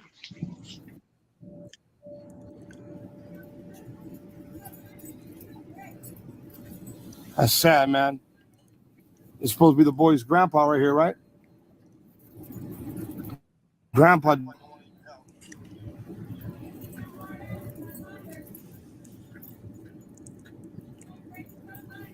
Is that dog's name Chalk? Hey, Chalk. Chalk. Look at that. So you guys remember in that first interview, he said the boys are in the backyard playing with Chalk. Notice right now when I just said, is that dog's name Chalk? That dog looked right at me right away. So yeah, I'm pretty sure that dog's name is Chalk. You So can't maybe make they it. just Can you the like whole time rewind it and then pause it and let it catch up a little bit, then let it play? That way it's like drawing smooth. on that cement. Maybe it needs to catch up or something. I don't know. Or the internet might be lagging. Because right when I Not said even a chalk, simple "Hey, thank you guys for trying to help find the boys. Nothing. What's done in the dark will come to the light.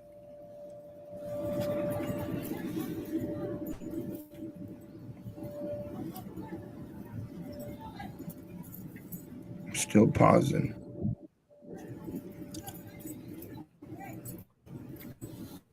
And it's supposed to be the boy's grandpa right here, right? Grandpa don't want to even help. Yeah, Miss Williams, I thought I heard a bark too when he says chalk. Did he bark at you, Steve? I don't think he did. Hey, Chalk. Chalk. So you guys remember when Trezell did that first interview, he said the boys were in the backyard playing with Chalk. Yeah, he definitely did. Notice right now when I just said is that dog's name Chalk, that dog looked right at me right away. Yeah. So yeah, I'm pretty sure that dog's name is Chalk. So maybe they've just been messing with this the whole time.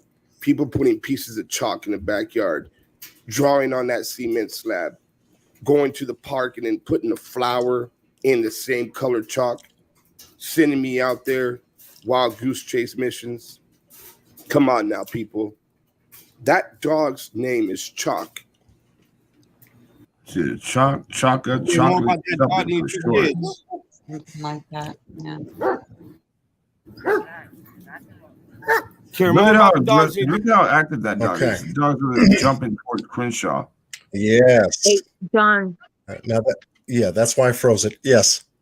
If you go, I just wanted to chime in. If you wanted to see that video, it's on Ray Sean's channel, and it says, what does it say? It says, hey, you see, it says Hosea West loves water hoses. That's the other what day. April said. I'm not trying to cut you off, but look at April's comment. What does April About say? that. That's what I heard. He was walking with Taekwondo weapon. Inside of that stick, there's supposed to be like a sword. Well, what does it say? It's the weapon. What does that say? Hold on. Taekwondo. It means they're saying there's a sword inside that stick. A lot of people said that. I wouldn't be surprised. I would not be surprised. She said it's a hanbos, a well-known Taekwondo weapon. I've heard that. Yeah, before. that's what I was thinking too. I was looking at that when he was walking. I mean, he was right there, not even 3 feet away from me. Yeah, that's why he was so cocky. They were And strapped. AB, remember when you went to the apartments? You went to the apartments in Bakersfield, and you were talking to that one neighbor, and he was saying about how he would take juices and stuff, and he said that Trezell would always come out with his little sticks or whatever, and be doing his little. That is what that is. Look at that. Yeah. Remember, he said he would always be out there swinging his sticks or whatever he said. Yeah. Why that? The handle here, and that is a remnants. It looked like a katana. I'm not sure. Hold on. Yeah, check that thing out. There it is. That's why they're walking all smug like that. Look at the end of it. There is a break here. There is a seam break here. So this can be a sword. It's got a butt handle. Mm-hmm. It goes all the way down. Let me continue to take a look here. Yeah, and it's got a tassel to it too. Right. Come here, Shadow. Shadow, come here. Got a tassel. Shout out to the person that you see what we find when we're looking. Come here, buddy. Come here, Shadow. Yeah, that floated around for a while back in the first few months, but nobody ever really weighed in on it. But I mean, damn, why you gotta? I guess everybody needs a weapon, but it don't fit with his story right now. There is a seam here, and that's a. I'm over here on the Facebook, Where Are the Boys Communication Network too. There's a new page and everybody's chatting it up right now too. Oh, good. I think they're trying to get a hold of New York's link. Yes, that's exactly what that is. That is exactly what that is. And the whole Straight chat shape and everything. Yeah, that is exactly what that is. That's why he was walking so close to you, AV, as the car trying to act like he was trying to buck up with you.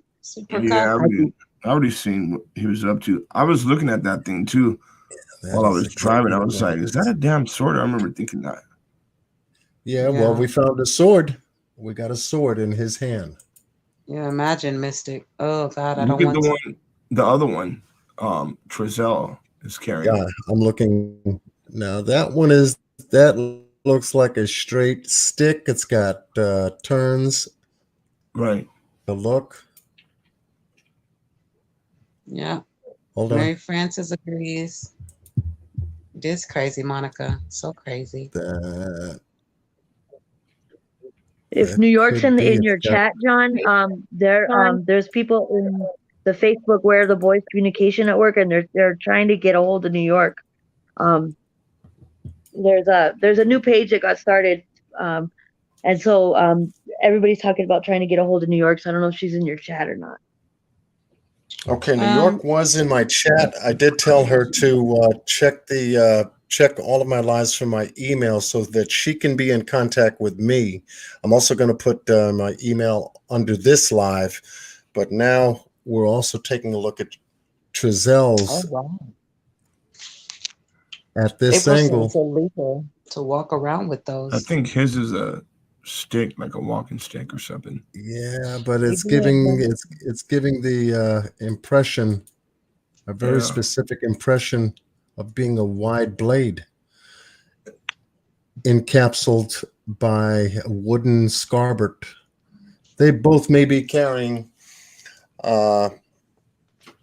samurai, either samurai katanas or more Chinese. They knew we were over Could be there, man. Korean They too. came out. They came out looking for some action. They knew we were over there at that.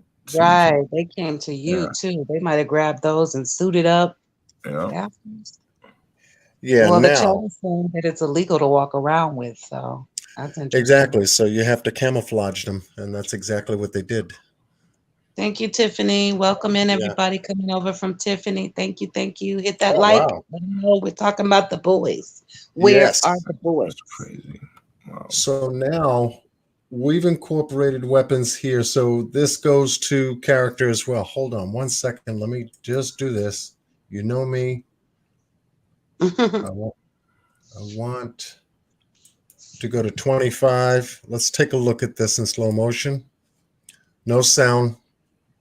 So everyone can see for themselves what we're looking at. Oh, Life is Real said there's about 30 of them in the backyard. Where, on Potomac? Hi, Trixie Star. Hi, Dale. Boom. Right there. He looked right at me. Yeah. Well, the dog did respond to you. He did. Let's see. Now we have to also incorporate not only the dog, but as they approach Philip and Wanda West's house on Potomac here, shortly right after we get through with this part, we're going to also see a German Shepherd.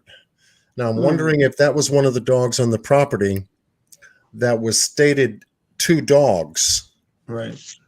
That we talked about before. I'm going to let this play.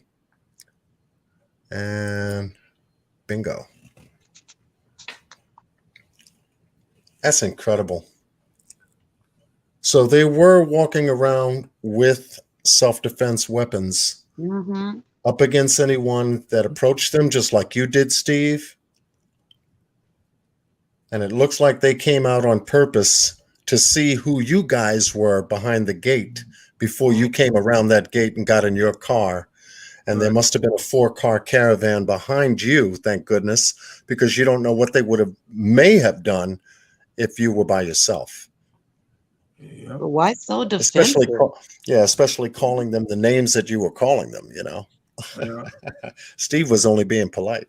I mean, he just told them the definition of a piece of shit and then asked them if they were that. You know, I think it was fair. I love it. I mean, that was a strong way to get someone's attention. I knew what Steve was doing, and to see that they weren't biting on what Steve was trying to get them to do, they even held their ground there by not saying a word, just giving them a couple of glances here and there. We saw Philip do a 360 wrap around while he was walking to be sure that if there were cars, if there were anybody else following them on foot, if they had to make their escape, they knew exactly what to do, especially having a dog too. So Hi, this is still Tiffany. in slow motion mode. So let me go back to picking up the speed again.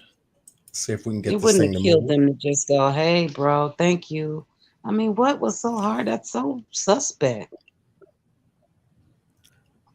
Before the piece of shit comment, he was very respectful of them. I think you Oh, were. yeah. Steve. They could have. Yeah, I was trying to talk at first until they, they You are were. pieces of shit. Yeah, they are. Hi, September Yeah, that's the best Virgo. way to get.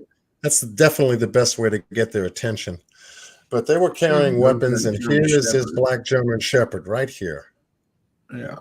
I'm thinking that's the dog that was Hi, at Carrie. California City. Oh, that one back there. Right here. That one is. I mean, that thing makes It's a big lot one. of noise. He barking Yeah, now, I think. Yeah. So let's go ahead Nobody, and do no this. dog is letting somebody come in your What's backyard. I September, just can't see. September Virgo, what's going on?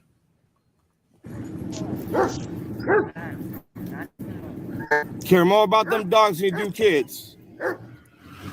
Trash. Trash. Trash. Straight trash.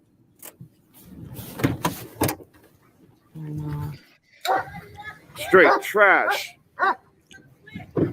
Trash. Trash.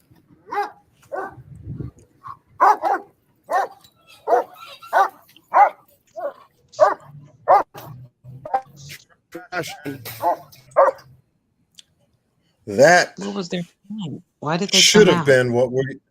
Yeah, that should have been what we should have heard at 10717 Aspen Avenue the night the boys went missing.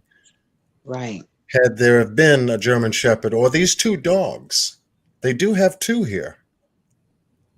And this one, this German Shepherd over to the right-hand side being handled by Trezell would be the dog I would want to have on the property at Aspen Avenue, knowing the terrain. And we covered that in tonight's live. So I'm wondering, they definitely moved this dog from California City, if it was there, to here for this type of protection, knowing this is what, in January you did this, Steve? So knowing from December 21st all the way until the time this video was shot in January 28th, I think, you would want to have the dogs protecting where you're going to be staying at. And obviously we understand why, because we have Trezell standing right here. We have his dog here. We've got Chalk here being the dog in question in the case. And then we have Philip.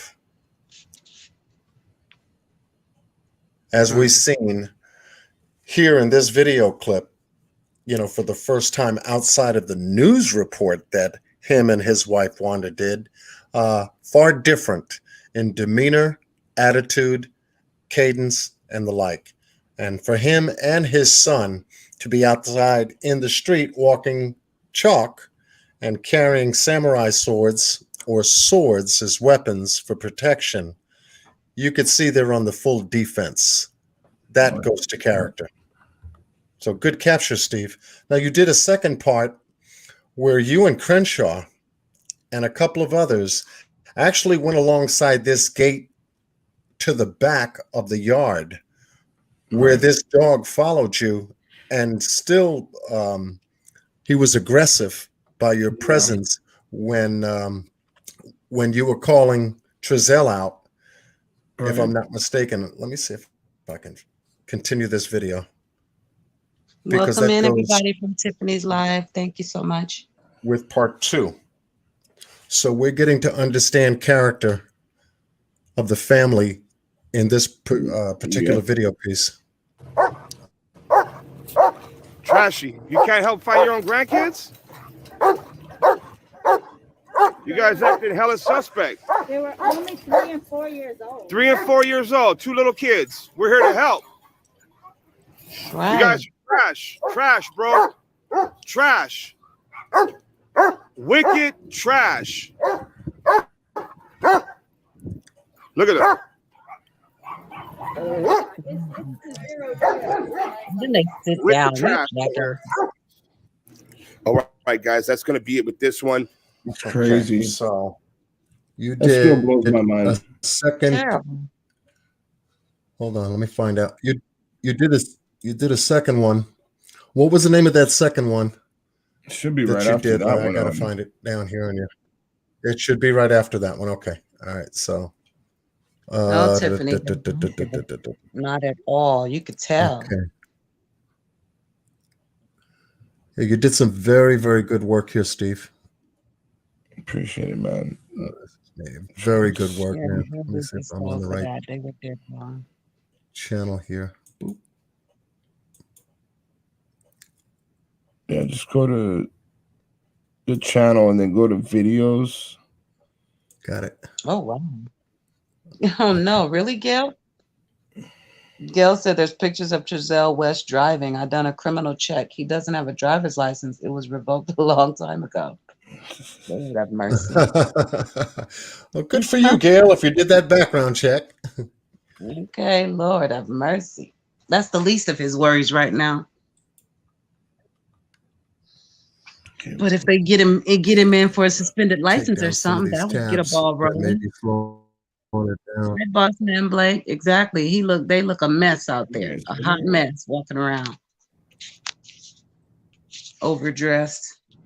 John, can you hear me? Okay. John, can you hear Steve? Yeah, I can hear you. Yeah, I can hear him. I don't know if he can hear you. He was just Can you hear asking if me? you could hear. Wait a minute. I don't know. Yeah, my mic is still. I can hear you, I Steve. hear you. If you can. But I don't know if Steve can hear you. Okay. Audio issues. I'm shutting out some tabs so that this way it doesn't drag the stream.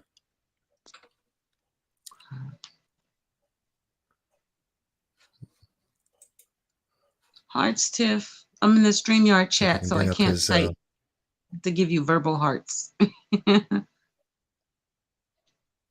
Much love to you, Everybody, Miss Tiffany Marie. Yeah, you guys hit that thumbs up. Everybody coming in, let them know. John Q is talking about the boys. We haven't forgotten. Nobody's gonna forget them. I'm still trying to bring this up. Hi, Francis Dean. So this is dragging a little bit. Come on. Francis Dean is in the house. Okay. Boss man Blake. Just chilling. Okay. Just chilling with John Q and Steve up here.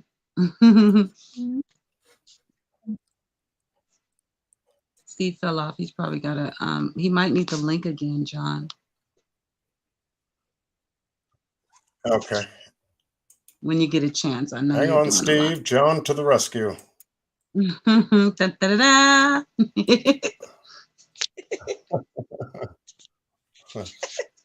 Drop the rink again.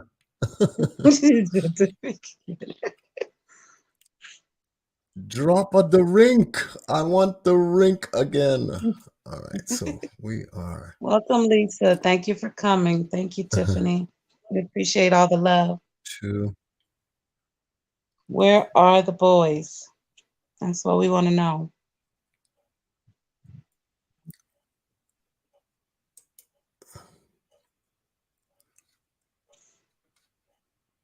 Technology is fickle. Yeah, it's still in its infancy. All right, so we got that. Melissa, I think earlier, yeah, Steve was saying they were seen back out at the house on Aspen with their new Kia and their camper, RV or something they have bought.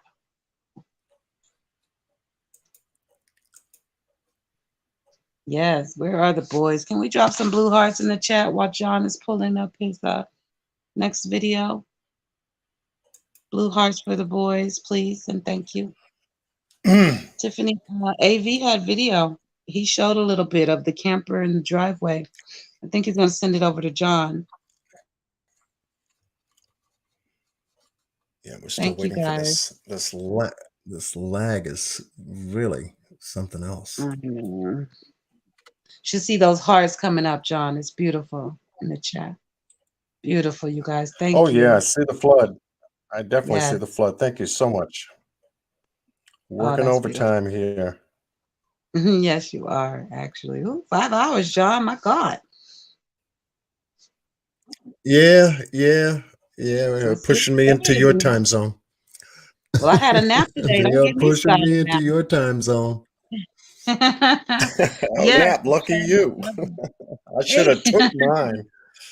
You know I get my cat naps now. You know. Yeah, Sergeant King. I want to know where to get the money from too. Those hearts are so beautiful, y'all. Thank you so much. Oh, I'm gonna Thanks for close you, this out. Sincere. Thank you, Barbara. Yeah. Yes. See That's if for I the boys. When people say we forget about the boys, think about all let's see these if I can hearts. get it. No, we're not. Close this out. No, we are not. Thank you, guys. Thank you. Melissa, it's 3:07 a.m. Oh, you're on John's time. Hold on. I gotta. TIR did cover the boys a little bit, Kara. And I think we should all reach back out to Chris because they never, as far as I know, they never finished doing their We got forensic Boss Blake in analysis. the house too. Yeah, Boss Blake's in here. They didn't finish their forensic analysis of that interview. Sorry, They it interrupted. took so long. I was of waiting. that I was waiting for the You're lag to multitasking up in stop. here. Do your thing. Hey, You're John, okay. I just sent you in private chat that link of just a recent. It's just a short video showing them asking Wanda and them where the boys are the other day. So I didn't know if you wanted to. I didn't know if you wanted to look at it because she's kind of asking, and Wanda's just sitting casually in the yard, and Josiah's trying to wet her with the hose. Heather, I know, right? Heather from the 808 state said, I'm up late and it's 9 Brother p.m. Boss, if Yeah, it's midnight for me. Brother Boss, I see you're muted, so if you want to unmute to say hello, you can, brother. Boss Blake up here. Hey, how you doing? All right, what's going on, everybody? Hey. Yeah, you know us. We're out here. Let me just close this out for a second. Okay. Best way to He's up start on is the- always start fresh. Yeah. Right. Yeah. Clear some of this Are the out. children up on the screen too? What do you mean, Mystic? What kind of screen, babe? Like billboard we're talking, or I didn't understand the question. Ooh, chips on a sandwich. That can be kind of cool, Tiffany and Heather. I'm in everybody's business in the chat now. 4:08 in Canada. Hi, Lynn. Ooh, it's later than for her than for you, John. She got you by an hour. 4:08 in the morning. Yeah, you heard keep me up 5 o'clock in the morning over here. I just wanted to do a maybe 2 to 3 hour live. Look at what y'all got me doing. Oh my God. I don't think anybody should go less than 5 hours. Why not? Yeah, oh gee, less than 5 hours. Okay. That's a requirement now following these cases, right? Right.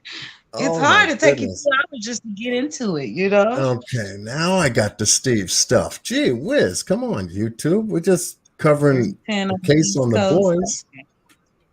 The kids were in the background of Truth. I'm sorry, I'm not looking at the screens. A truth teller? Infamous truth teller, Mystic. Yeah, I'm not on the screen. We got some babies in the background. It's okay. It's my little man. He thinks this pandemic messed up his whole clock. He wants some kettle corn. He wants to be popping in popcorn right now. He thinks he's grown. Yeah, then he hears me talking about the boys, and he goes, "Mama, where are the boys?" Because I have a banner on my tent. So like they talk about them, and then I have a shirt too. And my 7-year-old's all, "Where's mine at?" He wants a shirt too. This is where are the boys too. Oh, that's so cute. Okay, I think I'm close to it now. Heather said, and we ain't leaving till 6 in the morning. Yeah.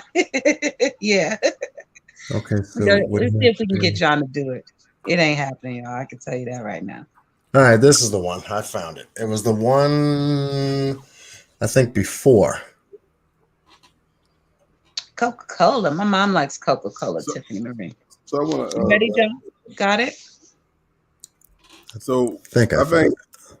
the fact that we all are praying that these kids are still alive, but being that it's coming close to a year, we got to look at it Yeah. two different aspects. If they are alive, how in the hell have they hidden these kids so long? But Right. if they're not alive, do you think there's going to be anything left where we can actually say this is these kids right here? Because it's been so long. You feel what I'm saying? Yeah, and Yeah. they had some forensic, the ones that get like bones that they can't identify, and you know how they mock up a profile, to show who the person was, so they can try to identify them. And they said when kids are that young, that there's no reason to do like an enhancement because they still kind of have that baby face. They said you'd have to wait a couple years to even try to, their features are going to change so much in the next like 2 or 3 years. But they said that between from here and the next like year or two, there wouldn't be too much change because I know Ro was trying to get like a, you know what I mean, try to get them to do a computer enhancement of their age, and that's what the professional was saying on another channel. I think it's Judy Ron's channel, but yeah, so it's sad because you probably won't even recognize them because they're gonna grow and their whole profile is gonna change.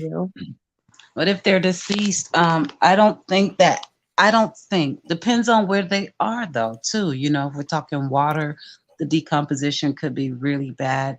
But I think a year is not too long if they could still possibly find some trace, boss. That's my opinion. And then they had that one crazy dude that had those girls that were locked up for what Yes, 13 yes. years in the house. That's what Had I a was baby just with one of talking. them too. Yes, yes. I was just going to actually say the same thing. It could be one of those situations. You never know. It would be sad because that would be so much trauma for them too. I mean, it's got to be traumatic if they are too. Yeah. I don't know which one is. I don't know what's better at this point. I mean, you want them alive, of course, of course, of course. But damn, what could they be going through? They should have never left their mama. That crooked cop that with his dirty hands everywhere. You know what I mean? He was involved with the whole removal of them with Ryan Dean too. I keep in touch with Ryan Dean on Facebook here and there to give her some encouragement. So me and her chat every once in a while. That's good. I can't even imagine. No matter, I just can't imagine. I really can't. Not one baby, but two babies. You ready for us, John? I'm ready. All right, so we got full screen on part 2 of that same trip on Potomac to Philip and Wanda West's house. We've got AV Watchman on the ground. We've got Miss Crenshaw Incorporated on the ground. There are a number of people on the ground. I don't know if Miss Roro is there, along with their crew and other people in front of the West home. But we're paying particular attention to the dogs. We understand that Stephen counted one dog allegedly being Chalk. It's a smaller dog. I'm very concerned about the bigger one behind the gate, and that is a German Shepherd. And that, for some strange reason, my mind is beginning to turn on back to California City to where I may have seen that dog. So now y'all got me thinking. But let's just take a look at what Steve and his crew had encountered when they encountered the West here on Potomac Avenue at their home. I want you to pay very careful attention to the dog's response, and then the response of the adults on the property, both Trezell, Philip, Josiah, and Wanda. Okay. You're never gonna believe this. So they came walking out, right? And carrying 2 big sticks. It looks like this whole family got a thing with sticks, right? And so they came walking out, and guess what? Kept asking them over and over and over, where are the boys? They're not trying to help at all. They just kept walking. You guys will see the video. I wasn't live when that happened, but look, got a lot of people out here, and the West grandpa and the brother, I believe it was, Trezell, they don't even care. You guys listen to the video when I post that video. You're gonna see they just kept walking, didn't say a word. I told them, man, you don't have no love in your heart. Are you that evil or what? You can't even try to help find your own grandkids. They just kept walking. They don't even care. They don't even care, people. Look it. There he is. And we're gonna keep coming. Where the boys at? Where the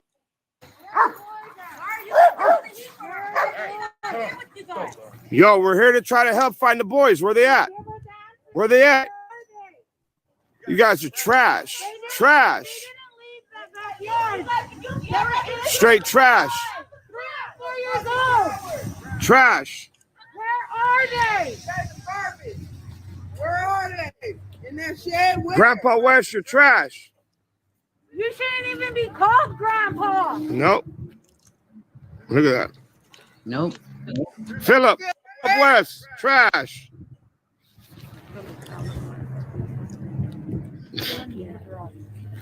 That's crazy.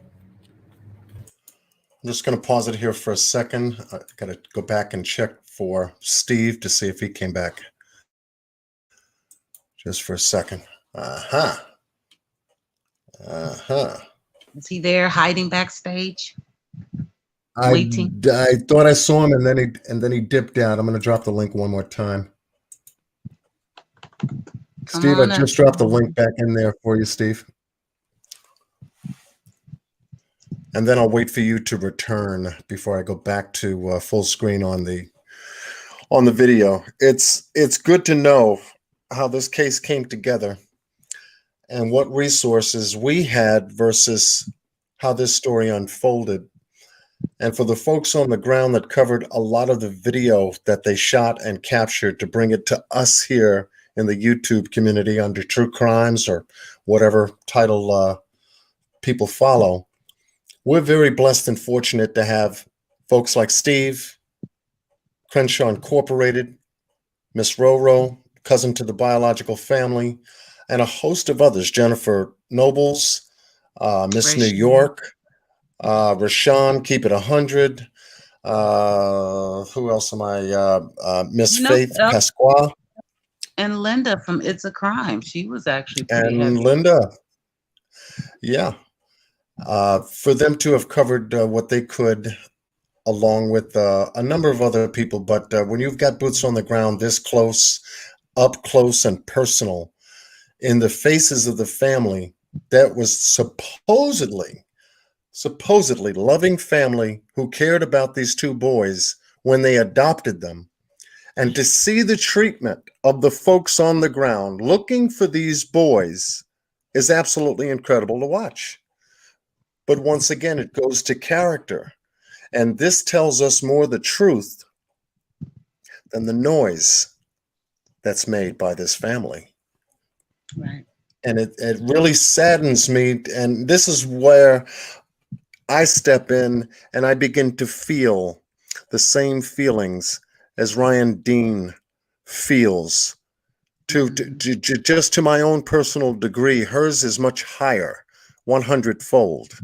In terms of her own boys. But me just watching what I've been doing, sharing what I've been sharing, going over what I've been going over, investigating what I've been investigating, and to feel something for these boys and yet sit here and watch these folks have no feeling whatsoever.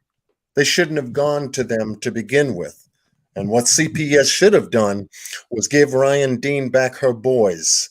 After she fulfilled all the requirements that she was supposed to fulfill, she is the biological mother of both Classic and Cincere, and those boys should have went right back to her rather than to some stranger for them to begin a psychological process that could damage them for the rest of their life. And we covered that information on the previous live before. But go ahead, Brother Boss. I'm sorry. So I'm assuming that the other kids are still in custody of I guess the state. The fact that they haven't gotten them kids back, I know they said, I think the lady said something of, if they do what they're supposed to do, then they will get these kids back, or possibly get the kids back. The fact that they haven't got them kids back, and it's almost been a year, what you think the holdup is?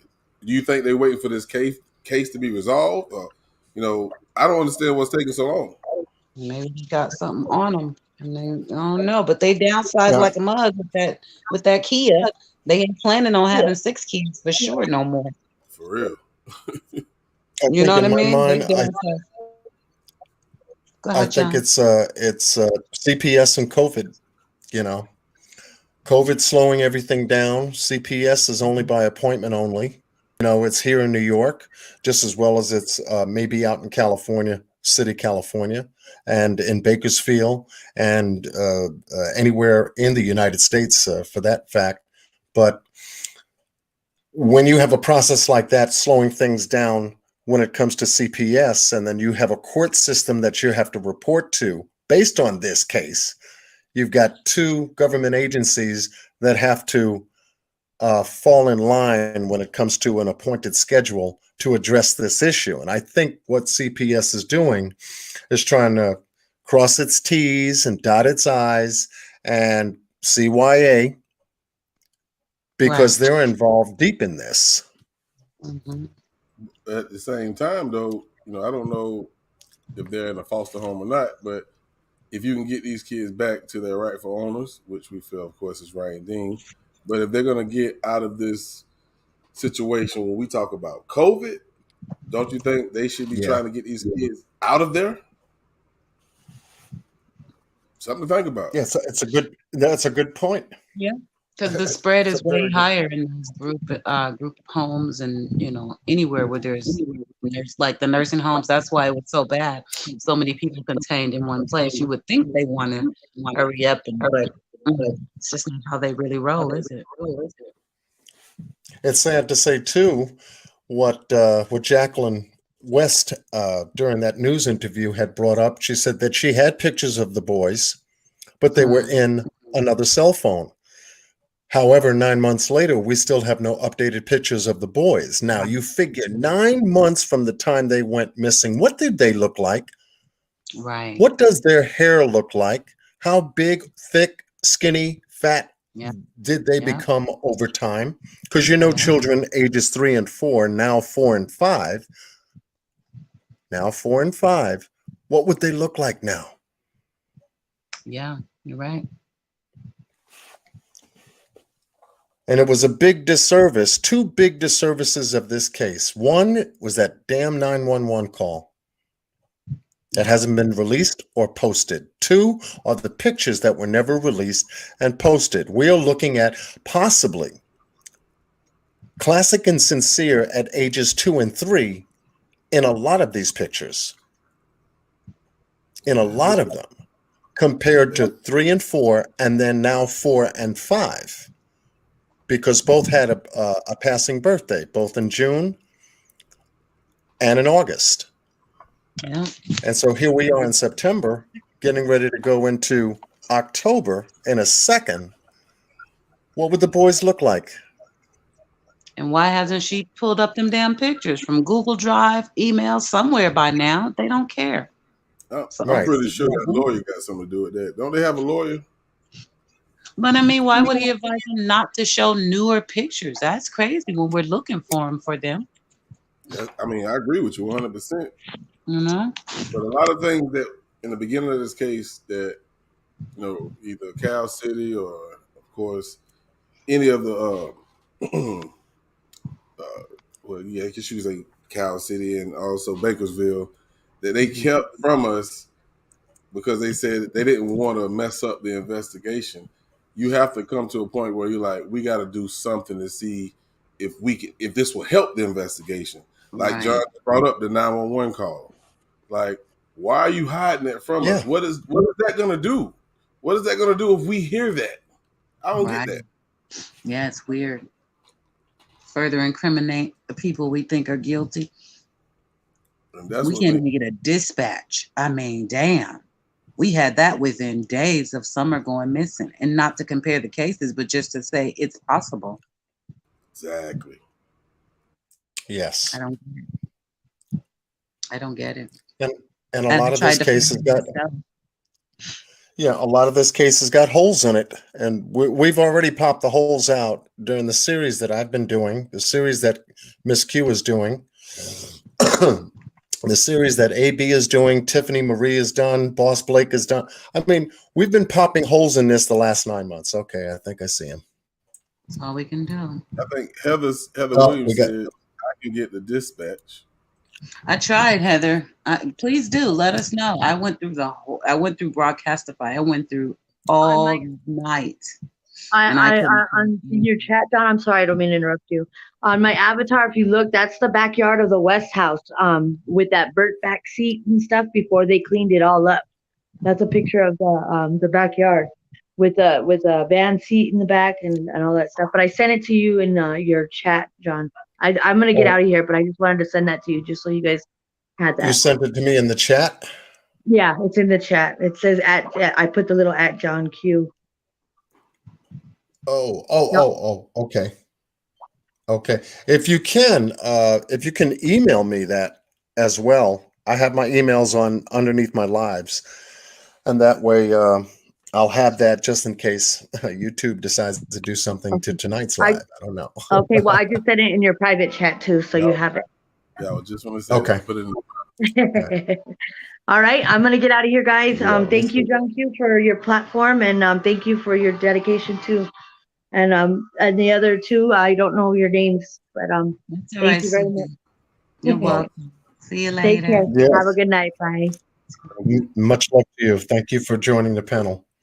Yeah, thank you. And Bye. okay. I don't think Steve is coming back because usually when he blips off, I usually give him the benefit of the doubt, though. Yeah, he usually will But pop to back. just go over this, yeah, if he does, Steve, just let me know. I'll drop the link one more time, but I do want to pursue this daggone dog because this has been on my mind now. And this dog has got something to say. We'll watch it carefully because I believe I saw this dog at the California City residence. And my mind is going 1,000 miles a minute to try to figure out what video I did see this dog in.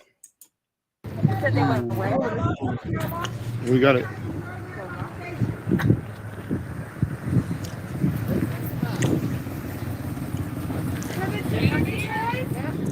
Their grandma, their adopted grandparents live here. They're not telling where they are. They know answers. They said that they seen the boys on the 19th. When? Have the neighbors?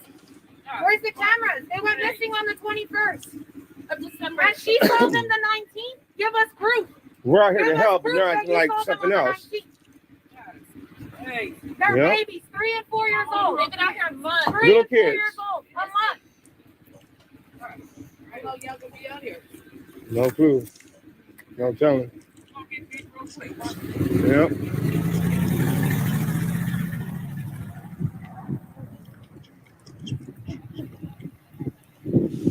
Yeah, so we were all sitting somewhere else and they came walking out. You guys will see the video. They came walking over there towards where we were at. So we started asking them, where the boys at?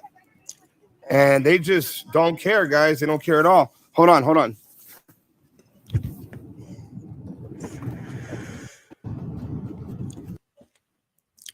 Oh, wow.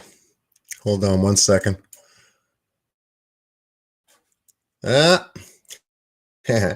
I'm getting better at muting these commercials. See, when Steve says hold on, you hold on because there is a commercial coming up. All right. Let me see where I can find him again because he does come back out of the car. and reapproaches the house at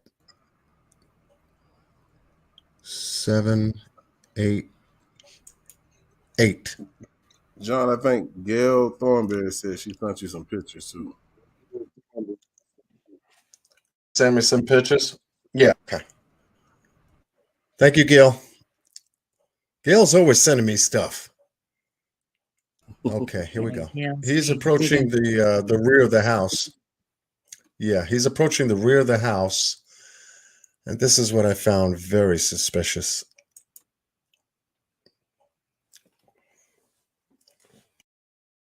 Sun will be on in a couple of seconds. That's right, Puerto Rican. We're making noise for the boys. Hey, I like that. Hey, I like that. Here's her backyard.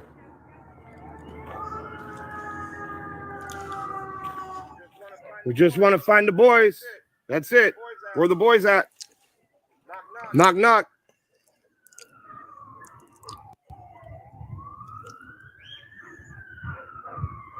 You inside this little shed? Knock, knock. Where are the boys? Are you in there? You think that you guys want to come out here and help?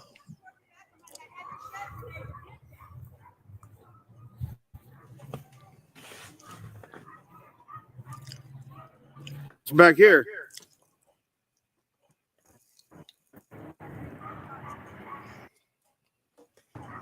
Some buried or what?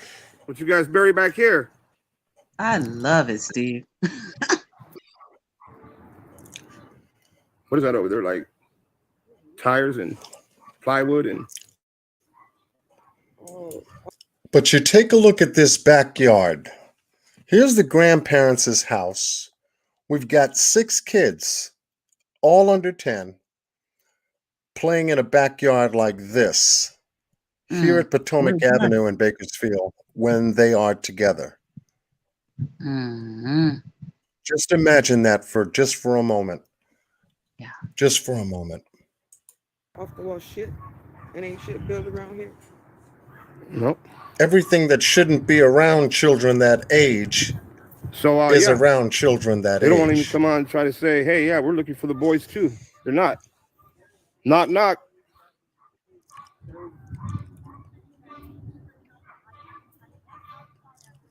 Ladders up against buildings. I bet you nobody never thought that there's going to be a bunch of people that care about these kids, huh? You got life fucked up. Did anyone talk to the neighbors around the grandparents' house and ask them anything about those kids, especially on the 19th when they were supposed to be dropped off there? Crenshaw and them talked to a couple of the neighbors around here, if that's what you said, boss, like the next door neighbor to these guys right here. Yeah. AV was all in the backyard. The guy let him go in the backyard. Yeah, I know they talked to a couple of them. So I wonder if anybody in this neighborhood has surveillance that can prove this. Yeah, I was just you took the words right out of my mouth, boss, because I was looking at this building here on the top end to see if there's any surveillance for the side or for the front areas that go adjacent to this property lot here. Also, the house that's right next door, and then the side that Steve is on right now. I don't know if I saw a camera there or not. I've got to scope this at slow motion to see if we can capture any cameras in this area, because you've got surrounding residents all around this property line here. So somebody has got to have seen something, heard something, like you said, but to see a backyard like this for 6 children, it's not all under the age of 10. Yeah, this is all a safety hazard. You've got buckets here. You've got janitorial bucket there. You've got brooms here, a ladder up against the house. Hold on. You've got this debris up in here, all accessible. Bicycle parts. I mean, what the hell were they collecting? Right. And the other yard didn't look any better. So where the hell did those kids play? Debris behind the house here. All of this. You guys, a ladder. If you think about what that one neighbor said in Bakersfield when they lived in those apartments, they said those kids never went outside. So that might explain it. Yeah, that makes sense. Look, there's nothing to do out in either backyard. All they could do is run around and play with their damn self. Yeah. Or get hurt in this one. And now you see why Bakersfield Police Department came back here twice with 2 search warrants. It would make sense. Yeah. Absolutely makes sense. They could have been cited for CPS violation here. Most definitely. Awful. He could have had a whole playground for them babies back there. Yeah. Yeah. Yes. So the more we look at, more we can see the characteristics of the people that are involved here in Bakersfield.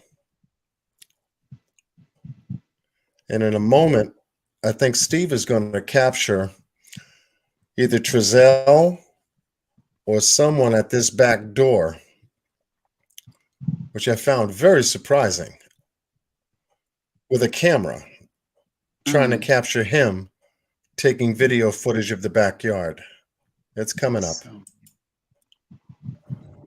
Yeah, the white van. Let's go take a look at it. So I found out today that that white van was actually some of their stuff from here to Cal City in this van, and then they. Such as the homes here, right across the street, one directly across the street, 180 degrees across the street, the house next to it, and so forth. So I've got to go back over this video to see if I can find some cameras.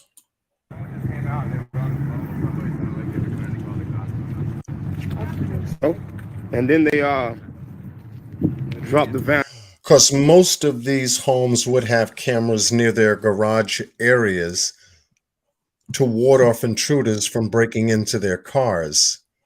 And as we know, Bakersfield is not all that happy in terms of its neighborhoods. And off here, we're in the public. Then they dropped the van off back here. So I wonder if, oops, sorry about that, guys. Hold on, let me fix that. Hey, John, quick question, man. When they adopted these kids, do you know where they were actually living in Bakersfield? And the reason why I'm asking because, like, I believe they was living in an apartment, and they already had they had their 2 kids, and then the other 2. If they're living in an apartment complex, why in the heck would they allow these people to adopt 2 more kids? That don't make sense to me. Like, I'm not saying you have to be rich to adopt kids, but you need to have a place where they all can sleep comfortably. You know what I'm saying? And if I could, I may be wrong. I don't know if they was living in that apartment at the time, but that's the only place I know in Bakersfield that they live. So if they live in an apartment complex, why would you allow them to adopt 2 more kids to stack on top of the other 2 before they have? That's a good question. That is a very good question, because if we're talking about April of 2019 and they didn't purchase that home in California City, California up until September 9th of 2020, yeah, that's a full year before they ever got to California City. Yeah, so why would they allow 2 additional children? And I looked up, I'm glad you brought that point up too. I looked up the number of bedrooms at the Casa Loma apartments, and they do run 3 and 4 bedrooms, but we don't know the dimensions of those bedrooms at the apartment complex, but they do run 3 and 4.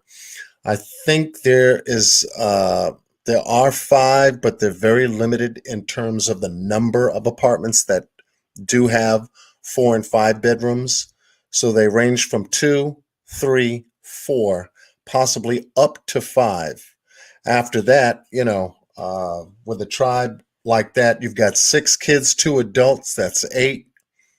Living in a 3 to 4 bedroom type of apartment, you are already, according to code enforcement regulations, you're already over capacitized the apartment. So hence, if they got the idea to find a bigger place, then we understand why California City's that home in California City came up.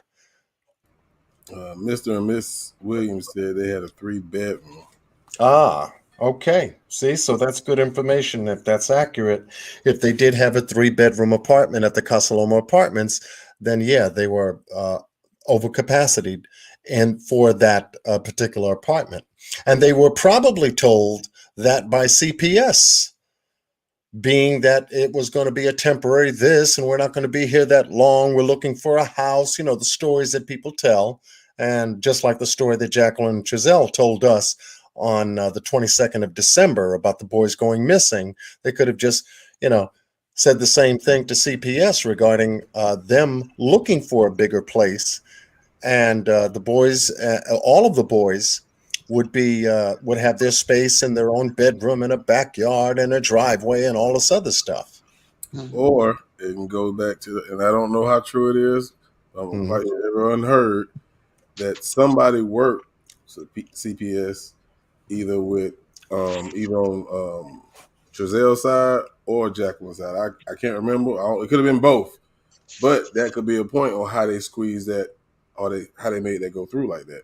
Yeah, I would definitely put that on the table, and I think you had mentioned that before, and it is an important piece of information because once again, CPS going back to cross the T's, dot the I's, get their paperwork ready for family court regarding the case at hand.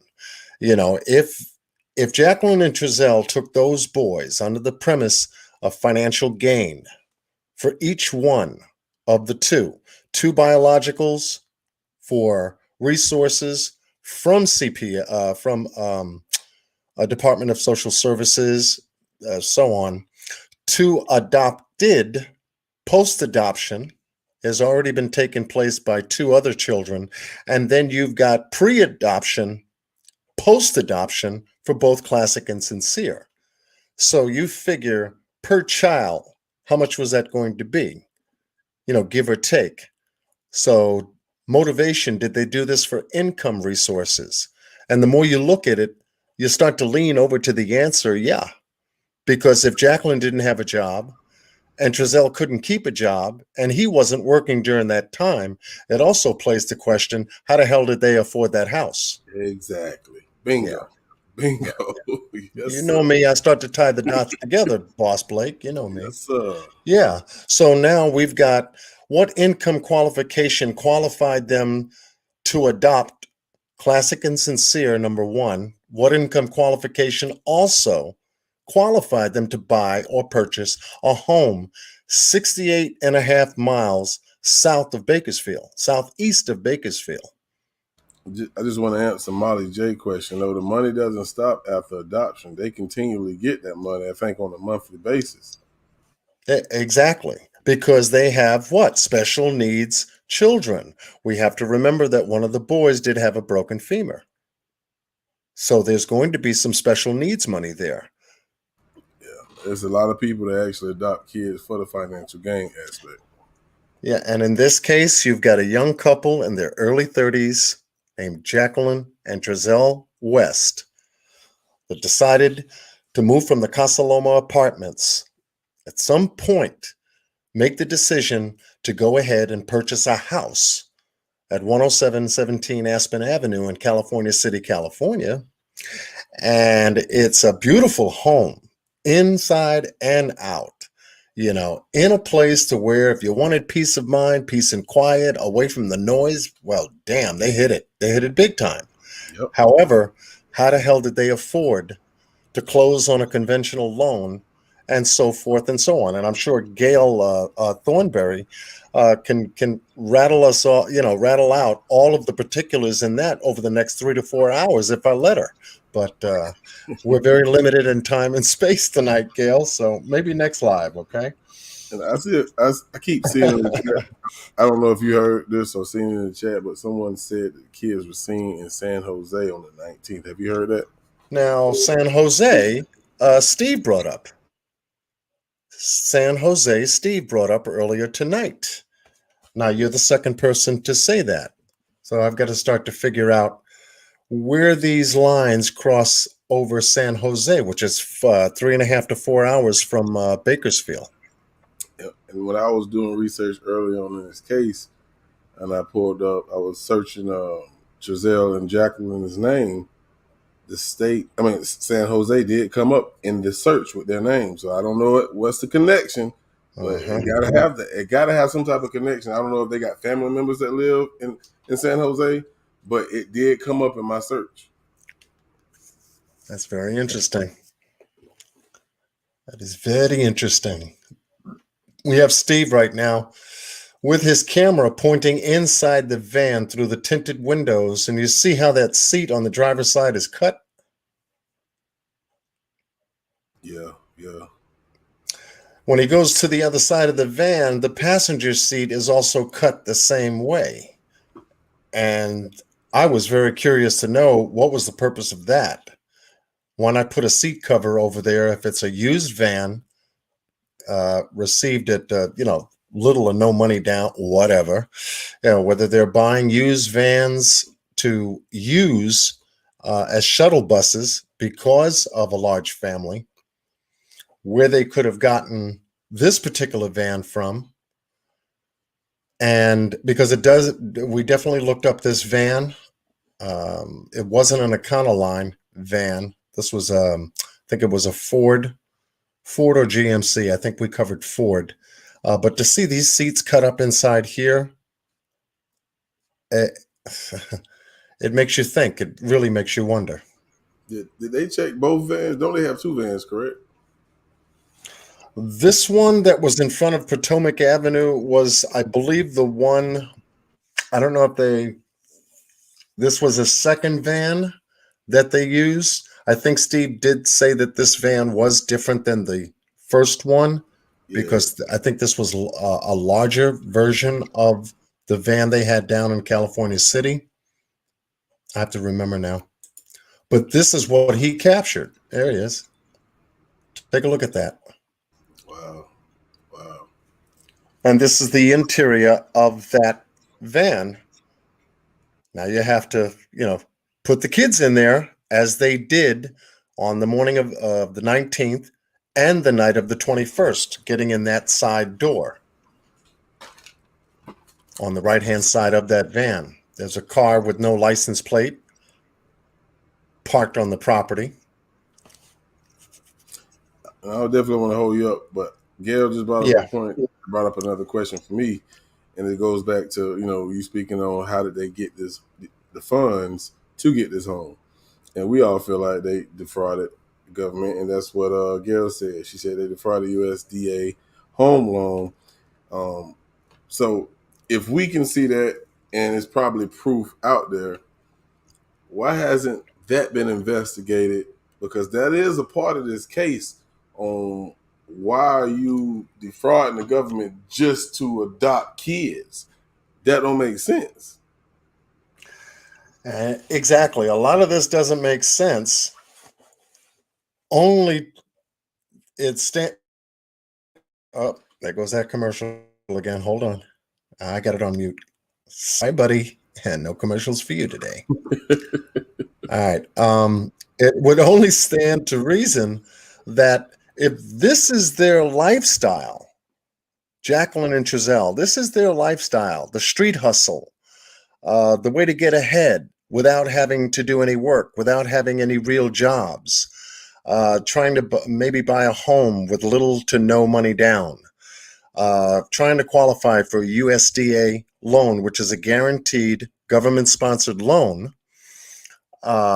where, even if the house goes into foreclosure, USDA doesn't lose. They just take back the house. If it's an FDA loan, it's a government-sponsored loan, fully insured, they don't stand to lose. So they just take back the house. If it's a conventional loan under USDA or FDA, and in this case it is, no one stands to lose because all they have to do, if the home goes into home foreclosure, for any reason, they get the house back. It does take 6 to 9 months for that process to unfold because they have to do a list pendants with the court. They have to actually make a claim of the property's value, the assessed taxes, all this stuff. And then eventually the court will move to guarantee the foreclosure, and then the property gets reassigned back to the original owner or the lender. In that case, either way, nobody loses on that side. I wonder if they still, I know they still have their home in Cal City. Are they still paying for that home? With no one there, or no one going back, like Rashawn, keep it 100. I would love to see somebody from boots on the ground do a drive-by of the home today. That would tell us a lot. Sure will. That would tell us a lot. Either somebody's living there, the home is up for sale, or if there's a for sale sign there, or if there's somebody completely different. Maybe being at the property residence today. So if Rashawn, keep it 100, hears me, and Steve hears me, and you guys are in the vicinity, AV News Crew, you guys are in that vicinity in California City, California, pass by Aspen and see if the house has been either sold or occupied with video, and let's bring it back on YouTube. That's the best way to begin and to continue to keep this case moving forward. At the same time, too, do the same thing here at Potomac Avenue. See if there's anybody here on the video that we're watching here. See if anybody came back or if there's new occupancy here at this house on Potomac where Philip and Wanda lived. Last question, I'm gone. The fact that they don't have any of these kids, I wonder, are they still getting government funds? My answer would say no, but you never know. And if they're not, then I wonder, have they went and got a job yet? That's a good one. Oh, man, you bust the bubble on that one. I appreciate you. I'm going to get up out of here, bro. Okay, boss. Thanks so much for coming up, man. Anytime, wow, bro. That's a damn good question. If CPS is doing their job, they would have stopped those funds quite a while ago. At least up to the point they found out that the boys went missing and that they were not rescued or recovered.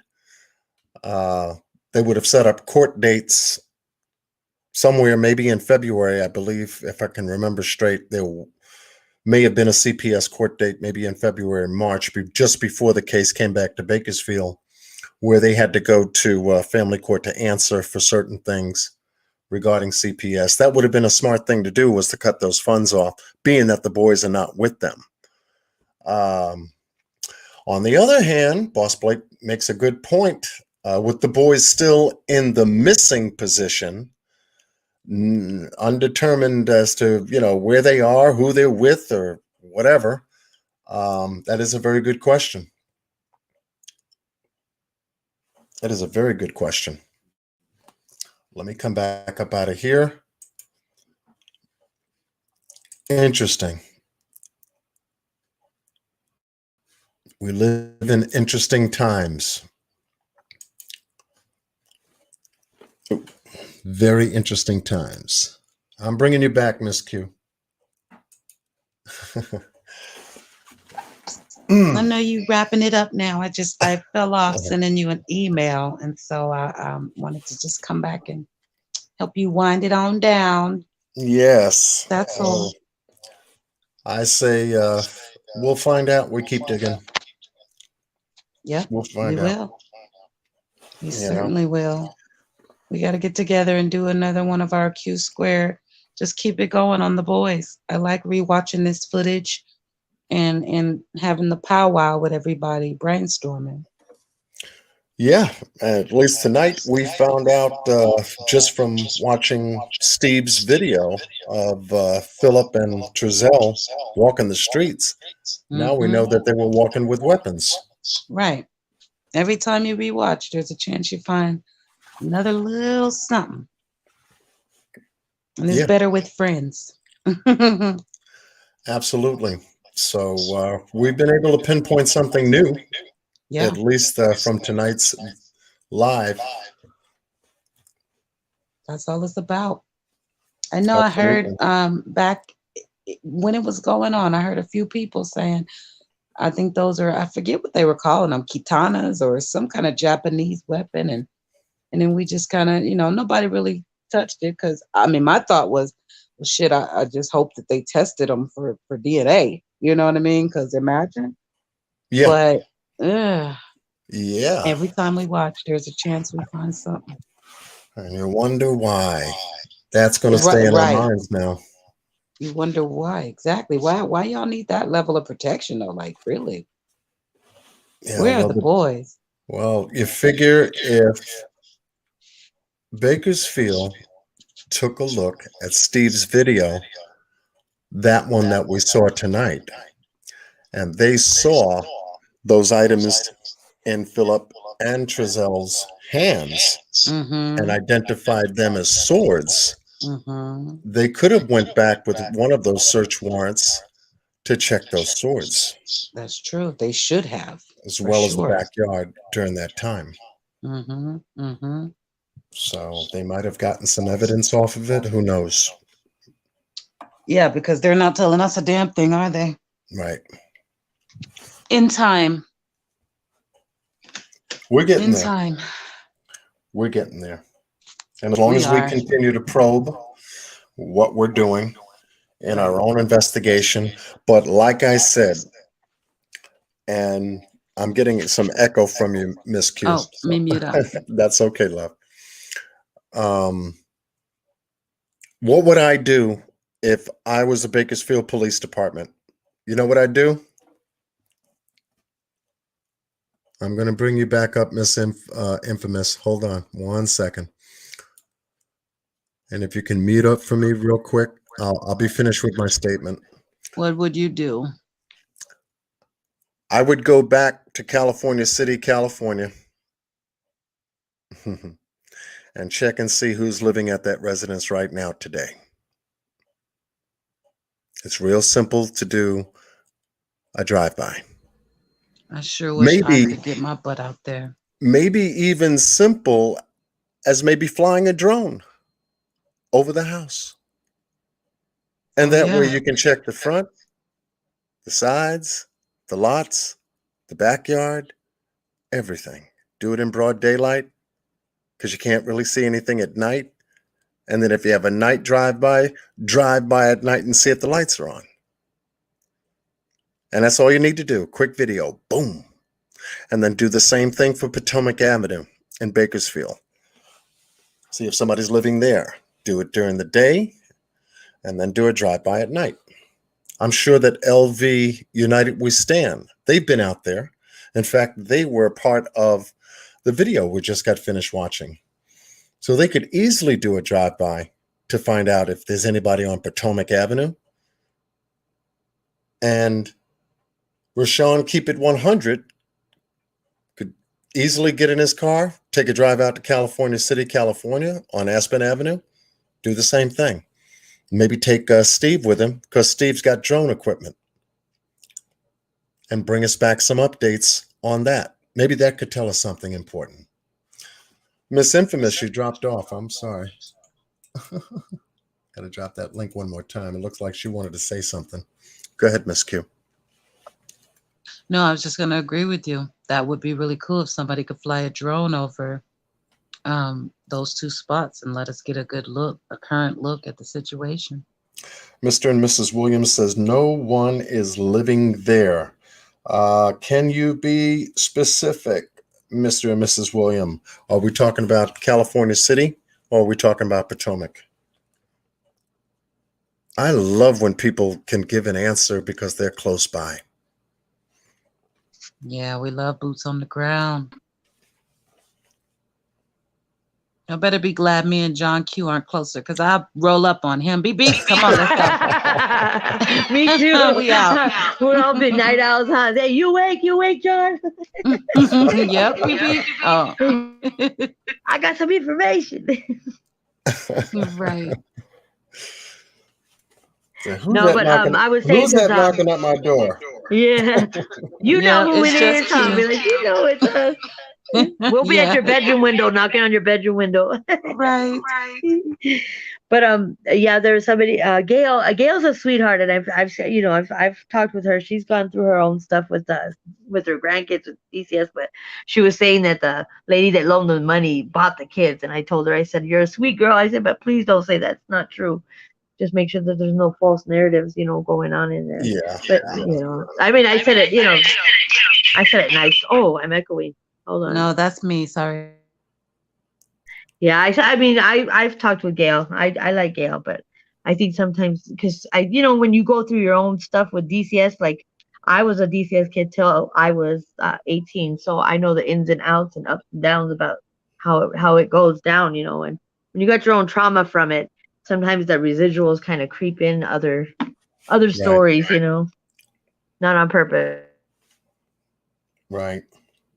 So, yeah, someone said that the house is, where is Mr. and Mrs.? Oh, wait a minute. I got to go Williams. back. Yes, Williams. Thank you. You're welcome. Let me see. They retracted the statement. So, yeah, if nobody is living there, that says a lot.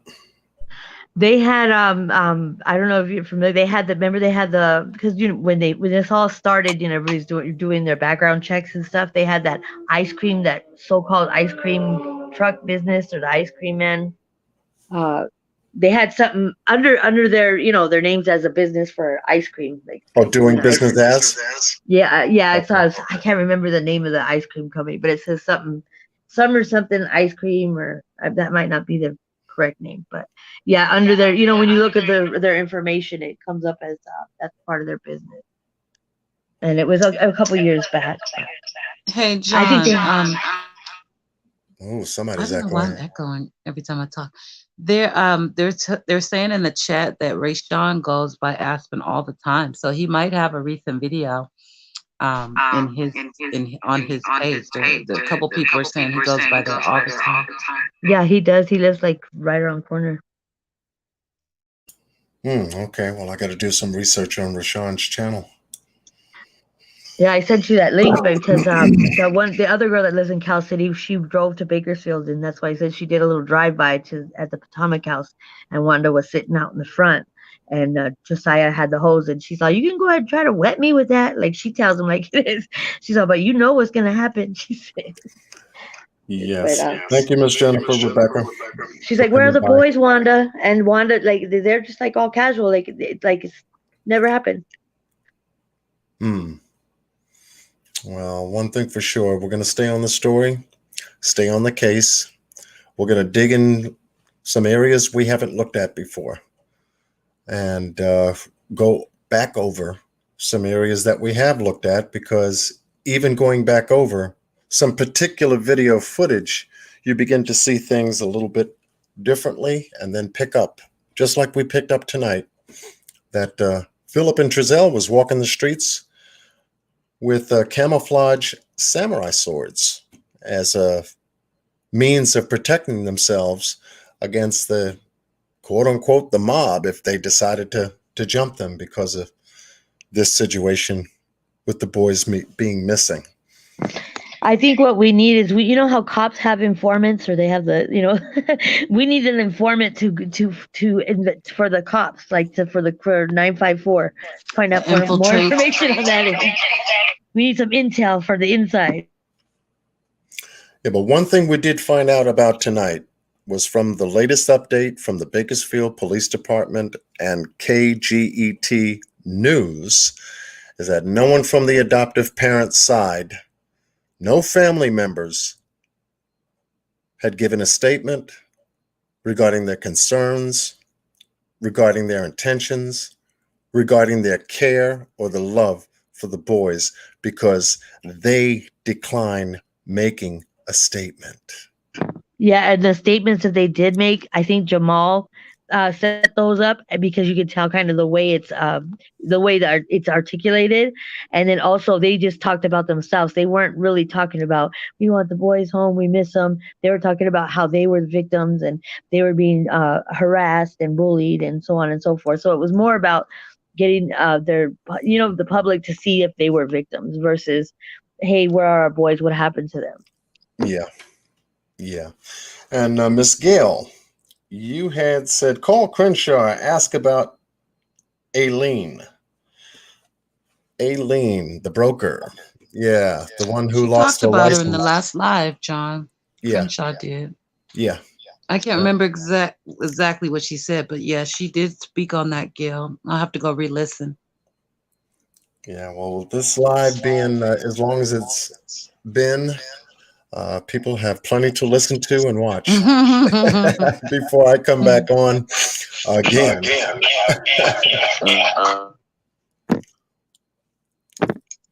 I sound like that with the echo in the background. I sound like that music. I got the power. We have to both. Well, we can't. Me and Truth Seeker can't be unmuted, is what I'm saying, or we get that echo. I know you're gonna wrap it up though, John. If you don't need me anymore, may I be excused, and I'll just watch from the chat. I'm gonna get out of here too. Okay, ladies. Well, since you're going to do that, then I will wrap up. Much love to the both of you. Thank you so much for joining me on tonight's panel and walking us through a lot of this stuff. No problem, John. Couldn't have done it without you. Bye. Take care. My pleasure as always, John. I'll talk to you soon. Okay, definitely. We'll connect on my telephone message to you regarding the second part. Oh, I think I might. Did you do that tonight? Yeah, I did it yesterday, I think. A voicemail? Yeah. Lord, I ain't listened to a voicemail in 6 months. Now I got to clean the whole inbox, John. Oh my God.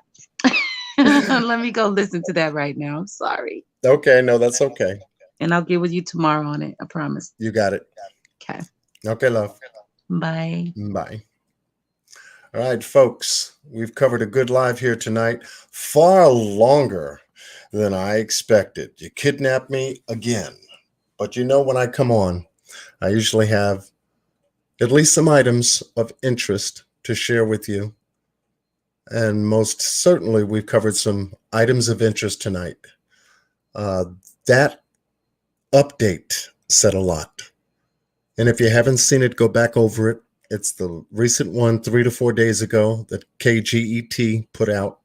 It's only 2 minutes and 46 seconds long, but it makes a statement on behalf of this case. And when I heard it, I knew exactly what I wanted to go live with. Your help in making that happen says a lot. Anyone who's made any phone calls to KGET or to the Bakersfield Police Department in reference to the update, well, we were heard. We got through. Now we have to understand what that information means going forward and then begin to look in that particular area, because we've got some people missing out of that update. We've identified who those people are that were missing in the update tonight, this morning, wherever you are. And we've been able to identify those people that are still out there working hard, such as Miss Roro, cousin to the biological family. She was the main person taking the lead and making sure that the vigil that they did in California, the most recent one during that recording of the news piece that she did, she was also letting us know, here's the update. It speaks volume. Even though it's a couple of minutes long, it speaks volume. And so with that said, we're going to continue to pursue the facts where they lead us. information where it takes us, and we're going to follow this till we come to the conclusion, till we know where those boys are, what happened to them truly, and why did Jacqueline and Trezell lie?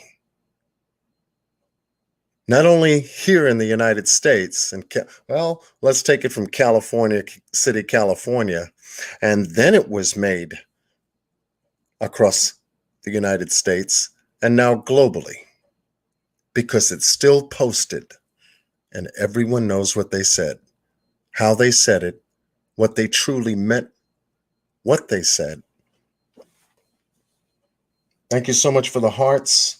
I want to thank all 100 and, oh my goodness, still got 100 people up in here. Gee whiz. Make sure you check in by hitting the like button.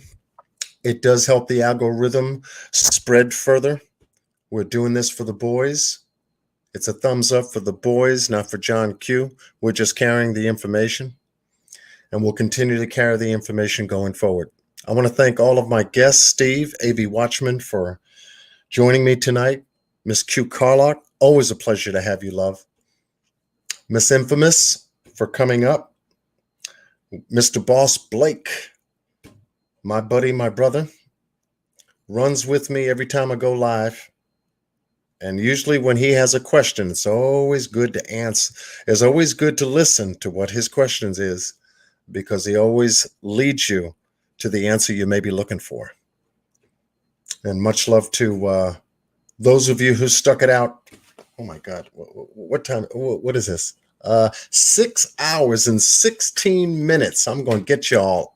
That's 2 live. No, excuse me. That's 3 lives I could have done in 2 hours time space. No, but I'm not going to hold that against you. If you get me working overtime, it's always a reason. And I try to deliver and come through for you. I hope I did tonight. And I hope I did for the boys. Classic and Cincere. We're still on this case. We're going to stay on this case. We're going to make sure that those that are covering the case on their channel stay with us, because we're going to be with them. We have to do another call session to get another update. That's what we'll do. We have to do an email bomb. That's what we'll do. We have to shake the ground, go back to the neighborhoods they came from. That's what we'll do. We have boots on the ground, thank God. So with that said, I know I didn't get to a lot of your comments tonight. I don't mean to make it a habit, but when you have a live such as the one we've had tonight, your mind starts to go, especially if you're on the investigative side, being that your eyes and ears and heart has covered all sorts of information just to bring together to do a live and to get it out to you. So I guess my next live is going to be very soon. I'm working on something new with Miss Q Carlock. We have to tie up some particulars on that, and then I will come back live. We will come back live and deliver when we're going to go live with the original schedule live we're looking to do upon another case. But I will be back with you concerning the boys, concerning Summer Wells, concerning Cash Gernon. There is some activity happening in these cases, and so I'm only one person. You have to take it one step at a time. If you notice my playlist, I'm starting to go from Summer Wells back to the boys. Then we jump to baby Mackenzie. Now we're coming back to the boys, and then we're going to do something new, and then we're going to come back to Summer, and so on and so forth.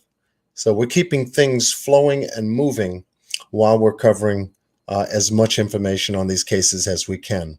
The Gabby Petito case, my goodness, you can go to just about any content creator carrying that case, and you can definitely get overwhelmed with the amount of information, especially Chris Madonna from the interview room, who did a sensational live tonight based upon that case alone. You've got Dog the Bounty Hunter. You've got John Walsh from In Pursuit. You've got a host of people on that case. So to find that information is at your fingertips. But my love and prayers go out to Gabby Petito's family. and justice get done for her, most certainly. And they need to find him. They need to find him. In fact, they need to put the NYPD and the New York State Police Department on an all-points bulletin for this guy because he came out of Long Island. They need to cover it with the Coast Guard, cover the water, and start to dig into areas that they've known him to be, not only in Long Island, but in Manhattan and Westchester County. That's my hood, New York. And if he is originally from Long Island, yeah, there are many different things that, excuse me, there are many different things that he could do, you know, just to keep the chase on, because that's what it appears as though he's doing. He's keeping the chase on. But his resources and most of all, the road is going to run out for him. And he's running himself into a small box. Being age 23, he doesn't have too much more to go. And they will catch him. He's got no place to go in the United States. And for him to get out of here, he's going to need a miracle and a prayer to do. That's for sure. They got the place covered. So, yeah, these cases are coming in left and right, but we're going to stick and stay to the cases that we've been working because these are the ones that need exposure.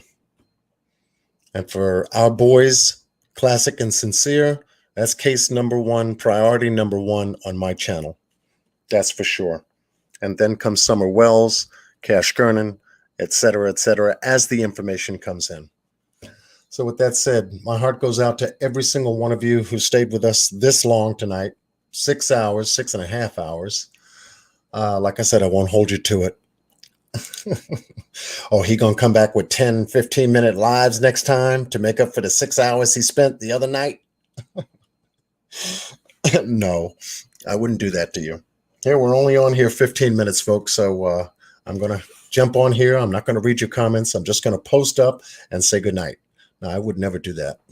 That's not the live to do. But I'll be back with you shortly. Be well and stay blessed with Godspeed. Thank you all very much for your help and assistance tonight.